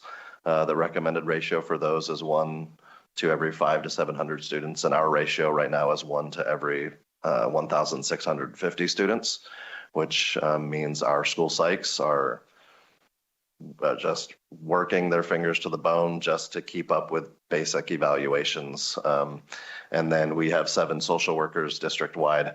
The recommended ratio for those is 1 to every 250 students, and we are at about 1 to every 1,400 students right now. So social workers as well, doing what they can with the type of reach they're able to have, given how few they are compared to how many students we have. And I think everything else I have on the slide deck pertains to the second portion our conversation. So I don't know how you want to proceed. Yeah, thank you for that. I think if you wouldn't mind, just go ahead and let's talk about the capital construction and the combined school as well. And then after you're done with that, we'll just open it up for questions on either of those two topics. Perfect. Thank you, Chair. So first, I'll talk about the Owyhee Combined School. As we know, part of the Assembly Bill 519 included an appropriation of $64.5 million for the construction of a new school in the Duck Valley tribe for Owyhee Combined School. I'm just going to give you an update on it. And I mean, if you have any other questions, you can feel free to ask them. But where we are right now, and it's hard to believe that we're already, a year and a half into this, but where we are right now is we spent a lot of time working with the tribe to come up with interlocal agreements with them on how the project would be run, how Taro Tax would enter into it, what their portion of contributions would be, et cetera, making sure we had all the legal ground laid for all of this. And a design firm was hired to put together a project. The project looked wonderful, and we had a groundbreaking ceremony for the land that was allocated for it by the tribe. And then, unfortunately, when the bidding process happened, we had no responsive bidders. We had a handful of of contractors that went out and toured the site and saw the plans. And in the end, we had really one contractor that was willing to entertain the concept, but they knew full well that it was going to come in a heck of a lot higher than $64.5 million. And so they decided not to enter a bid at all because of, that was our prerogative to do so. And so what we've done since then is we are scaling down that project significantly to fit within that budget and prioritize kind of those essential components. And so what that means is before it was, there was a much larger scope. And so now we're really looking just at that main building for school where there would be classrooms, the gym, the playground for the kids, cafeteria, all the things you need to run a school. It would not include all of the athletic facility that they wanted. It would not include a CTE building, which was an important part of the project for us, but just being realistic about how far that $64.5 million will stretch. So we are scaling that down, and we're also simultaneously looking for additional funding solutions, not just us, but looking with the tribal council as well to see how we could maybe put this project in additional phases to eventually get all the components that we want, including the athletic facilities and the CTE building, et cetera. But where we are now is contractors, since I sent this to you 2 weeks ago, our contractors have received notification of the new scope, and we intend to rebid middle of next month. And so we're hoping that we will get greater participation this time.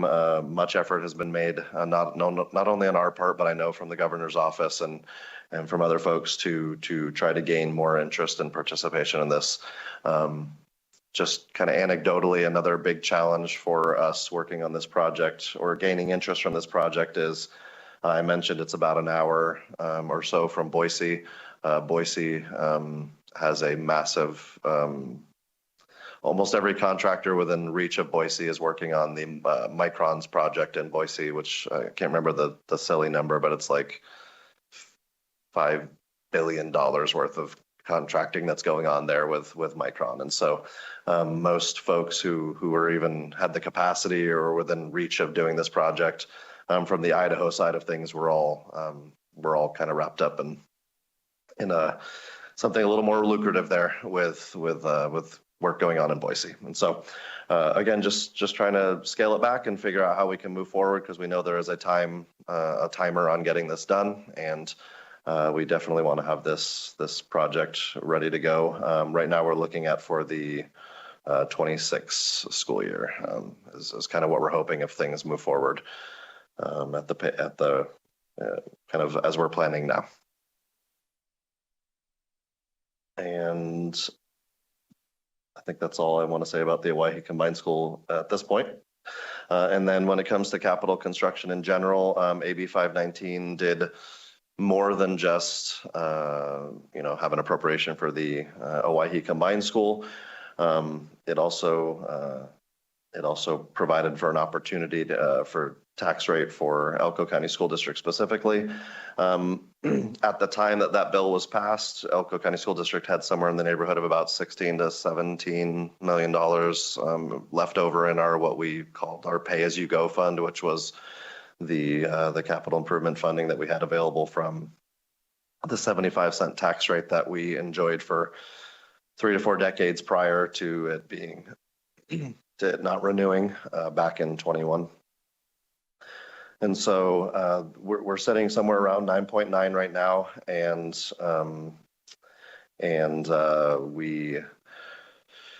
we have many projects that we're working on, or that we need to work on. We kind of went from having a nice little balance of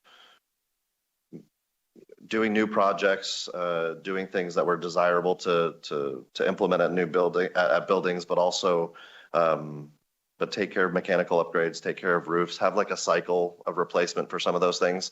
And what losing this funding did to us is we had to kind of put everything on the back burner and really just prioritize what was absolutely essential in order to make sure that a school could stay in operation. And so what we're working on right now is we have 3 kind of current projects that are important to us at this point. Our food science building at Spring Creek High School, that school is completely at capacity.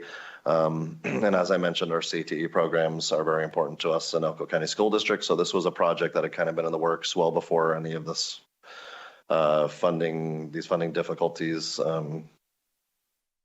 came about. And so that was something we continued forward with.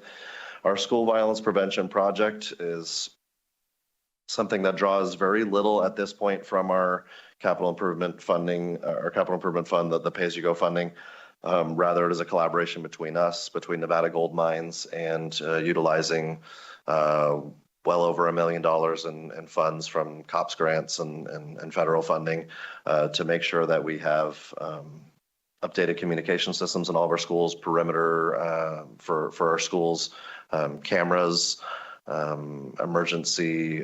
We use the Centegix alert that I know other school districts use in Nevada for emergency notification. And then we have further plans in the future to continue to expand this to include secure digital entries at all of our campuses, basically modernizing the security of all of our campuses, because right now most of our school campuses from a safety and security standpoint feel like they're about 20 to 30 years behind, and that's because many of them are. And so we're really working on making sure those are safe and secure. And then one of our auxiliary gym at Flagview Intermediate needs a new roof. Otherwise, the building goes into, we can't use it. And so we're working on a roof replacement. And then future needs that we intend to fund using the new tax rate, which I will share, we'll talk about a little more in a moment. But we have 4 schools that are in desperate need of a mechanical upgrade. For some of those, that means HVAC and heating. In the case of Grammar Number 2, that only means heating. Grammar Number 2 is it's like almost 100-year-old building, or maybe even a little over 100 years. It's a very old building, and it doesn't have any cooling system. We would love to make a cooling system part of this, but it just, the money isn't there to do such a thing. And so a mechanical upgrade for heating for that school comes in at about $2.8 million, and you can see the costs on those other schools. So the way those will be funded, we're hoping anyway, is we have the remaining funding in our capital improvement fund right now. And then what AB 519 did, it required Elko County to levy a tax, either an additional tax or reroute funding to anywhere from 1 cent to 25 cents to the capital improvement needs of the school district. And so the county commission earlier this year, I want to say somewhere around February or March, determined that they would allocate 20 cents of a tax rate to us for the capital improvement funding purposes. And so where we're at right now with that is those funds are currently accruing, and they'll be made available to us starting July 1, which is my understanding.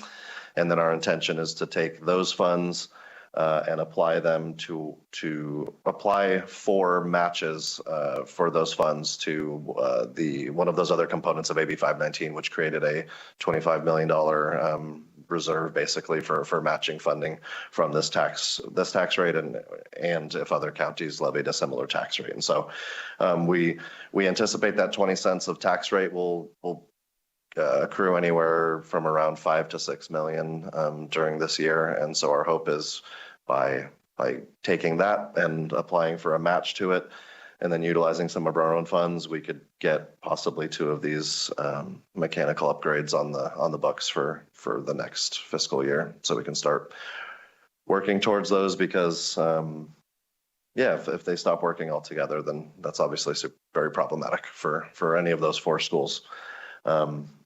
So that's where we are from capital construction and capital improvement needs in Elko County at this moment.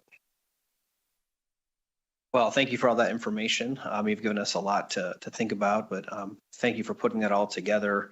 I know we do have some questions, and we'll start down here in Las Vegas. We'll start with Senator Dondero Loop. Thank you very much, Mr. Chair. And actually, this question may be for our staff. I thought that the new funding formula did provide remote learning funding. Am I wrong for remote attendance areas?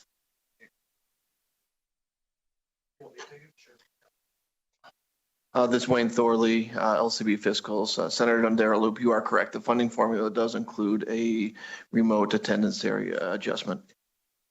Okay, I thought I heard that you were struggling with that. I've driven your county several times, so I know where your schools are. Been in Jackpot. So now to clarify, are you saying that remote adjustment didn't pay for what you needed, or can you clarify that? Yes, certainly, Clayton Anderson.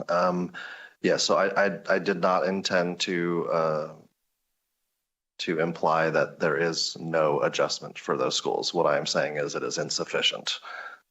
Whatever that adjustment is, it's not making up the difference for what it takes in a jackpot. We're worse off now from that standpoint than we were before, is what I'm saying. Okay. All right. Thank you. I just needed that clarification. Yes. Thank you very much. And thank you, Mr. Chair.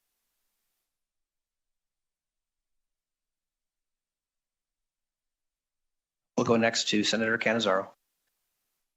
Thank you, Mr. Chair. I wanted to ask some questions about the Oahe Combined School project. Do you know, is there, like, what the scope would be in terms of funding to do everything that had been planned? I know you said that it was tough to get bids because none of the contractors that wanted to bid on it thought that $64.5 million would cover it. And so do you have an idea of like what that total cost would be? Yes, so, Clayton Anderson, for the record. Even though I'm on the record, I want to kind of like be off the record with a number. It's a decent estimate right now, as we understand it, is we would need somewhere more in the neighborhood of about $80 million to do all of it. So that includes, and if I can just be real clear what that includes, beyond the scope that we're talking about now, that would include the football and track facility that was planned, along with the kind of practice areas that go along with that.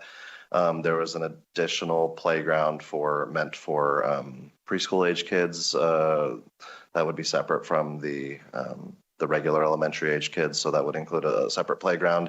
It would include a lot of groundwork. So that would be parking areas, paving versus gravel. So plenty of groundwork. And I say groundwork knowing that I don't know what most of that means, but I know that they talked a lot about how expensive the groundwork is. And so, and then, as I mentioned, a very important component to us, but is that CTE building. Oahe has some wonderful CTE programs. And as I mentioned, that is a very important element of education that we offer in Elko County School District. And so it pains us a little bit to remove that CTE building from our current phase that we're looking at. But that would be another very important element of it. No, thank you. And I know I won't hold you to exactly that number, but I think I wanted to get a sense of, are we talking about double that amount? Are we talking about another chunk? Kind of just what that would look like, or at least what sort of the area of funding that you might think that might happen. And then I guess, so this new scope that doesn't include that sports facility, doesn't include CTE, doesn't include some of the groundwork, that is going to be issued out, I guess, this month, according to the slide, and I think what you said. And then you'll do new bids in January. Clayton Anderson, for the record, yes, that is all correct, what you just said. Yeah, I mostly just wanted to get a sense of that so that we can, obviously this was an important thing that we talked a lot about during this last legislative session. And I think we were all pretty hopeful that the $64.5 million was going to cover a lot of those things. And so it's good to hear where we think that difference might be. And then maybe that we might be able to take another look at this in January, just to kind of see what the outcome was of that new bidding process. So thank you. Certainly. And if I could interject maybe one more thing. Yeah. On that topic, another element of the AB 519 passage included that there was, well, I mentioned the $25 million fund for rural schools. There was also $25 million allocated for schools on tribal lands. That is something that we understand is there and could be available for this. However, just something for you to know as you go into further conversations and seeking solutions for how to overcome those barriers. As you're probably aware, the Elko County Commission filed a lawsuit with the state for requiring them to levy a tax rate. And my understanding right now is access to some of those funds in the $25 million accounts could be, just because of current wording, is a little tricky having access to those because of that lawsuit. And so I'm not sure what the solution is there, but knowing that those funds are there and could be accessed, but because of certain wording could be a barrier to access, that might be something to consider. I don't know if that's a recommendation or a request or whatever, but I'm being told from certain directions that could be problematic. And so we'd love to be able to access those funds, both for Elko County School District's sake as well as Hawaii's sake. Certainly, and I think I think that's definitely a good point to make on those. So I appreciate that. And I feel like I had another question and I don't remember what it was. So I will turn it back over to you, Mr. Chair, but thank you.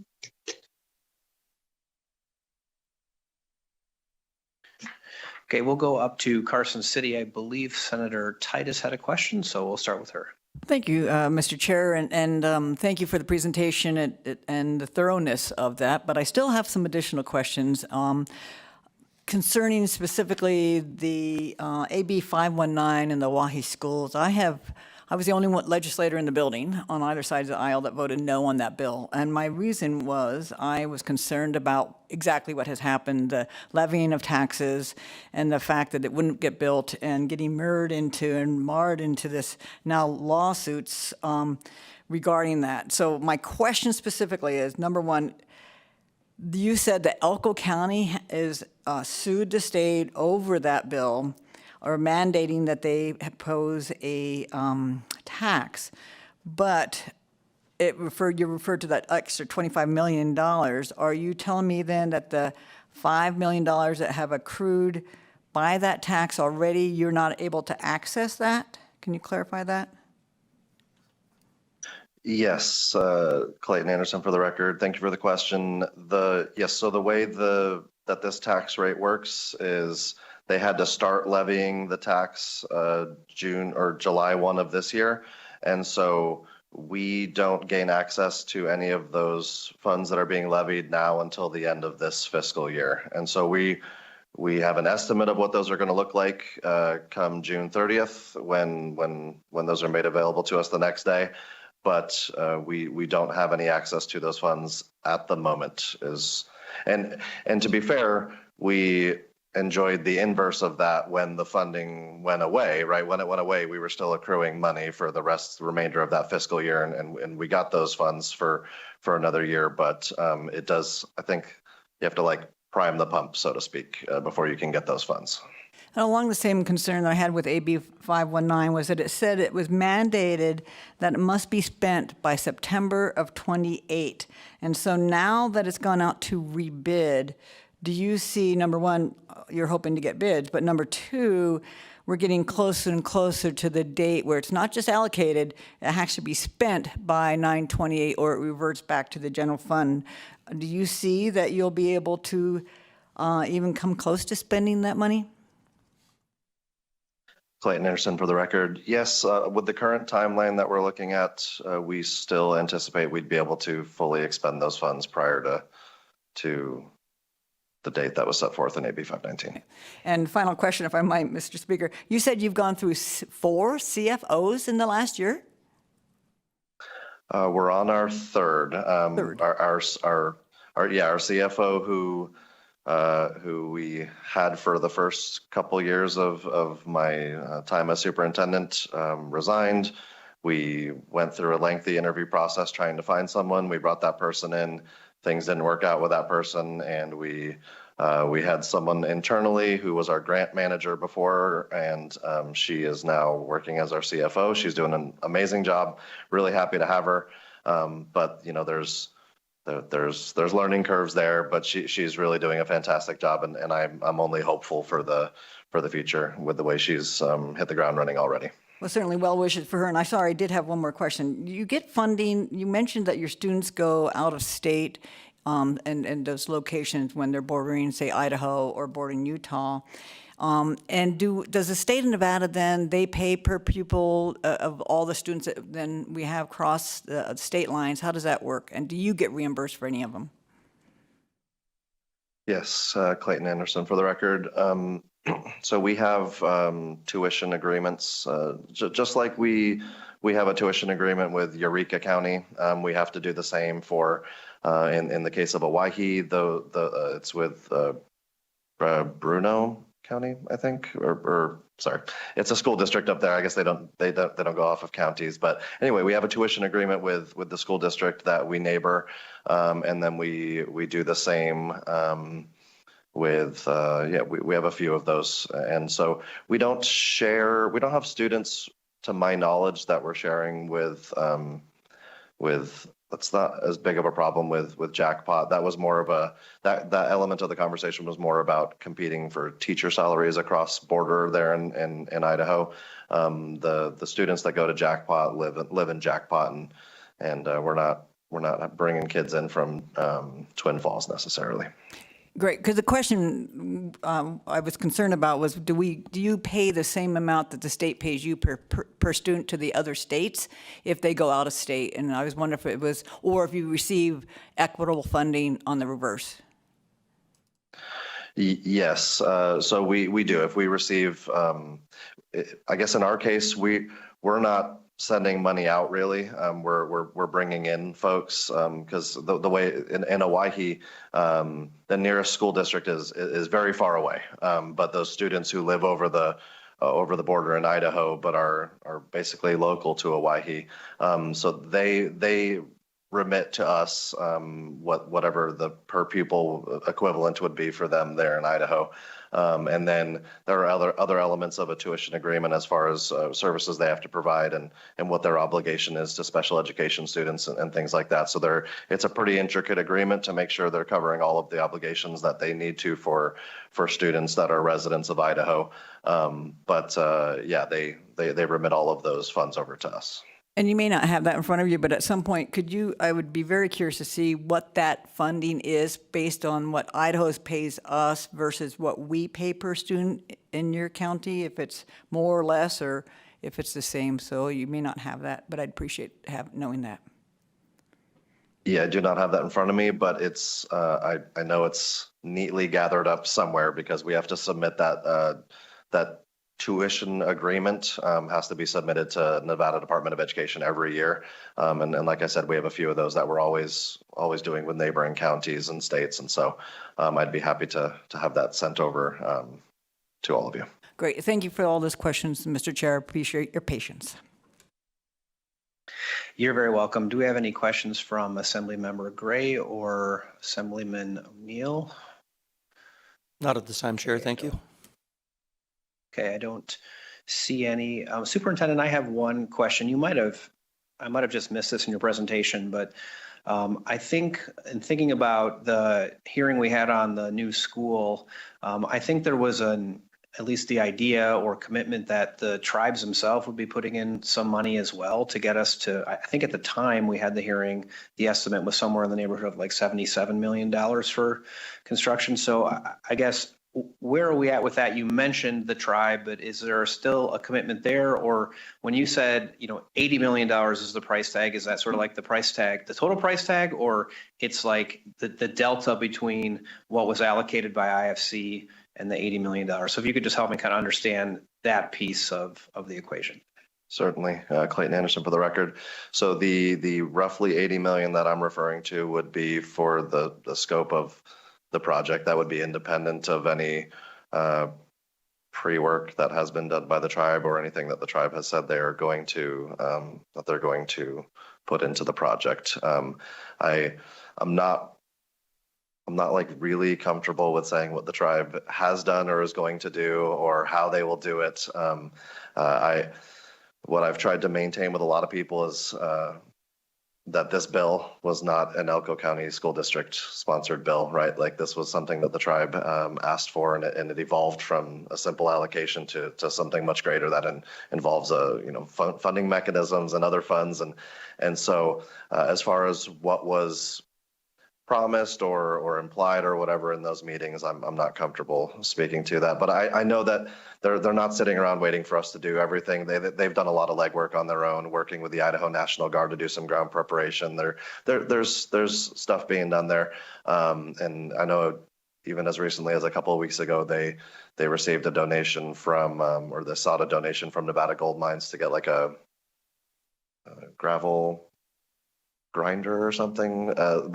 Basically, it was about $250,000 donation essentially from Nevada Gold Mines to help facilitate that process a little bit. And so they're doing a lot of work, and we do have constant conversations between not only their legal side and our side, but me, Dr. Higbee, who was very instrumental in working on this with their tribal leadership to make sure we all want the same thing. We all want an equitable educational facility for the students of Hawaii. And so we're working together to do that. And if I could I just say one more thing too? And I should have started off with this. I really appreciate, it was some months ago, some of the folks to my left and to my right that made a trip out to Elko County. And they said, do whatever you want with us for the day. And we drove them all the way out to Hawaii, and we drove them all the way to Spring Creek. And we drove them to not everywhere in our county, but to a lot of our county. And so I just want you to know that it meant a lot to us that you sent some of your staff to come see firsthand the issues that we're having and the very real needs that exist in our county. And I wish we could have had them for a week, because that's about as long as it takes to get to every school meaningfully in our district. You can't get everywhere in a day. You can't get everywhere in 2 days. It just doesn't happen. It's too far spread out. And so I really appreciated their company. Very rarely do we ever come out just to listen to us and to really try to understand. And for, 5 hours or something spent in a car that day, it was just question after question and not interrogation question, but seeking to understand question. And I greatly appreciated that, and welcome them or any of you anytime to come see our wonderful county and the good work we're doing with our students. So thank you for that. Well, thank you again for being here today and for this presentation, the information you provided. We certainly appreciate it. I'm sure we'll be talking again soon, but until then, wishing you a great holiday season as well, and safe travels back to Elko. Same to you. Thank you so much. Thank you. We'll go ahead and close agenda item number 6. And as I mentioned, we are going to take a break for lunch. It is about 1:12 right now. So we are going to be back here at 1:45. So that'll give us about 30 minutes to grab some lunch. And then at that time, we will pick up with the Clark County School District and with the final period of public comment. So until 1:45, we will be in recess. We'll see you then.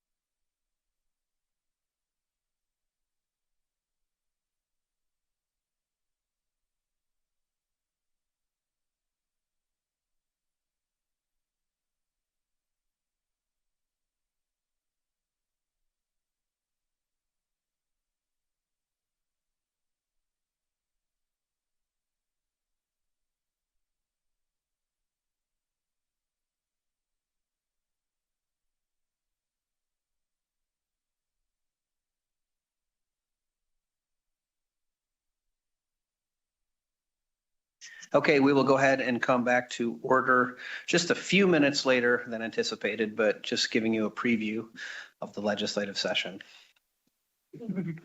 So we're going to go next to agenda item number 7. This is a presentation from Clark County School District regarding a few of the items. And I will let the committee know that the presentation we're going to receive is really on sub agenda item 1. And so we'll have that presentation, then have a chance to ask some questions. Sub-agenda item 2 and 3 are a couple of items I added to the agenda. There really isn't a presentation with respect to those, but we'll have an opportunity to ask any questions that members might have on those 2 items when we get to them. So for now, first, thank you for your patience as we got through the rest of the agenda. I always hate to make folks wait over lunch, but I feel like we do that to you all the time because you're always the last one on the agenda. So thanks for your understanding and your patience. Thank you for being here today. And we'll give you a chance to make the presentation, and I'm sure we'll have some questions. Good morning, Chair Yeager, Vice Chair Canizaro, and members of the Subcommittee on Education Accountability. For the record, my name is Brenda Larson-Mitchell, Interim Superintendent for the Clark County School District.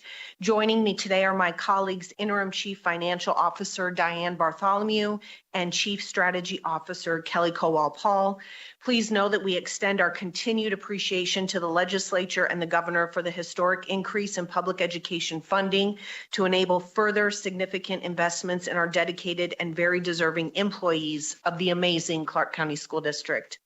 As requested, we will be sharing information with you today regarding the utilization and impact of biennial increase in funding, related challenges and recommendations, our recruitment, retention, and vacancy data, overview of unrestricted funding to schools, overview of school allocations and carry forward balances, and an update on the district's fiscal year 2025 amended final budget. At this time, I'll turn it over to the interim CFO. Thank you. Afternoon. Diane Bartholomew, interim CFO for the record. The Clark County School District's share of the legislature's increase in education funding for the 2023-2025 biennium was approximately $1.5 billion. The majority of the increased funding allowed us to provide for our staff in significant increased salary and benefits. Funding was also allocated to schools, used for important programs, operational costs, etc. The team will provide more details in the coming slides.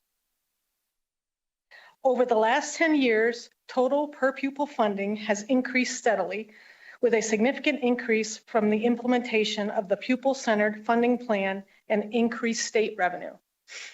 You can see the legislature's unprecedented increase in per pupil funding from about $7,400 in FY 2023 to almost $9,500 per pupil this year for the Clark County School District.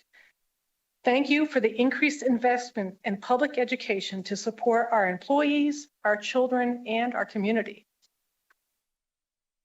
The Clark County School District is investing the $174 million received from Senate Bill 231 in employee recruitment and retention, including pay increases for licensed and support professionals and school police, and also differential pay for special education and critical hard-to-fill positions. Most of our additional investments have gone to increase compensation for our employees. We have struggled with vacancies, including licensed educators and support professionals, but you will soon see that we are making progress. We know from research that improved salaries lead to improved recruitment and retention, which leads to safe, positive learning environments for our students' employees. And we know that the #1 school-based variable for student success is the teacher in the classroom. Having high-quality educators increases student outcomes and decreases dropout rates. The increased compensation for our employees supplements ongoing district-wide efforts. You can see the 3 buckets here. The first bucket, instructional systems and improvement. We have invested in Tier 1 instructional materials, for our educators, along with differentiated professional learning, tiered instructional support, collaborative planning in professional learning communities, and tiered school support. We've also increased access, pre-kindergarten enrollment. We increased pre-kindergarten enrollment by 42% last year and have an additional 500 seats this year for pre-K. Advanced placement, we have increased equity and access. We have 20,000 students currently enrolled in advanced placement classes. We increased AP exams by 4,400 during the last year. And we also pay for all of our students to take AP exams through our Title IV funding dollars. Dual enrollment, let me tell you, since 1920, we have increased dual enrollment participation by 400%. And also career and technical education, we have increased last year by 27% enrollment. Also with our social emotional support and wraparound services, we provide mental health supports for our students. We are investing in Care Solace and Hazel Health this year. Also, we've made significant strides in chronic absenteeism. Over the last 2 years, we have decreased chronic absenteeism by 10 percentage points. Our attendance officers did approximately 36,000 home visits last year to get our students and families engaged. This summer, our attendance officers did approximately 6,000 home visits to re-engage with our students. This October, our chronic absenteeism rate is at 20.5%, 3 percentage points less than what it was last year. Also, schools are implementing solutions for schools and aligned to their individual student needs. So you again can see the 3 buckets here, tiered supports. We have schools implementing reading skills centers. They have after school and summer learning opportunities. Again, our schools do an amazing job of providing wraparound supports for our students to get them into school and provide the supports they need to stay engaged. Also, investments in educators, looking at incentives, compensating teachers for collaboration, planning time, professional learning. And for the first time ever in the Clark County School District, we have a district-wide coaching framework. So we're providing coaching supports for our educators looking at improved instruction in the classroom. Also, we have significantly invested in safety. Looking at building maintenance and modernization, climate, we did see an approximate 7% increase in students and staff reporting that they feel safer on campus. School-centered safety initiatives, all secondary students are wearing ID badges, and I'm sure you've heard about our cell phone pouches, which is going very, very well. Last year at our back to school kickoff, I was running around with parents with the cell phone pouches so they could see how they worked, showing how the Velcro came undone. Parents were really excited. They wanted to know where they could buy them for home. Students did not report the same excitement as their parents did, but that has gone over very, very well. So looking at where we are with our anticipated outcome timeline, you can see here we are with the 24-25 school year as to when we receive our student achievement results. So when we look at mathematics, I'm happy to report, although our proficiency rates are not where we want them to be, we are headed in the right direction. Grades 3 through 8 mathematics, every student group in grades 3 through 8 mathematics demonstrated improvements. Unfortunately, at grade 11, we've maintained stability there. We continue to fill in content and skill gaps for students based on missed instruction during the pandemic.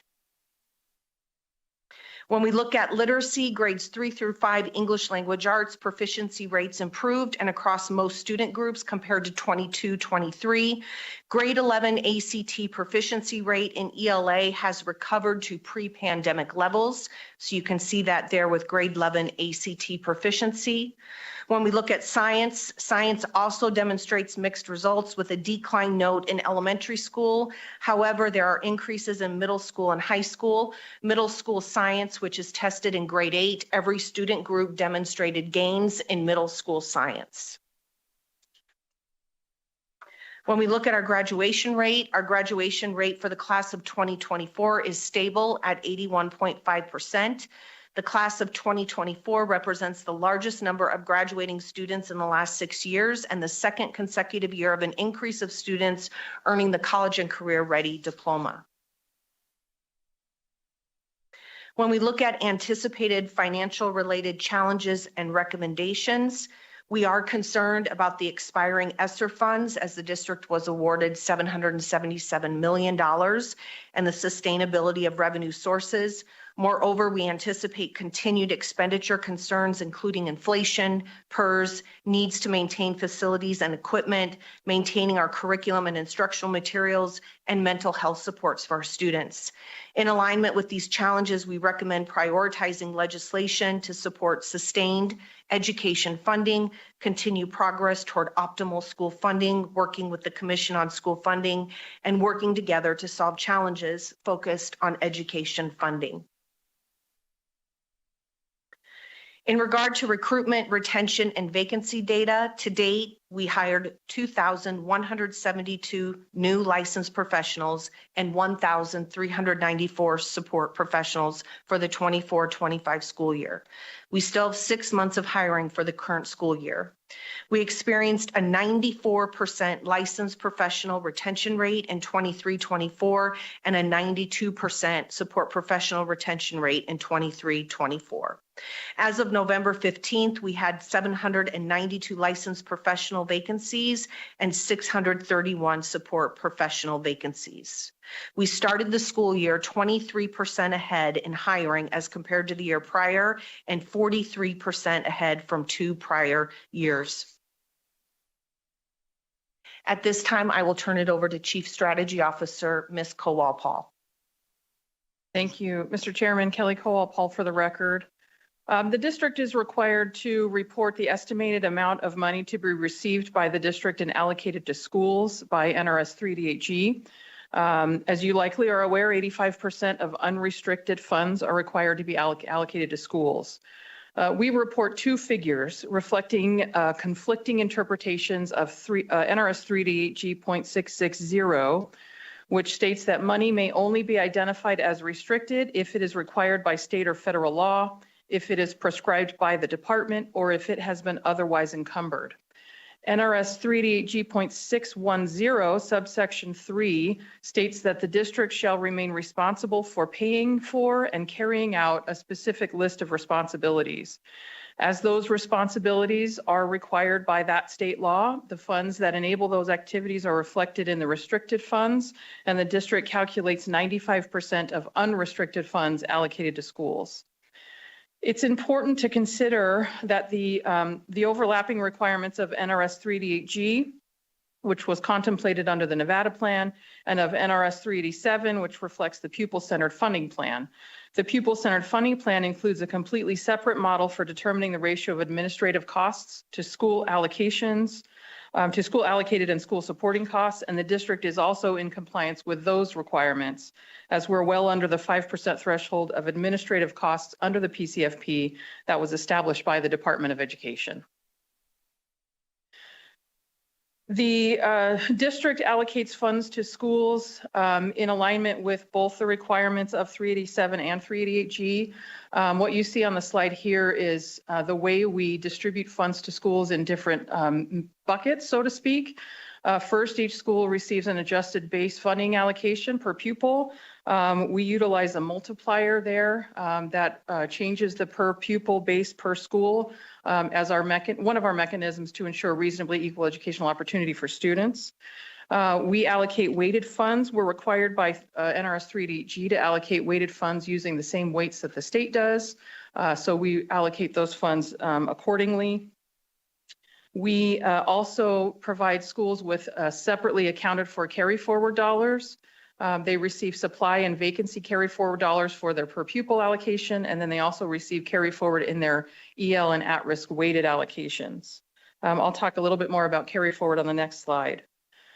We have a series of add-on allocations, which are kind of a transition from the old method for us to distribute funds to schools that have not quite transitioned into a per pupil allocation, but is also part of our way to ensure funds are distributed to schools to ensure reasonably equal educational opportunity. The next bucket is transferred responsibility allocations. We are required under 388G to transfer to schools any funds that would have been spent by the district on any responsibilities that are transferred. And these responsibilities listed here are those that have been transferred in the past from the district to schools. And then finally, there's a requirement in 388G that requires that certain schools are funded to the same per pupil proportionality to the rate that they were funded in 2017. And so we apply that calculation last after we've applied the entire PCFP to make sure that those ratios are maintained. In terms of carry forward, this has been a topic of conversation. We've watched these numbers grow, particularly as the district has funded many of the things that schools would normally purchase with our ESSER dollars, and also as schools have had challenges hiring staff.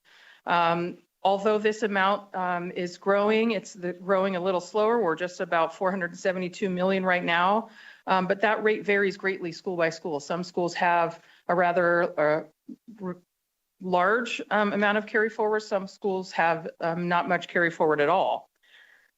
You can see there is a 0 next to the gate weighted carry forward dollars, and that's because we supplement gate weighted funds in order to fund the salaries of the gate teachers necessary to ensure that gifted students receive 120 minutes of differentiated instruction that's required by the NAC. And so there's no carry forward there. You also have that we submitted after the presentation a graphic of how we interpret the carry forward requirements that are in 387 and in 388G to both apply to carry forward funds at schools. We developed this diagram to assist principals in understanding when they need to be using their funds and when those funds will revert back to the state. But what we realized in developing it and in working with the Nevada Department of Education is that in order to fulfill the requirements of both 387 and 388G, you can see how beginning with the fiscal year 27 budgets, we will have to provide budget for and account for 12 separate budgets within every single school budget. So that's something that we hadn't anticipated and I thought was a little bit eye-opening as we work toward ensuring schools know how to and when to use their carry forward dollars. On the next slide. The next slide, I have a correction. On the slide, I have 4 elementary schools and 1 middle school has a negative per pupil, a base per pupil carry forward. It's really 5 elementary schools. It's a report with tiny little writing and 2 old eyes, I think. It's 4 elementary schools that have a negative base per pupil carry forward. The 1 elementary school has a negative at-risk carry forward. These are amounts coming into the 24-25 school year. But what's important to note is that none of these schools had an overall negative carry forward. So if you combine their per pupil and their weighted carry forwards, everybody was in the positive. Finally, for me, I'd like to share with you a little bit about how we've been implementing a cross-functional process improvement cycle related to the fall school budget development process issues that we discovered earlier this fall. That this process is well underway. We are well within some of the improvements already. We are still on track to make sure that principals get their allocations on January 15th as required by law. We also have been working closely with the Nevada Department of Education and are looking forward to this week beginning work with the compliance monitor who has been assigned to us by the Nevada Department of Education to make sure that we can make any corrective actions even that much better. In terms of a summary of what that work looks like, first, we've established an end-to-end process documentation of the entire school budget development process. Within that, we have established systems and structures to ensure regular cross-functional monitoring and review of each step in the process. We are increasing the transparency into the budget development process, both for the public and for principals and SOT members. School organizational team members as they build school budgets so that they understand how the allocations got there. And then finally, as we are all kind of learning as we go, some of us are new to the finance side of the house to this level of detail. But what that's allowing us to do is to surface and correct for issues along the way.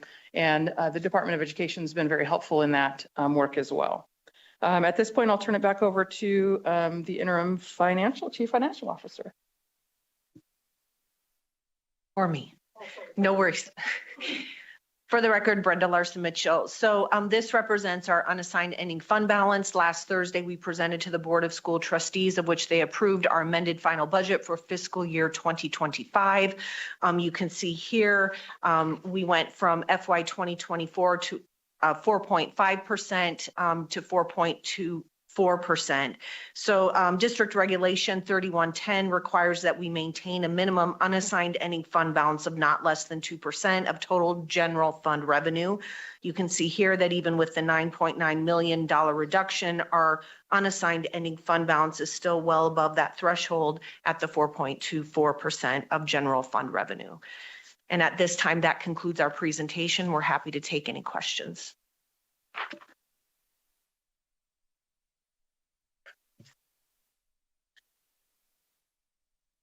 Well, thank you for going through that so quickly. That was impressive in terms of the speed. And can I just ask you, I think, obviously interim superintendent, we know your role, but the other two at the table, could you just tell us again, just one more time, your name and your official title so we make sure we have it right?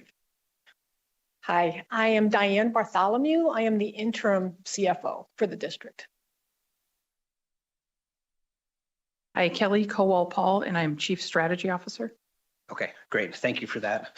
I know we have I have a couple of questions I'll just ask because there are things that you mentioned in the presentation.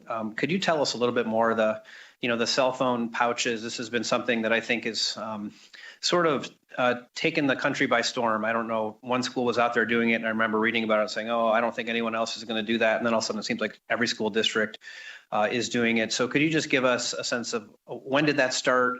How do we think it's going? Obviously, I understand that probably some students are not that happy about it, but do you think it's, what is it doing for the classroom learning environment in the actual classroom? Thank you for the question. For the record, Brenda Larson Mitchell, interim superintendent. Overall, it is going very well. Students that I have spoken to recently and at the beginning of the school year, there were mixed emotions from students. Students also shared that we appreciate that it's not a distraction. We're seeing that students can focus more on instruction and what's happening in the classroom. It has gone over very, very well. I think part of the reason it is going over so well is that by January last year, we were able to communicate with principals that we were going to be rolling this out. We purchased them centrally with our ESSER dollars, and we worked very closely with the principal safety working group so we could make sure that they were part of the implementation, and we worked alongside them for those 6 months in rolling it out before the beginning of the school year. Great, thank you for that update. And, I can only imagine, I feel like all of us in the legislature are just inundated all the time, as are you, as is everybody, right? With just the amount of information and alerts and stuff coming through on your cell phone. So obviously supportive of anything we can do to focus on what should happen in the classroom, which obviously is learning. So good to hear about that. The next question I have, you mentioned it pretty quickly, but I know we've heard presentations before, but it's about the mental health care that's available for students. I think it's Hazel Health, and is it Solace Care is the other one. If you could just give us an idea of what kind of services are out there, how students access those services, how parents know about the availability of those services for students. Thank you for the question. For the record, Brenda Larson Mitchell. So we have purchased Hazel Health and Care Solace. Hazel Health is a telehealth service for our students. We have a superintendent student council advisory group, and they actually present to the board every May, and they expressed that they would like for us to kind of advertise those supports that are available to students on the back of their student ID badges, of which we have done. We have social workers in most of our schools, counselors. We also have a multidisciplinary leadership team that works closely with educators and students to identify services and supports that help our students with those wraparound services and supports.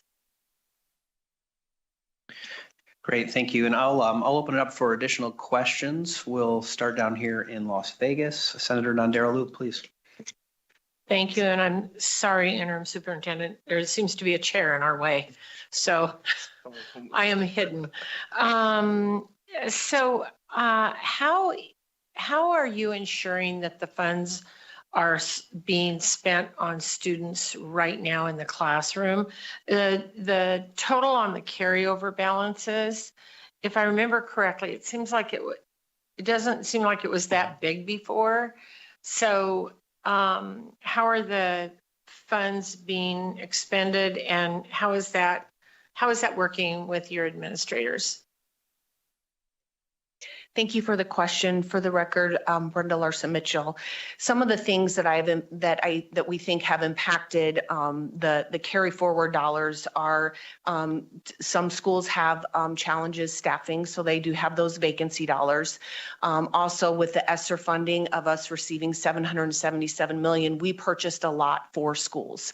So a lot of the mental health supports we purchased, including Panorama, Hazel Health, Care Solace, we purchased for schools. All the Tier 1 instructional materials and consumables we've purchased for schools. So with those ESSER dollars, we were able to purchase a lot for schools. We didn't invest in a lot of people with the ESSER funds because we knew that those would run out and then we would not have the money for staffing. So, and also I know that schools kind of in the past have experienced where they've had to make cuts, and so they tend to save. So those are some of the things, principals wanting to save in case of potential cuts, vacancy dollars, and then what we were able to buy for schools with ESSER is why we think we're seeing a lot in the carry forward. Schools are investing in reading skills centers. They are investing in Tier 2 and Tier 3 supports. So they are investing in a lot, but there are some reasons why we're seeing some of those vacant carry forward dollars higher. Thank you very much. I know that when several weeks ago, of course, or even a month now, when all this sort of got upside down, there were some of our schools that I understand didn't have 100% staffing, so then they have money. And so I guess I was just trying to make sure, and thank you for the clarification. I just wanted to make sure that, you know, if they're saving for math books for the next year, yes. If they can't hire anybody right now, but they may be able to next year, I just want to make sure that the funds are being spent on our kids. So I guess that's, you know, I think the perception sometimes out in the community can be, well, you know, why do we have all this money, but we have all these shortages? And so I was just trying to get some clarification on that.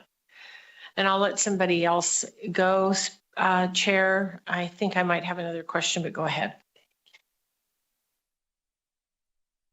Assemblymember Howdigi. Thank you, Speaker. And I want to go back to slide 7 of your presentation, where the increased access column, where it's talking about the pre-kindergarten enrollment. I know you had mentioned in your initial slide that there was an extra $1.5 billion in Clark County School District. And so that 42% increase in pre-K enrollment, can you give me the actual numbers? How many seats were we at, and how many seats are we at now, and how much, and what does that equate to in dollars? Of that 1.5 billion, how much was spent in increasing pre-kindergarten enrollment? Thank you for the question. Brenda Larson Mitchell for the record. So we had a 42% increase last year. We have 500 more seats in pre-K this year and 200 more general education students enrolled. I don't have the number of the 42%, but more than happy to get that information to you. And if you could get that information, like how many total, what's the total enrollment for pre-K as well, including the extra 500 seats? And how did you guys get to that number, that increasing it by 500 seats? Was that how many people were on the wait list? Is there a wait list? How much more money would you need to invest to, I guess, fulfill the need? Thank you for the question. Brenda Larson Mitchell for the record.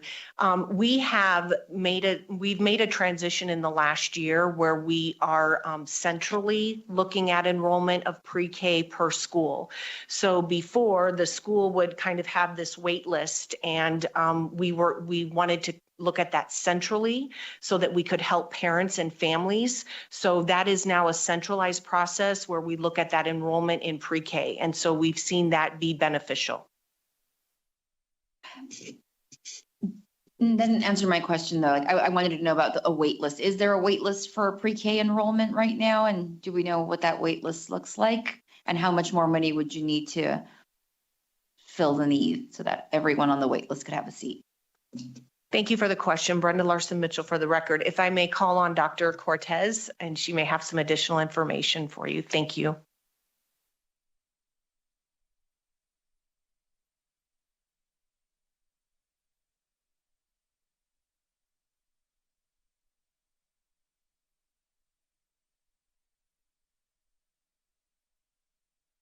Thanks. Good afternoon. Thank you for the question, Monica Cortez, for the record. At this time, we have, to the best of my knowledge, 3-year-olds that are on the wait list.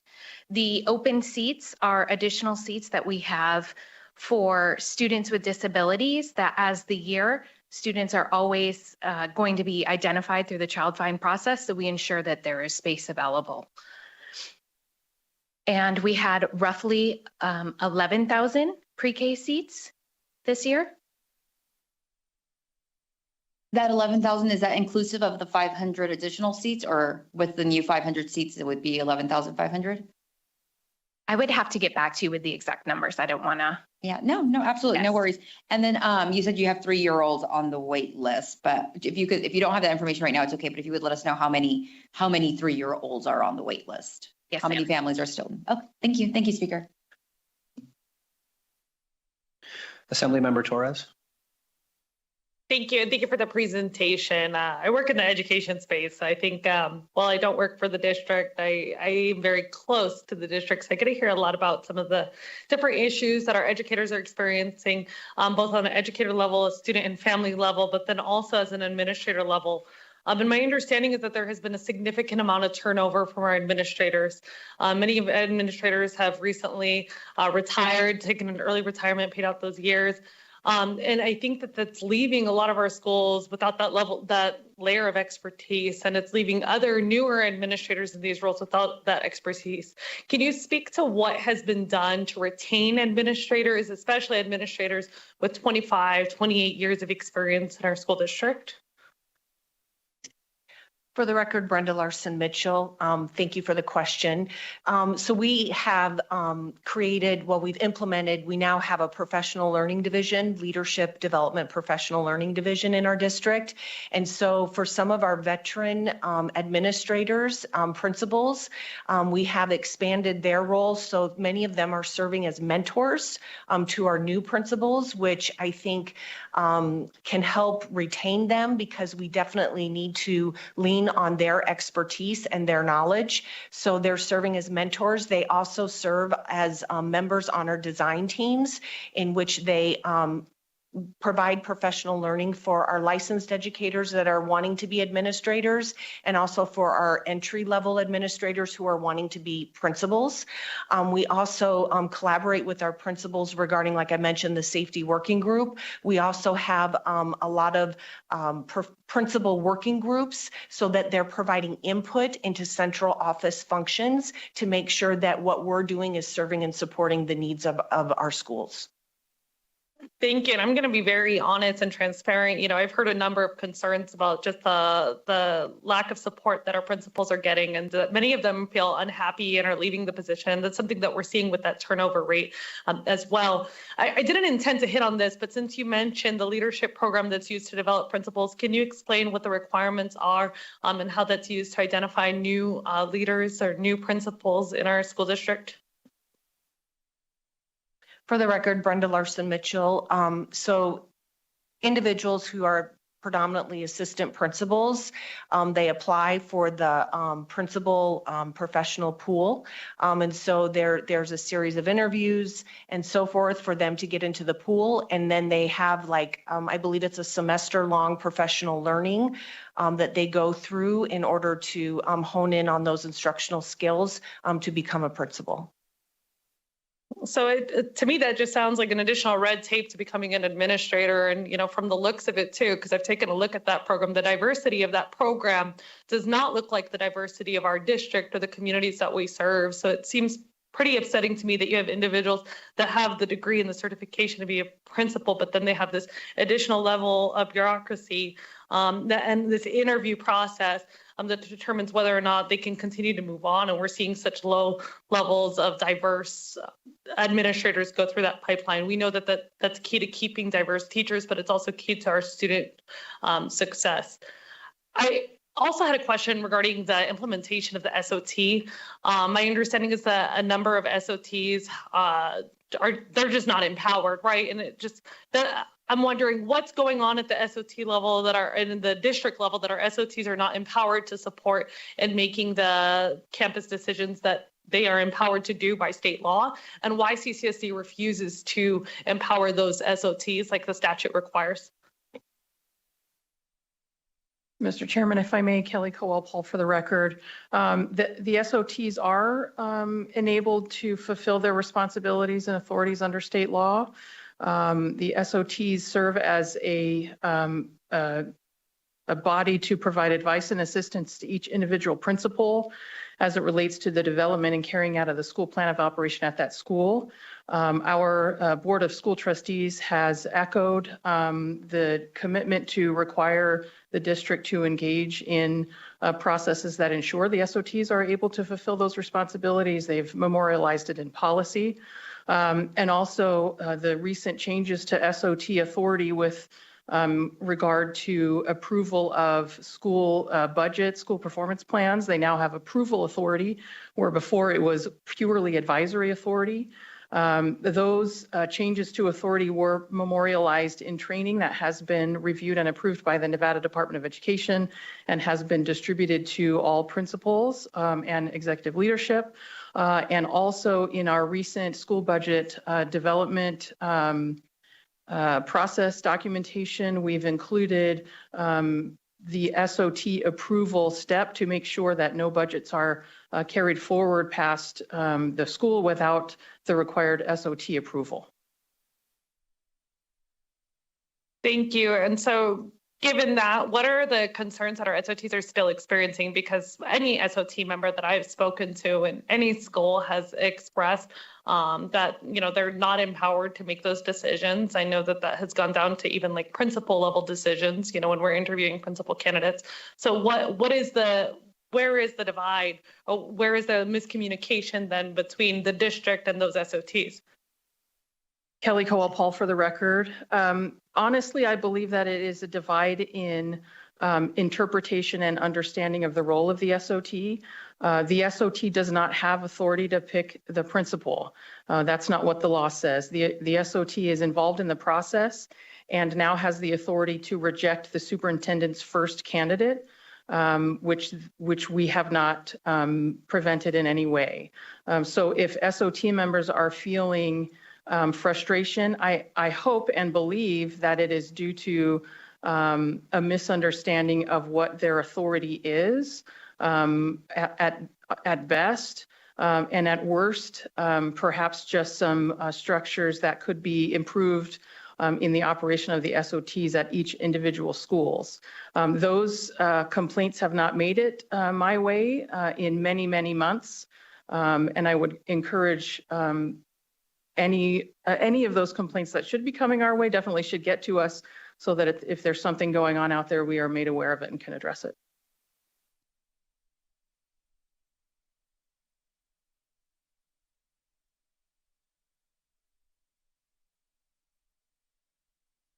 We do have some more questions here in Las Vegas, but I want to give our colleagues in the north and on Zoom a chance to ask any questions they may have. So let's go up to Carson City. Senator Titus or Assembly Member Gray, do you have any questions for the Clark County School District?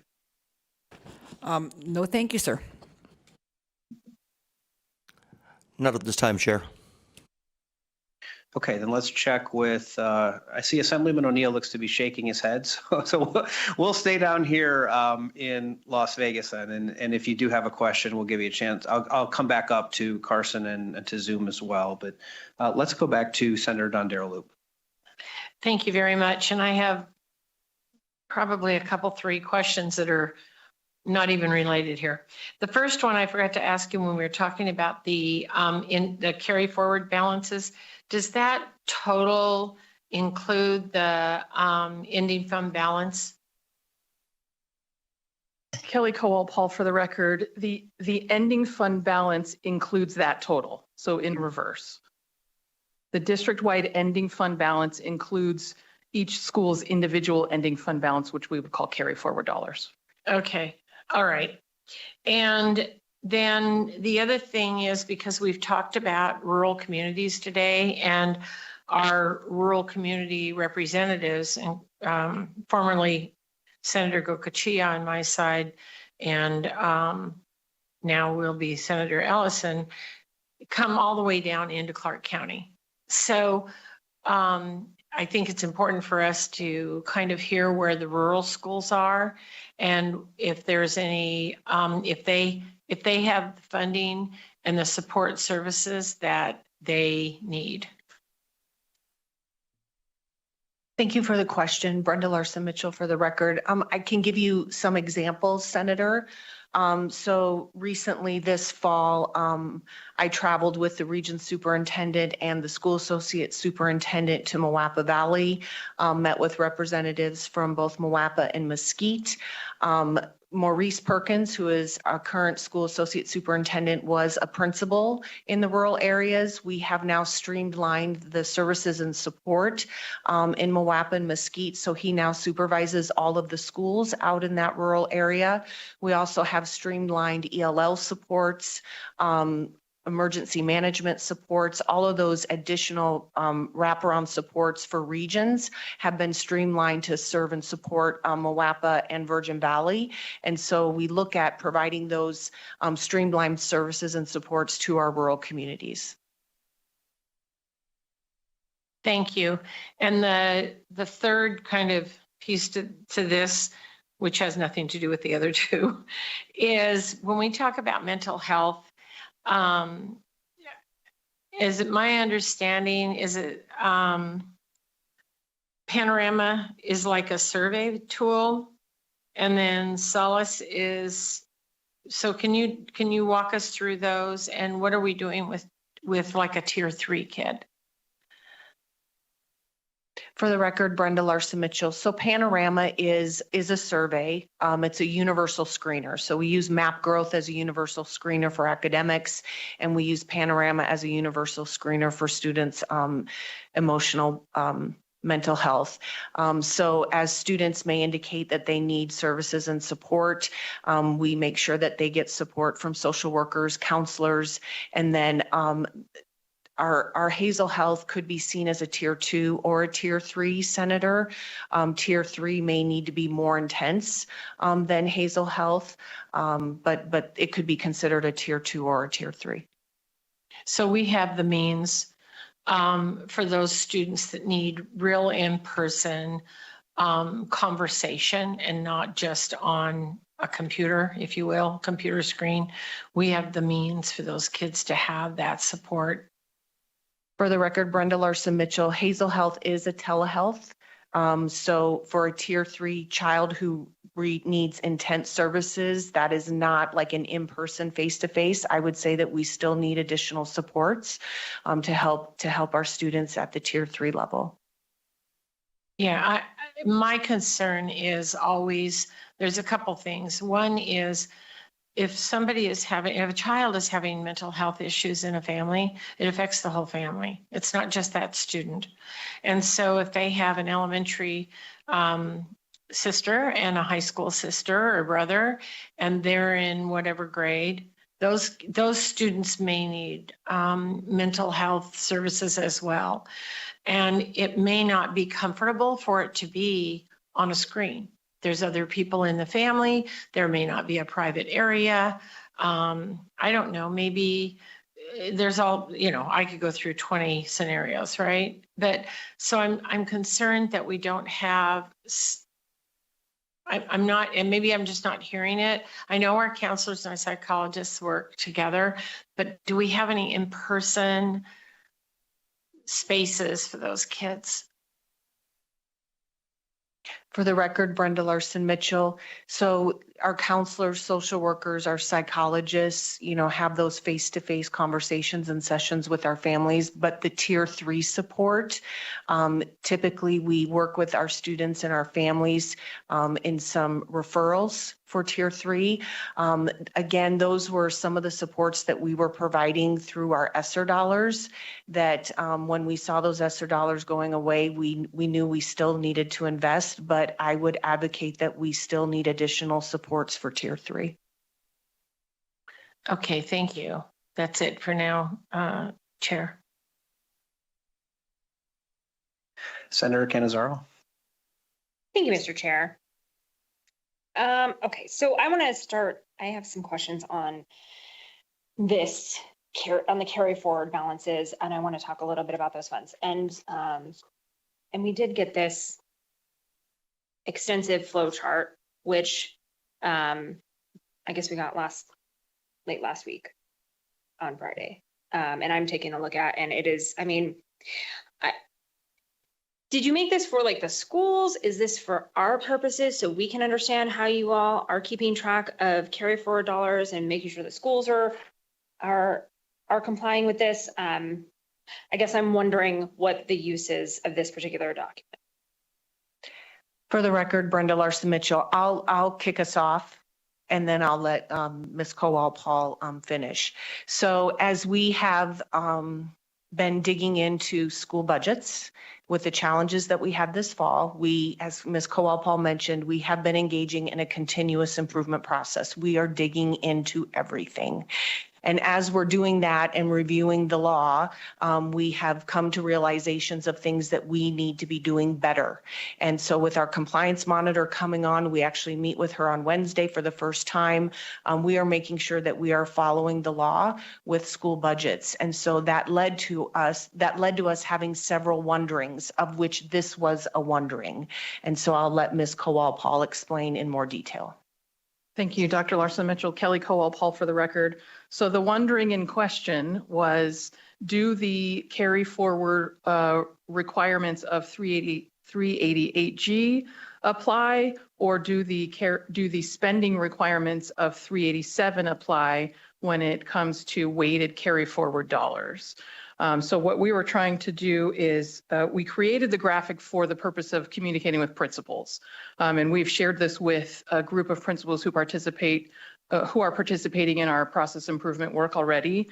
But the first version of it had much fewer boxes because we hadn't figured out the answers to those questions yet. So just last week, in fact, we confirmed with the Nevada Department of Education that yes, this is actually what the law will require us to do. And just before that conversation had confirmed with the Nevada Department of Ed that yes, in fact, both rules apply, both the carry forward rules in 388G and the funding or the expenditure rules in 387 apply to the weighted funds. And so from that, we figured out just last week, which is why you received this so late, that we would have to account for all of these funds separately. And because of the 2-year allowability to spend carry forward dollars in 388G, we have to account for each fiscal year's carry forward dollars separately. So that's how this came to be. Since the subcommittee asked for information about carry forward, I thought it would be an opportune time to share with you what we had learned just recently about how that will be impacting schools and the development of school budgets. I'm going to try to, I know that we have 2 other items under your presentation, which I know that there are probably additional questions about. So I'm going to try to keep them separate, but I'm sure you can understand that it's tough to have a conversation about what we've been presented with today and then also not talk about, I think, the elephant in the room, which is the budget crisis that sort of came to light a few months ago. And so at the risk of potentially, Mr. Chair, if it's all right with you, maybe bleeding into those, although I am going to try to keep them separate. Thank you. So understanding how these carry forward dollars, this document and your understanding of how these work is something that you have just figured out in the last week, couple weeks, or at least come up with this graphic in the last week and are just sort of figuring out now after the fact. Kelly Kowal-Paul for the record. The organization had a high-level understanding that the requirements of 388G would result in carry-forward funds being reverted to the state in 2 years. Unfortunately, I believe that the detailed understanding of the requirements was isolated to some leadership who are no longer with the district. So while the rest of us are engaging in this process improvement cycle, we are digging into the things to broaden the deeper understanding across the leadership of the district. And yeah, we are learning a lot more than we ever thought we would know about school finance, for sure. The graphic literally was created last week. We shared it with principals last week. We shared it with NDE last week. And really, it's just, it was initially a way to, like I said, help principals understand more. They've been asking for help understanding what was going to happen with their carry forward dollars. And the district had not been able to satisfy the principal's request for a deeper understanding. I think this will help them. Those who have seen it so far have indicated that it helps with their understanding of what it's going to look like in their budgets. But I don't know that the 387 versus 388G carry forward requirements were ever contemplated at the same time. I think that is a result of the process improvement work that we've been engaging in. And while I respect your graciousness to keep these three items separate, they are not. All of these things go together. We recognize that. We are learning things about different pieces of them as we address the other two. So they really do overlap.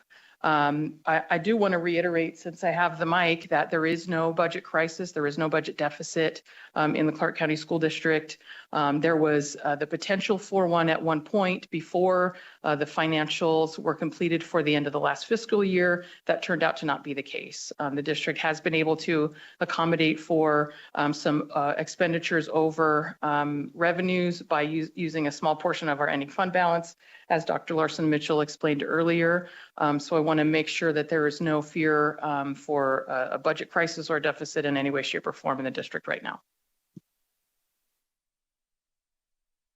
And I appreciate that maybe this budget deficit has been solved by utilizing some of those ending fund balance dollars. However, just a few short months ago, and I guess we're going to kind of get into it,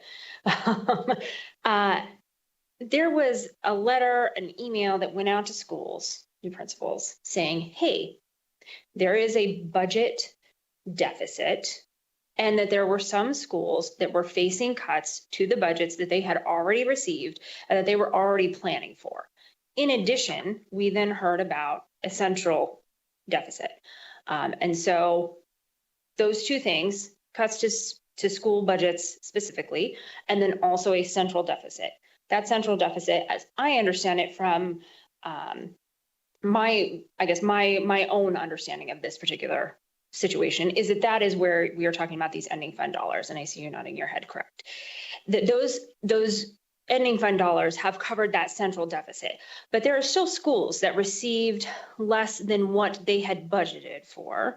And so I guess in conjunction with the carryover dollars, one of the things I wanted to get into was how many, if you know, schools utilize those carry forward dollars in order to fill any of those potential cuts that they received to the budgets that they had initially planned for, and then were faced with, well, we're actually going to get less. Kelly Kowal-Paul for the record. First, let me explain, there are two separate issues that the schools had to deal with this fall. The one was we utilized the wrong data to identify students who were eligible for at-risk dollars. Schools experienced that as, in most cases, a reduction in their at-risk weighted funds.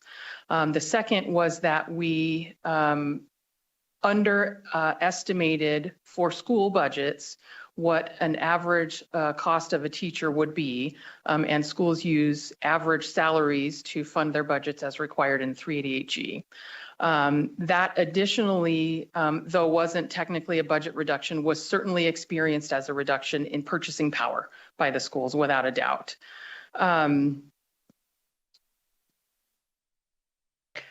For the record, Brenda Larson Mitchell. On that particular point, I think it would be helpful to get some clarity about whether there were schools that cut programs or cut positions as a result of being told that they were going to receive less funding. For the record, Brenda Larson Mitchell. As Ms. Kowal-Paul mentioned, so we had the inaccurate data for the at-risk. So that was then sent out, distributed differently to schools when we corrected that. And then the underestimated cost for licensed professionals. So yes, there were schools that had to make cuts to some after-school programs. They may have had to have raised class sizes. We don't know exactly how many schools had to do that.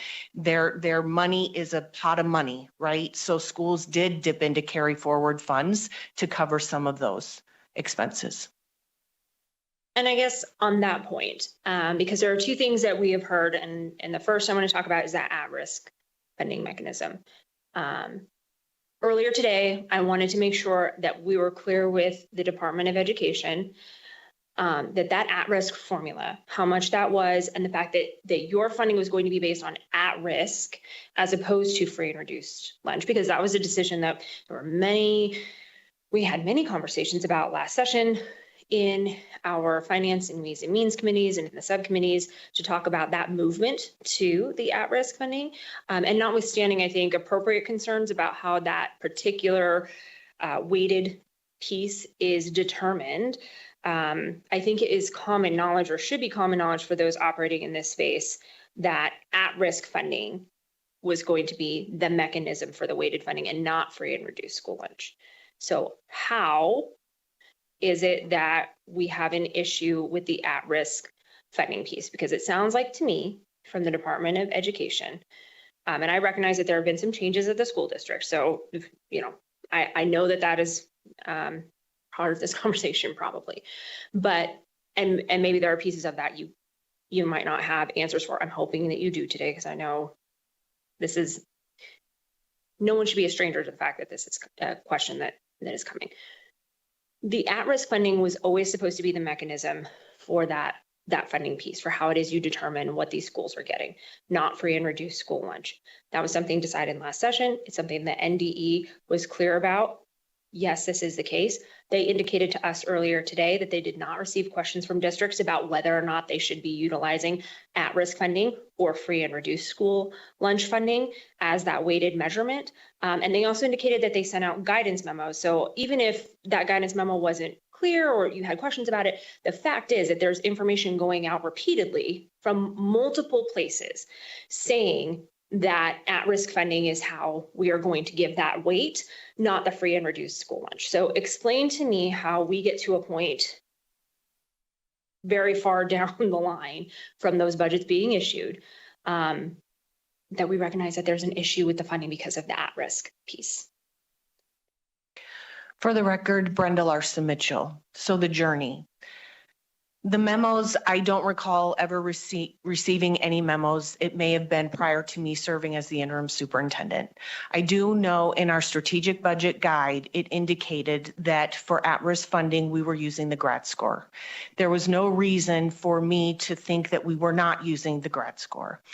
So as we were rolling out our fall budgets this September, and we were delayed as we communicated to principals to fix some of the things, to fix some of the challenges that we saw. It was the Sunday evening before we were releasing our school budgets a week late that we were on a Google Meet session with members of the budget team and members of the teaching and learning team.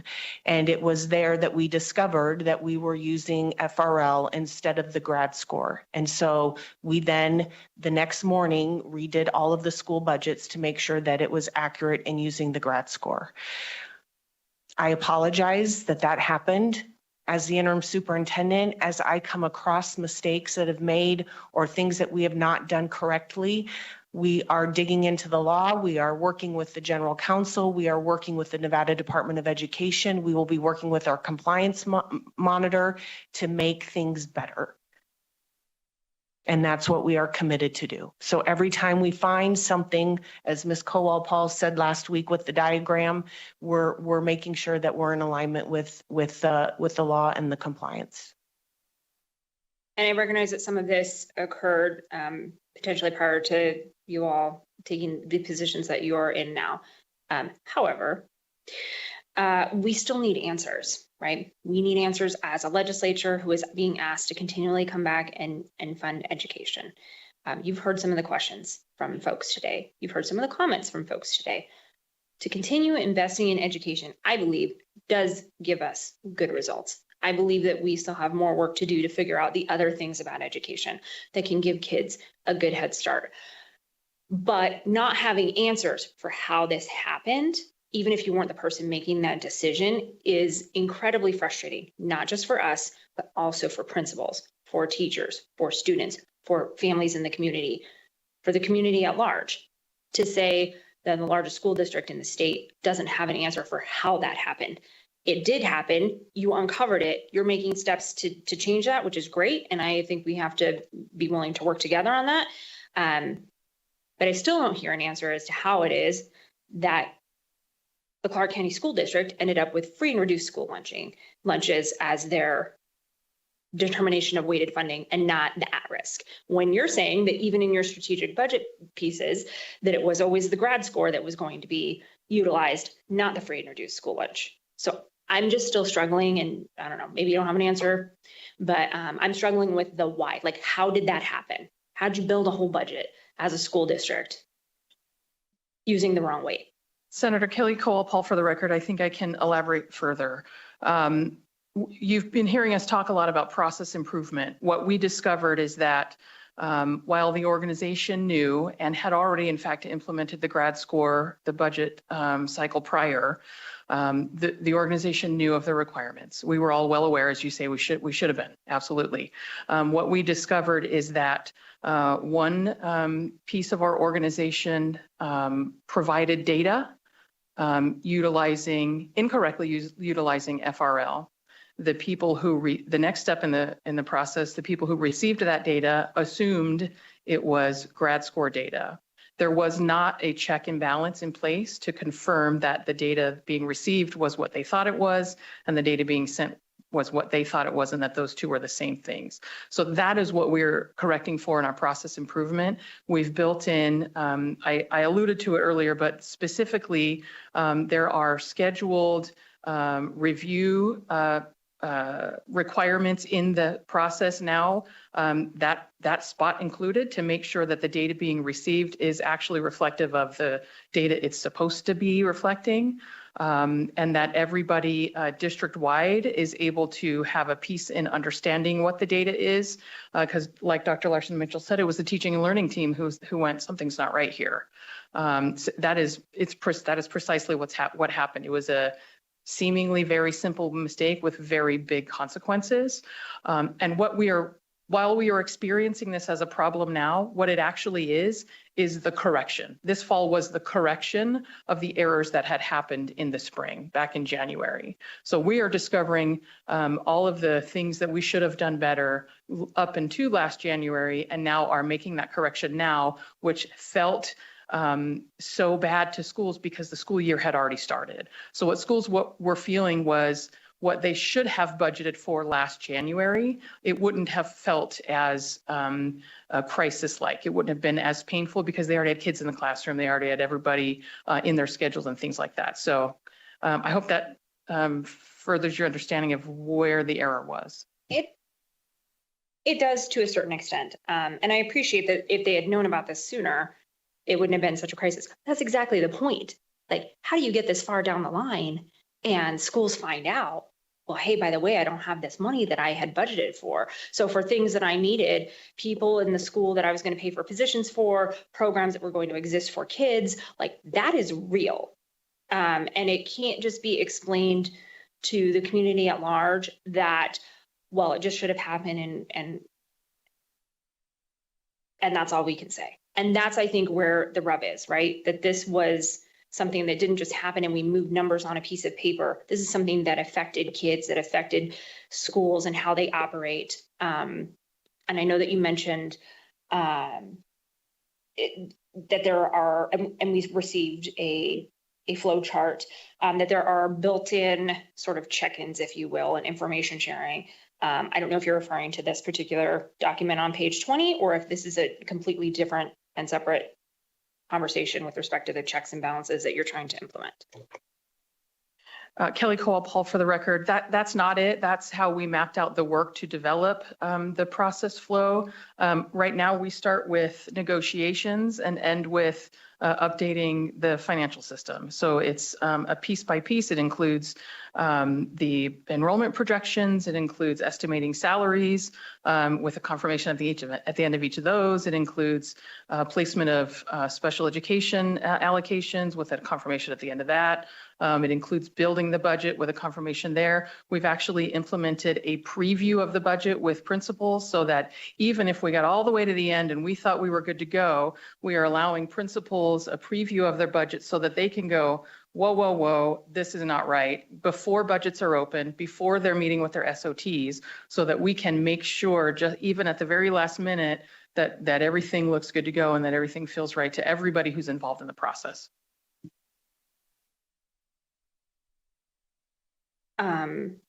Okay, so I guess the piece of this is, and if I can summarize, you let me know if I've got this wrong. The free and reduced school lunch was what was utilized for funding. The at-risk changes how that funding is distributed and changes what sort of funding is available. At some point, you found out about that. And I do want to ask the question of when you found out about that particular issue. And then it was implemented. It took quite some time before this communication goes out to schools this fall, after school has begun, that there is less funding available to several schools, many schools. And if you can elaborate on those pieces of it, that would be helpful too. And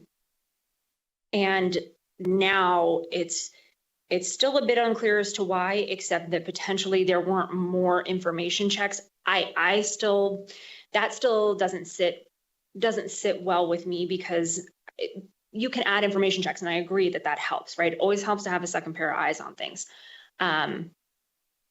But it's not that one person did this and no one ever looked at it or questioned it again. And if that's the case, that is also baffling, that one person did this and so no one else ever even looked at it. And so I'm hopeful that what you're putting into place maybe alleviates this in the future. I think I still struggle with that being the answer. But if you can talk just about when it is that you knew about this particular issue, and then talk to us about the schools, how many, and that were notified that they were going to be receiving less of this funding. For the record, Brenda Larson Mitchell, I believe it was the evening of Sunday, September 15th. It was a Sunday evening.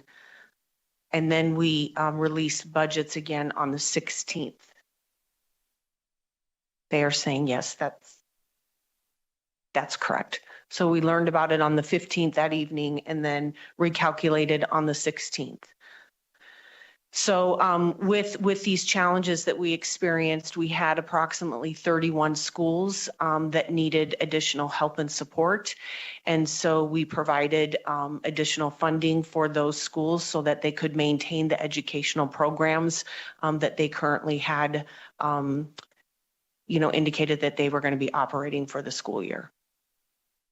That additional funding that you provided, did that come primarily from, and I know you said provided, so maybe it's not carryover dollars, but did it come from carryover dollars? Was there additional funding that came from the school district? And earlier, I think there was a recognition that there were positions and programs that were cut from schools. So did you, for those 31 schools, was it that all but one or all but 5 or all but 10 or however many schools got funding from the district, and those that didn't just cut programs? And to what extent does that involve these carryover dollars? For the record, Brenda Larson Mitchell. So all schools that submitted an appeal indicating that they needed additional funding were schools that were in significant hardship due to the challenges. We funded all of them, and that was from the central budget. It was not from carry forward dollars.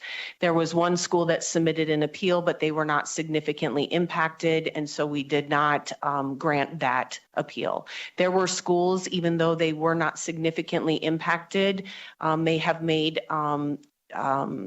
decisions within their school budget to make changes to what they were offering for the school year.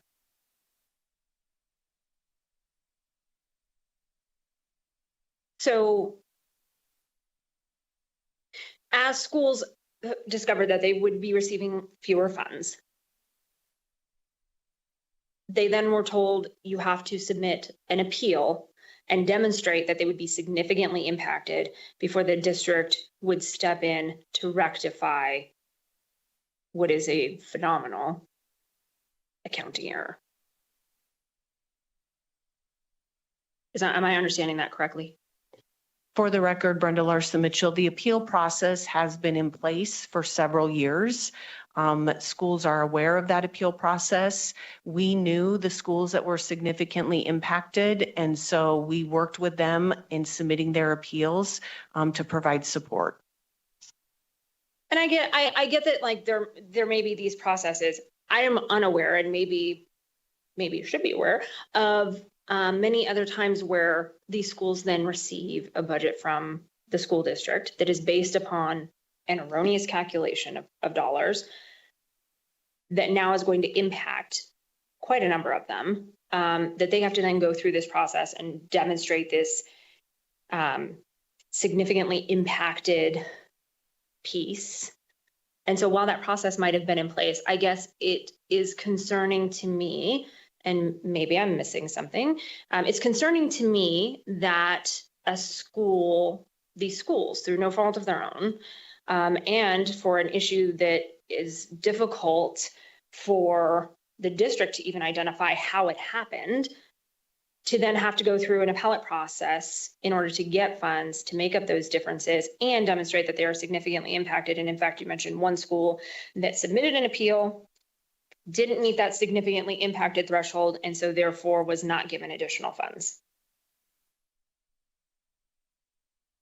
Kelly Kowal-Paul for the record. First of all, I want to say that we experienced, I think, a very similar emotional journey that I am hearing from you. So know that. Second, it's important to think about all of these things at the same time. So number one, the funds are all in schools. Most of the money of the district is in schools. The schools have a very high amount of carry forward dollars. We communicated at the beginning the potential central budget deficit, potentially or partially to communicate that the district is not sitting on a pile of funds with which we could supplement the school's budgets to accommodate for the felt lost resources at the school levels. There's just not money sitting around in central office to do that. The only solution in the fall budgets that when we were making the correction was to support the schools whose severe enough budget challenges in balancing their budget would impact students to the most severe level. And the principals themselves were the ones who were, in most cases, able to determine whether or not they could accommodate with their entire pool of resources, yes, including their carry forward dollars, if they could accommodate the felt loss of the corrected budgets. So it's, while yes, the frustration is perfectly appropriate, there simply was very little alternative. What we did do is we made some as many opportunities for central office support as we could by moving around some funds or some charges we had applied to relief dollars that could be used as applicable charges and some other dollars with more restrictive allocation rules so that we could free up funds in order to fund the appeals that were coming through from principals. I want to ask another question sort of related to this, and I apologize. I know this has been, and I have some permission to ask a few more questions here. I think what is frustrating is that it feels a little bit like we're kind of going round and round on a few of these things. And I am trying to figure out where it is that there may be necessary changes to how things are done to prevent this from happening in the future and to make sure that we are having accountability as it is tied to dollars. That is exceedingly important for, I think, everybody on this committee. Certainly was part of the implement, and not because we knew that this was coming, but because there was a lot of money going out to school districts, and there were questions last session about how those dollars were going to be used. That's why we brought everybody in to say, hey, come and talk to us about your budgets and what you would do with additional funding. And what do you think raises look like? And what do you think other costs that you're experiencing look like? And what about buildings and maintenance and so on and so forth? So I'm trying to figure out where the issue is that we may need to do some additional work around to make sure that this does not happen again. And so it's a little frustrating because I hear things like when this first became an issue that everyone was aware of, we were all told very publicly that schools would not be asked to use their carry forward dollars to fund whatever it was that they were being cut. But that is, we're being told today, there are schools that did use some of those carry forward dollars. But at the same time, it's like, well, but we're not asking, schools did not have to cut programs, but they did have to cut programs. We've heard both of those answers today. So I think that part is very frustrating because, and I know that it's tough to be in the position where we're asking questions and you're sitting on that dais, and I've been there before too. And it's not always easy, but we have an obligation to figure out how to fix this. You all have an obligation to figure out how to fix this on your end. And so trying to get to what that answer is, I think we just need some clarity here, because initially when this happened, the school district reported that they would not be asking schools to dip into their carry forward dollars in order to fund the deficits that schools were going to be experiencing. But my understanding is that that did in fact happen for some of these schools, correct? I'm seeing head nods, yes. For the record, Brenda Larson Mitchell, yes, there are schools that use their carry forward. Okay. And to the extent that the district was able, and I understand money is in schools and there's not just money sitting in central budget, but there were schools that you were able to get some funding to help cover some of those costs or that they were experiencing as a result of this cut to their budgets.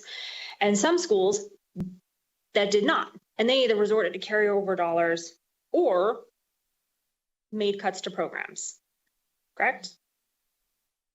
Kelly Kowal-Paul, for the record, correct. Okay. And so there are cuts to programs and or positions that were experienced by some of these schools, right?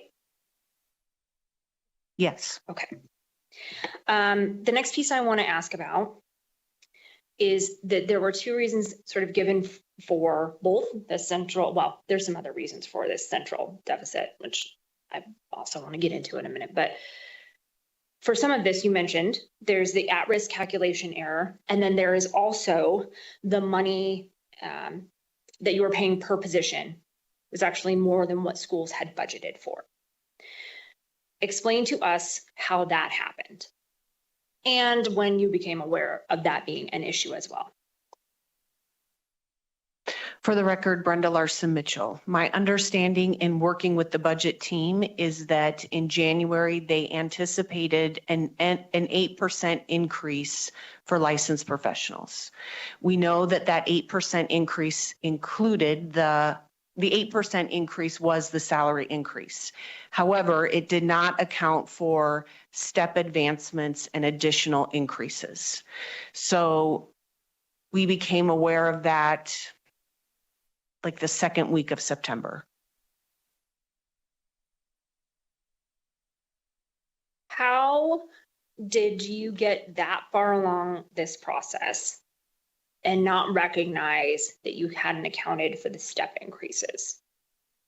How did that happen? And I'll ask that with the context that obviously that should happen during the budget process, right?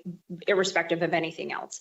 But also, the school district was in a very public back and forth with teachers and staff over raises, whether they were going to get raises, what those were going to look like, whether there was going to be some sort of agreement that ultimately there was one.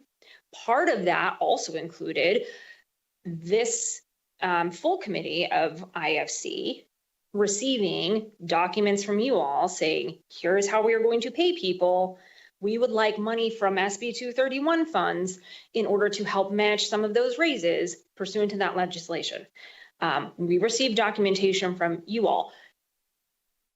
At some point, like, you're preparing things to be presented to the legislature. So somebody's reviewing this again at some point, right? It happens, you make the budgets, you know how much it's going to cost. You have to come and say, here's how we're going to pay people. Here's where we think that's going to happen. We would like you to fund these additional monies so that we can help match those dollars. This information is being reviewed several times, and yet no one uncovers this until the second week of September. For the record, Brenda Larson Mitchell. My understanding, as what has been shared with me, is that they estimated an 8% increase that did not include everything. The SB 231 money is separate from that, so that. Yeah, and I don't mean to say that it's the same. I'm saying that there are people who are looking at these budgets and what you're going to pay people and how that's being applied as they're preparing whatever documentation we need to make that determination for SB 231 funds.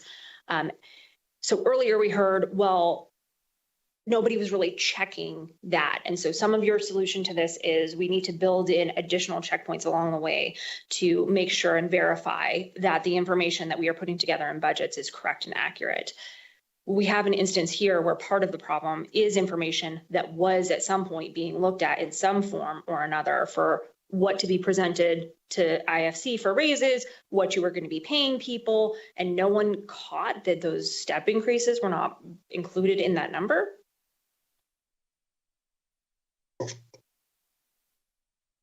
For the record, Brenda Larson Mitchell, yes. And so what we are finding is that we have been operating in silos. We have not had systems and structures, and we have not had processes.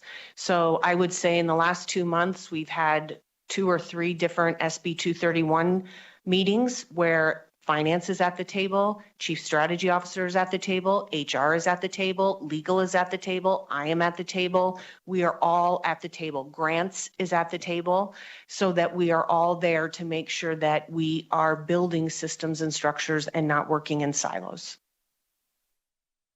And I appreciate that. I think part of the frustration with that part of this deficit issue is that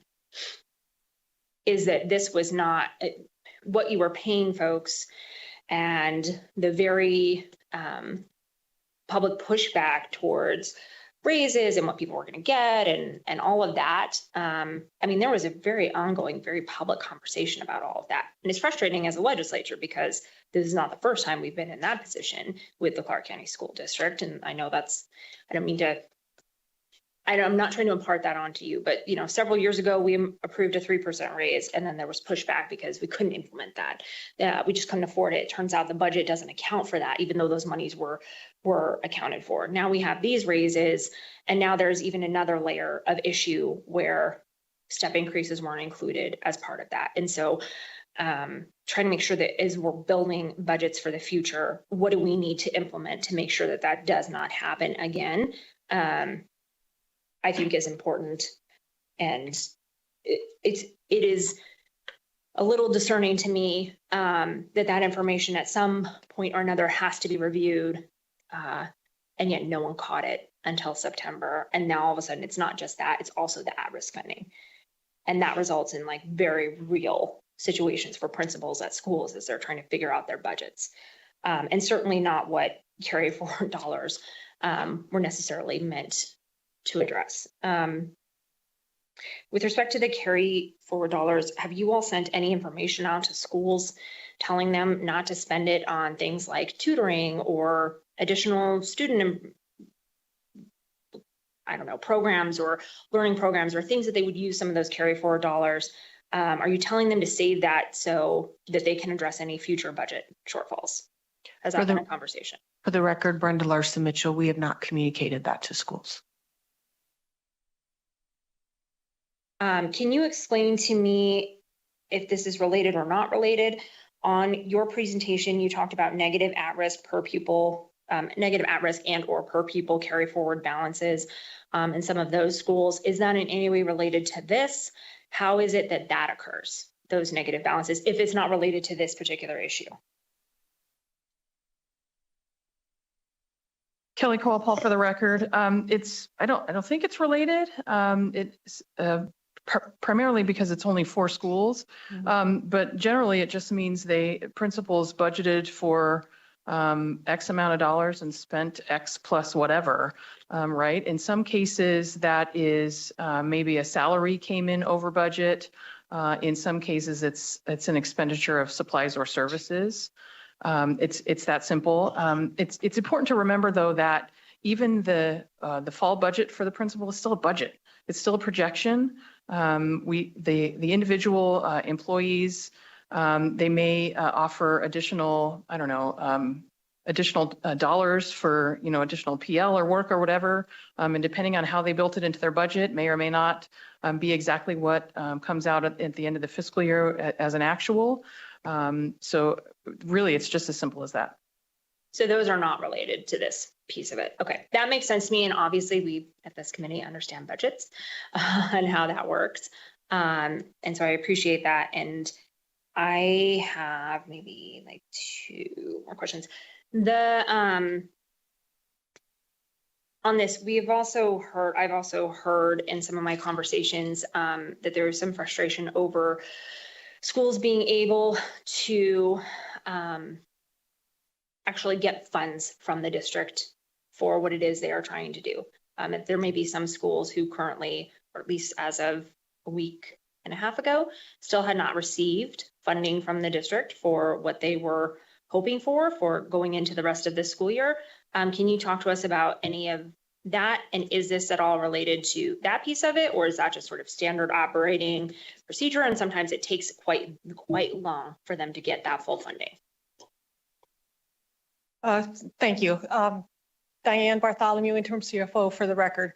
So yes, because of the PCFP funding, the way we do our budgets, so right, they do January and we load the January work in June. And then when the fall work gets done, we load that. We reverse the January work out, load the fall work.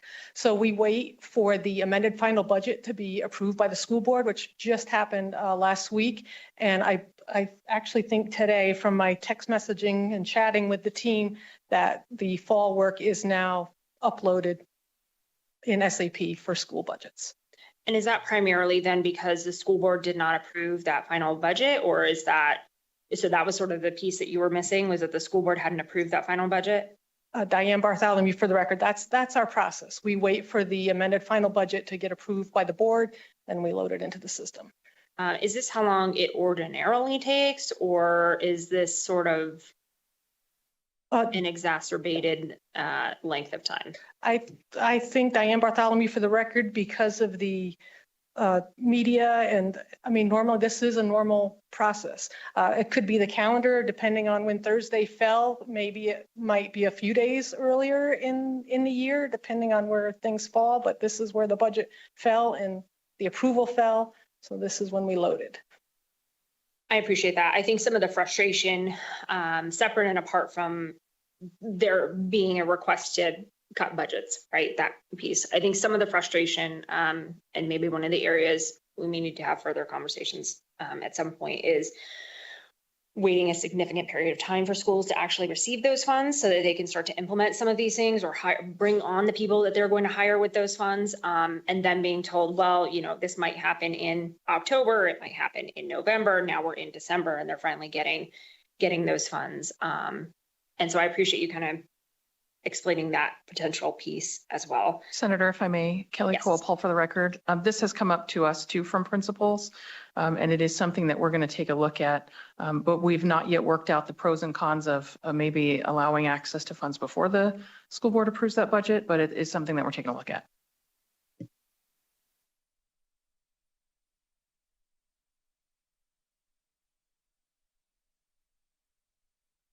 Thank you, Mr. Chair.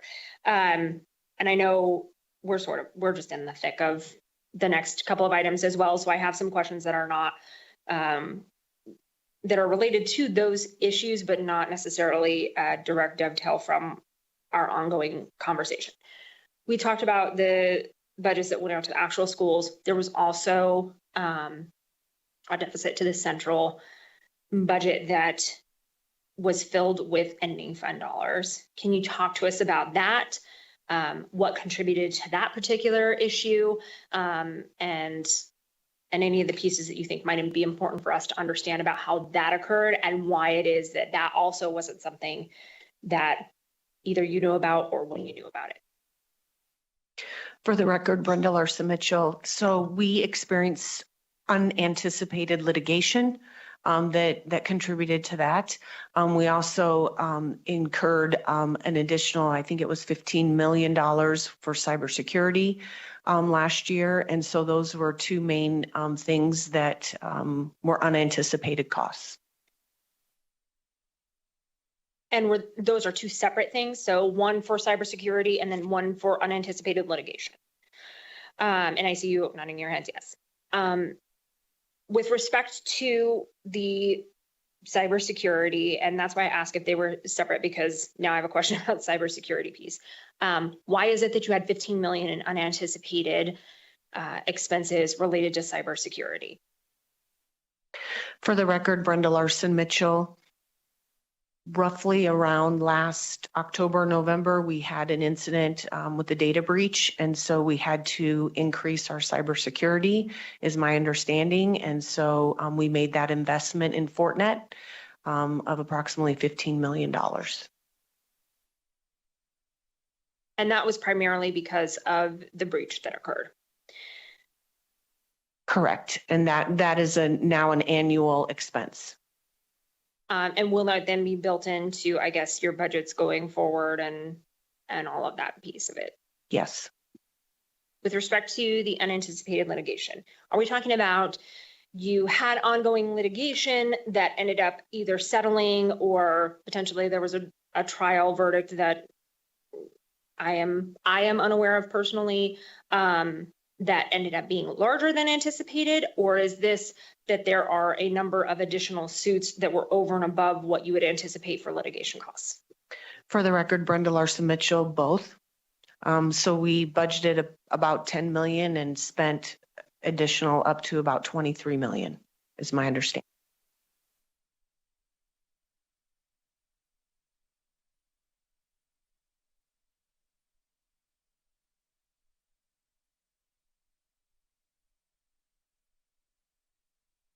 And so it was primarily those two things, the cybersecurity and the unanticipated litigation costs, in both the form of payment of larger awards than anticipated and additional litigation. And that led to how much for the central budget deficit? The ending was 9.9 million. And that was covered with ending fund balance dollars. Is that correct? Correct. What are you doing to address that particular issue? It is obviously, and I, having a law and litigation background, certainly understand how it is that you can have increased litigation costs. It strikes me that there was such a significant increase that either there was an undervaluation of ongoing cases to a significant amount, or that there's such an influx of additional litigation that potentially, and I hope, and I won't ask you to get into details about the different cases, but hopefully there's some sort of conversation happening there about what can be done to alleviate some of those things if they happen to be all related, if they're all different things. I think maybe there's some other questions to kind of ask. That seems like an extraordinary amount of underestimation. And then, of course, and the cybersecurity piece, I guess I understand, and hopefully that's going to be built into the budget. It sounds like part of a solution there. But what are you doing to solve for that unanticipated deficit? For the record, Brenda Larson Mitchell, again, silos, lack of systems and structures. So as far as with the Office of the General Counsel, we have a new General Counsel. We have regulations and policies. We need to do a better job of putting in monitoring systems to make sure that we're doing touch points on those regulations and policies. So that is one of the things that we're working on within the Office of the General Counsel, along with our regulations and policies. As Ms. Kowal-Paul mentioned, we had two challenges. We had the challenges with school budgets and then the challenge with the central budget. So again, we need to build systems and structures and break down those silos. What we have been doing is enhancing the collaboration. Chiefs meet every week, if not every other week. And so right now we're working together to determine what are those anticipated needs within different departments and divisions and prioritizing them to make sure that we're in alignment with our funding. Also looking at how do we do a better job? I've been very clear with the team that schools need to know in January what is coming for them in the upcoming school year. We in central office and divisions and departments also need to know what do I anticipate as needs for the upcoming school year, and we need to budget those for in January to anticipate the upcoming school year. Those are systems and structures that we need to put in place. Yeah, and I appreciate that. I will end with just I think a general comment and some expectation setting.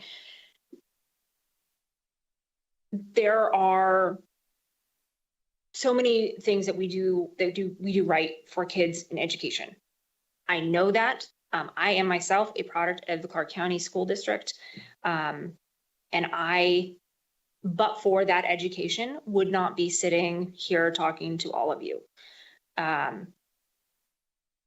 There are things that we know how to do right, but we cannot do that if there are significant and egregious missteps with the handling of funding. It is frustrating, and I have said this today, it is frustrating that it happened. We don't really know how it happened. We're going to fix it. And maybe that's the best answer that we are going to get today. But this community and the parents and the students and the teachers and the staff and this legislature deserves to have that trust and is going to hold every school district, not just you all, but every school district accountable for the funds that we are putting into public education. It is frustrating to continue to say we are funding education and then to continue to be faced with issues like, well, we can't make that work. We can't pay teachers. We can't do this. Oh, by the way, we have this unanticipated, unforeseen budget deficit. And by the way, schools might have to just make do. They might have to ask for additional funds. We might have to pull money out of the ending fund balance. It is incredibly hard to continue to have conversations about the other things that we need to help put into education if there's not accountability that meets the funding piece of it, which is sort of that base piece of education, right? You have to have the dollars to be able to do the things. And so as we move forward, I would expect that we will definitely see that there are accountability measures that have to come into place. Again, I am going to thank and commend the speaker for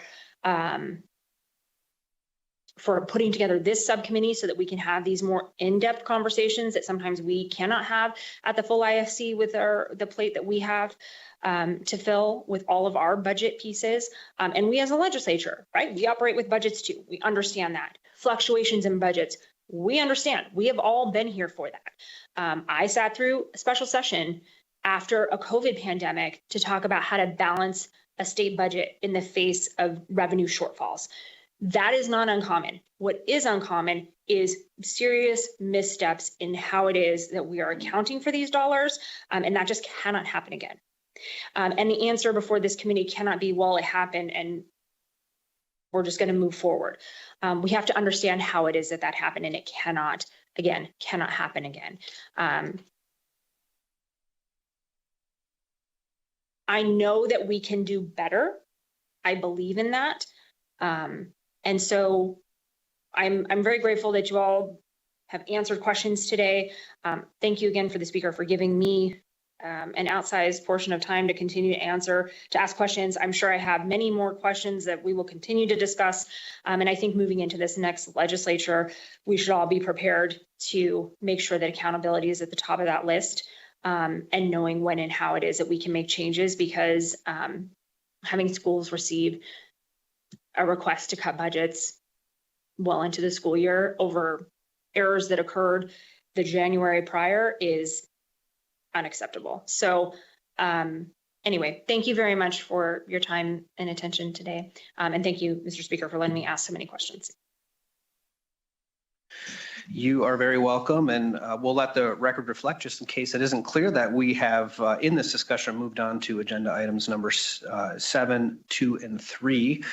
We've sort of, I think, covered at least quite a bit about agenda item 7, 2. We haven't covered 3 yet, and I just wanted to ask, obviously, maybe I shouldn't say obviously, I don't know if the public knows, but the decision to appoint a compliance monitor was not one that goes to the legislature. We didn't have a say in that. I believe it was the governor working with the Nevada Department of Education made that decision. And obviously they're not here to speak to that, but you did mention a couple times that you're going to have a meeting with the compliance monitor, I think later this week. And so I just wanted to kind of put a bow on this discussion from your perspective as the Clark County School District leadership. What are you anticipating to get out of working with the compliance monitor? And I'll just leave it at that. It's a very open-ended question, but if you could just give us a sense of, from your view, how you think that relationship is going to work and, whether it may help to solve some of these issues. Thank you. For the record, Brenda Larson Mitchell. We're excited to work with Ms. King. I've spoken with her twice. She's got an office on the 4th floor, probably less than 100 feet away from me. So we look forward to working with her and collaborating with her. We welcome anyone who's willing to work with us to make things better for our educators, our students, and our community. So we look forward to a collaborative relationship with her on how she can enhance the work that we've already started. Great, thank you so much. And we've obviously been at this for a little while, but I did want to give folks one last call for any additional questions that we might have of our friends from the Clark County School District. Are there additional questions down here in Las Vegas? Senator Don Darrell, please. Sorry, thank you very much, Chair. I just have one question, and it just sort of came up when we were talking about litigation that had been paid out. And I know that we've had, I think, a couple breaches, maybe more, within the technology department. I know, like I said, I think I know of 2 or 3, whatever the number, it doesn't matter what the number is. What is being done to minimize that? Is there anything being done? Because it feels like it keeps happening. For the record, Brenda Larson Mitchell, we did add a leadership position focusing on cybersecurity within the technology division approximately probably 9 months ago. Also, I mentioned we invested in the Fortnet. And so those are some of the things that we're doing to help prevent those things from happening again. Okay, thank you. Okay, how about in Carson City or on Zoom? Any additional questions? Thank you, Mr. Assembly Member O'Neill. Oh, sorry. I'm sorry. Let's go to Assembly Member O'Neill. I think he had his hand raised. Thank you, Chair. I appreciate that. And I apologize. I had to step away for some personal reasons for a minute.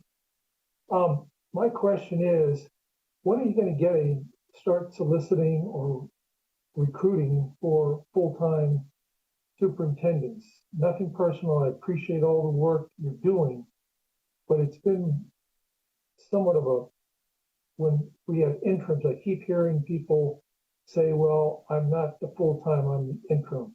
And they're afraid to make the hard and the strong decisions because of that. So when is Clark County, you've been without a superintendent and subsequent staffing for over a year now, I think. When are you planning on recruiting?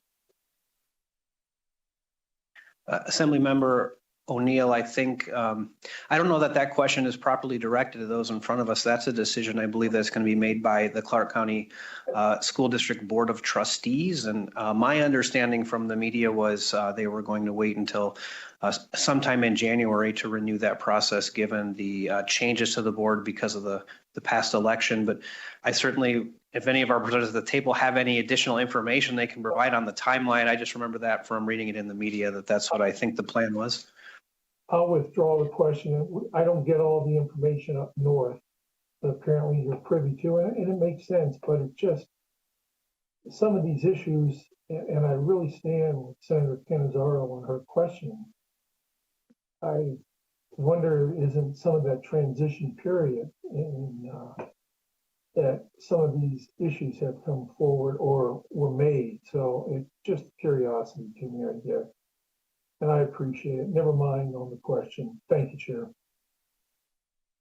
No problem, Assembly Member. I'll be sure to send you any articles that I read on what the Clark County School District Board of Trustees is up to these days. But I think that was their plan, was to wait until sometime in January to resume that process.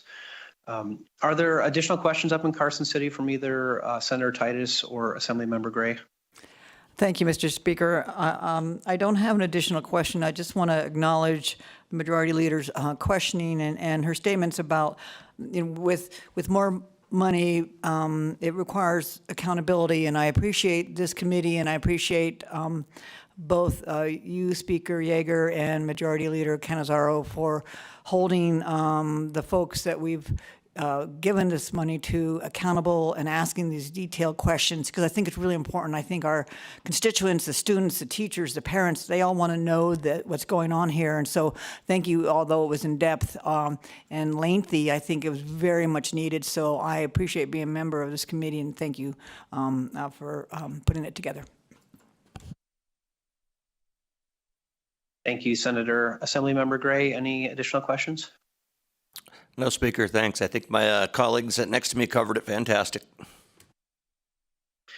Great. Well, thank you. And thank you for the comments, Senator Titus. I do hope this has been useful. I mean, what we didn't want to do as part of this subcommittee was make people come to yet another meeting. And obviously for the three of you here, I know you've been through the woodwork on explaining what happened earlier this year. And so this is another time to rehash that. And so I'm sensitive that you've already talked about it a lot of times, but for us as legislators, we weren't in any of those meetings. So it's a chance for us to be able to ask some questions. And as you might imagine, we get questions from our constituents about what's going on in the school district and what have you. So certainly appreciate the three of you being here. I know you have a lot going on, and it's a lot to ask of you to spend basically an entire day here with us. But I do believe it's been useful for us in getting additional information. And to reiterate what the Senate Majority Leader said, I think we just all want to find the right way forward. I think we have common goals, and it's just a matter of figuring out how best to get there. So thank you for being a part of the problem solving. Thank you for being here today, and best wishes for a great holiday season to all of you and to the entire team that came out today. So that will close agenda item number 7, and we are now on to agenda item number 8, which, as I stated earlier, is our second round of public comment. By way of reminder, public comment is limited to 2 minutes, and we will take public comment first in Las Vegas, then in Carson City, and then by telephone. So is anyone here, would anyone here in Las Vegas like to come forward and give public comment? I don't see anyone coming forward in Las Vegas. How about in Carson City? I don't know if we have anyone left in the audience in Carson City. I don't see anybody. There's no one in the room, Mr. Speaker. Well, I guess that means we're not going to have public comment in Carson City. BPS, could we check the phone lines to see if anybody has joined and would like to give public comment? Thank you, Chair. If you would like to provide public comment, please press *9 now to take your place in the queue.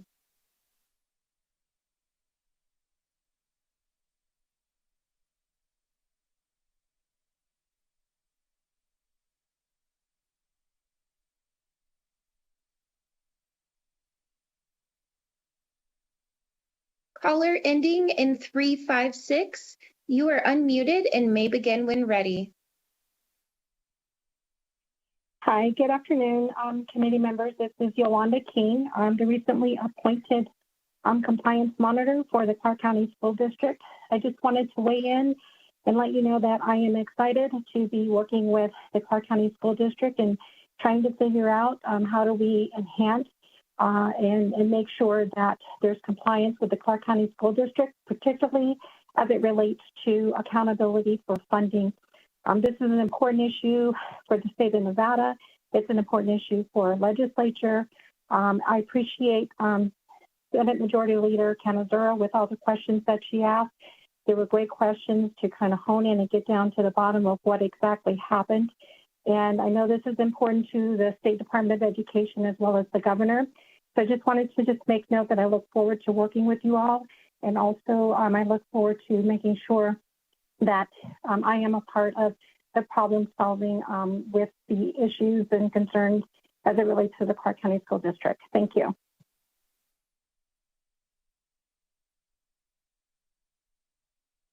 Thank you for your public comment, Ms. King. BPS, do we have anyone else on the line?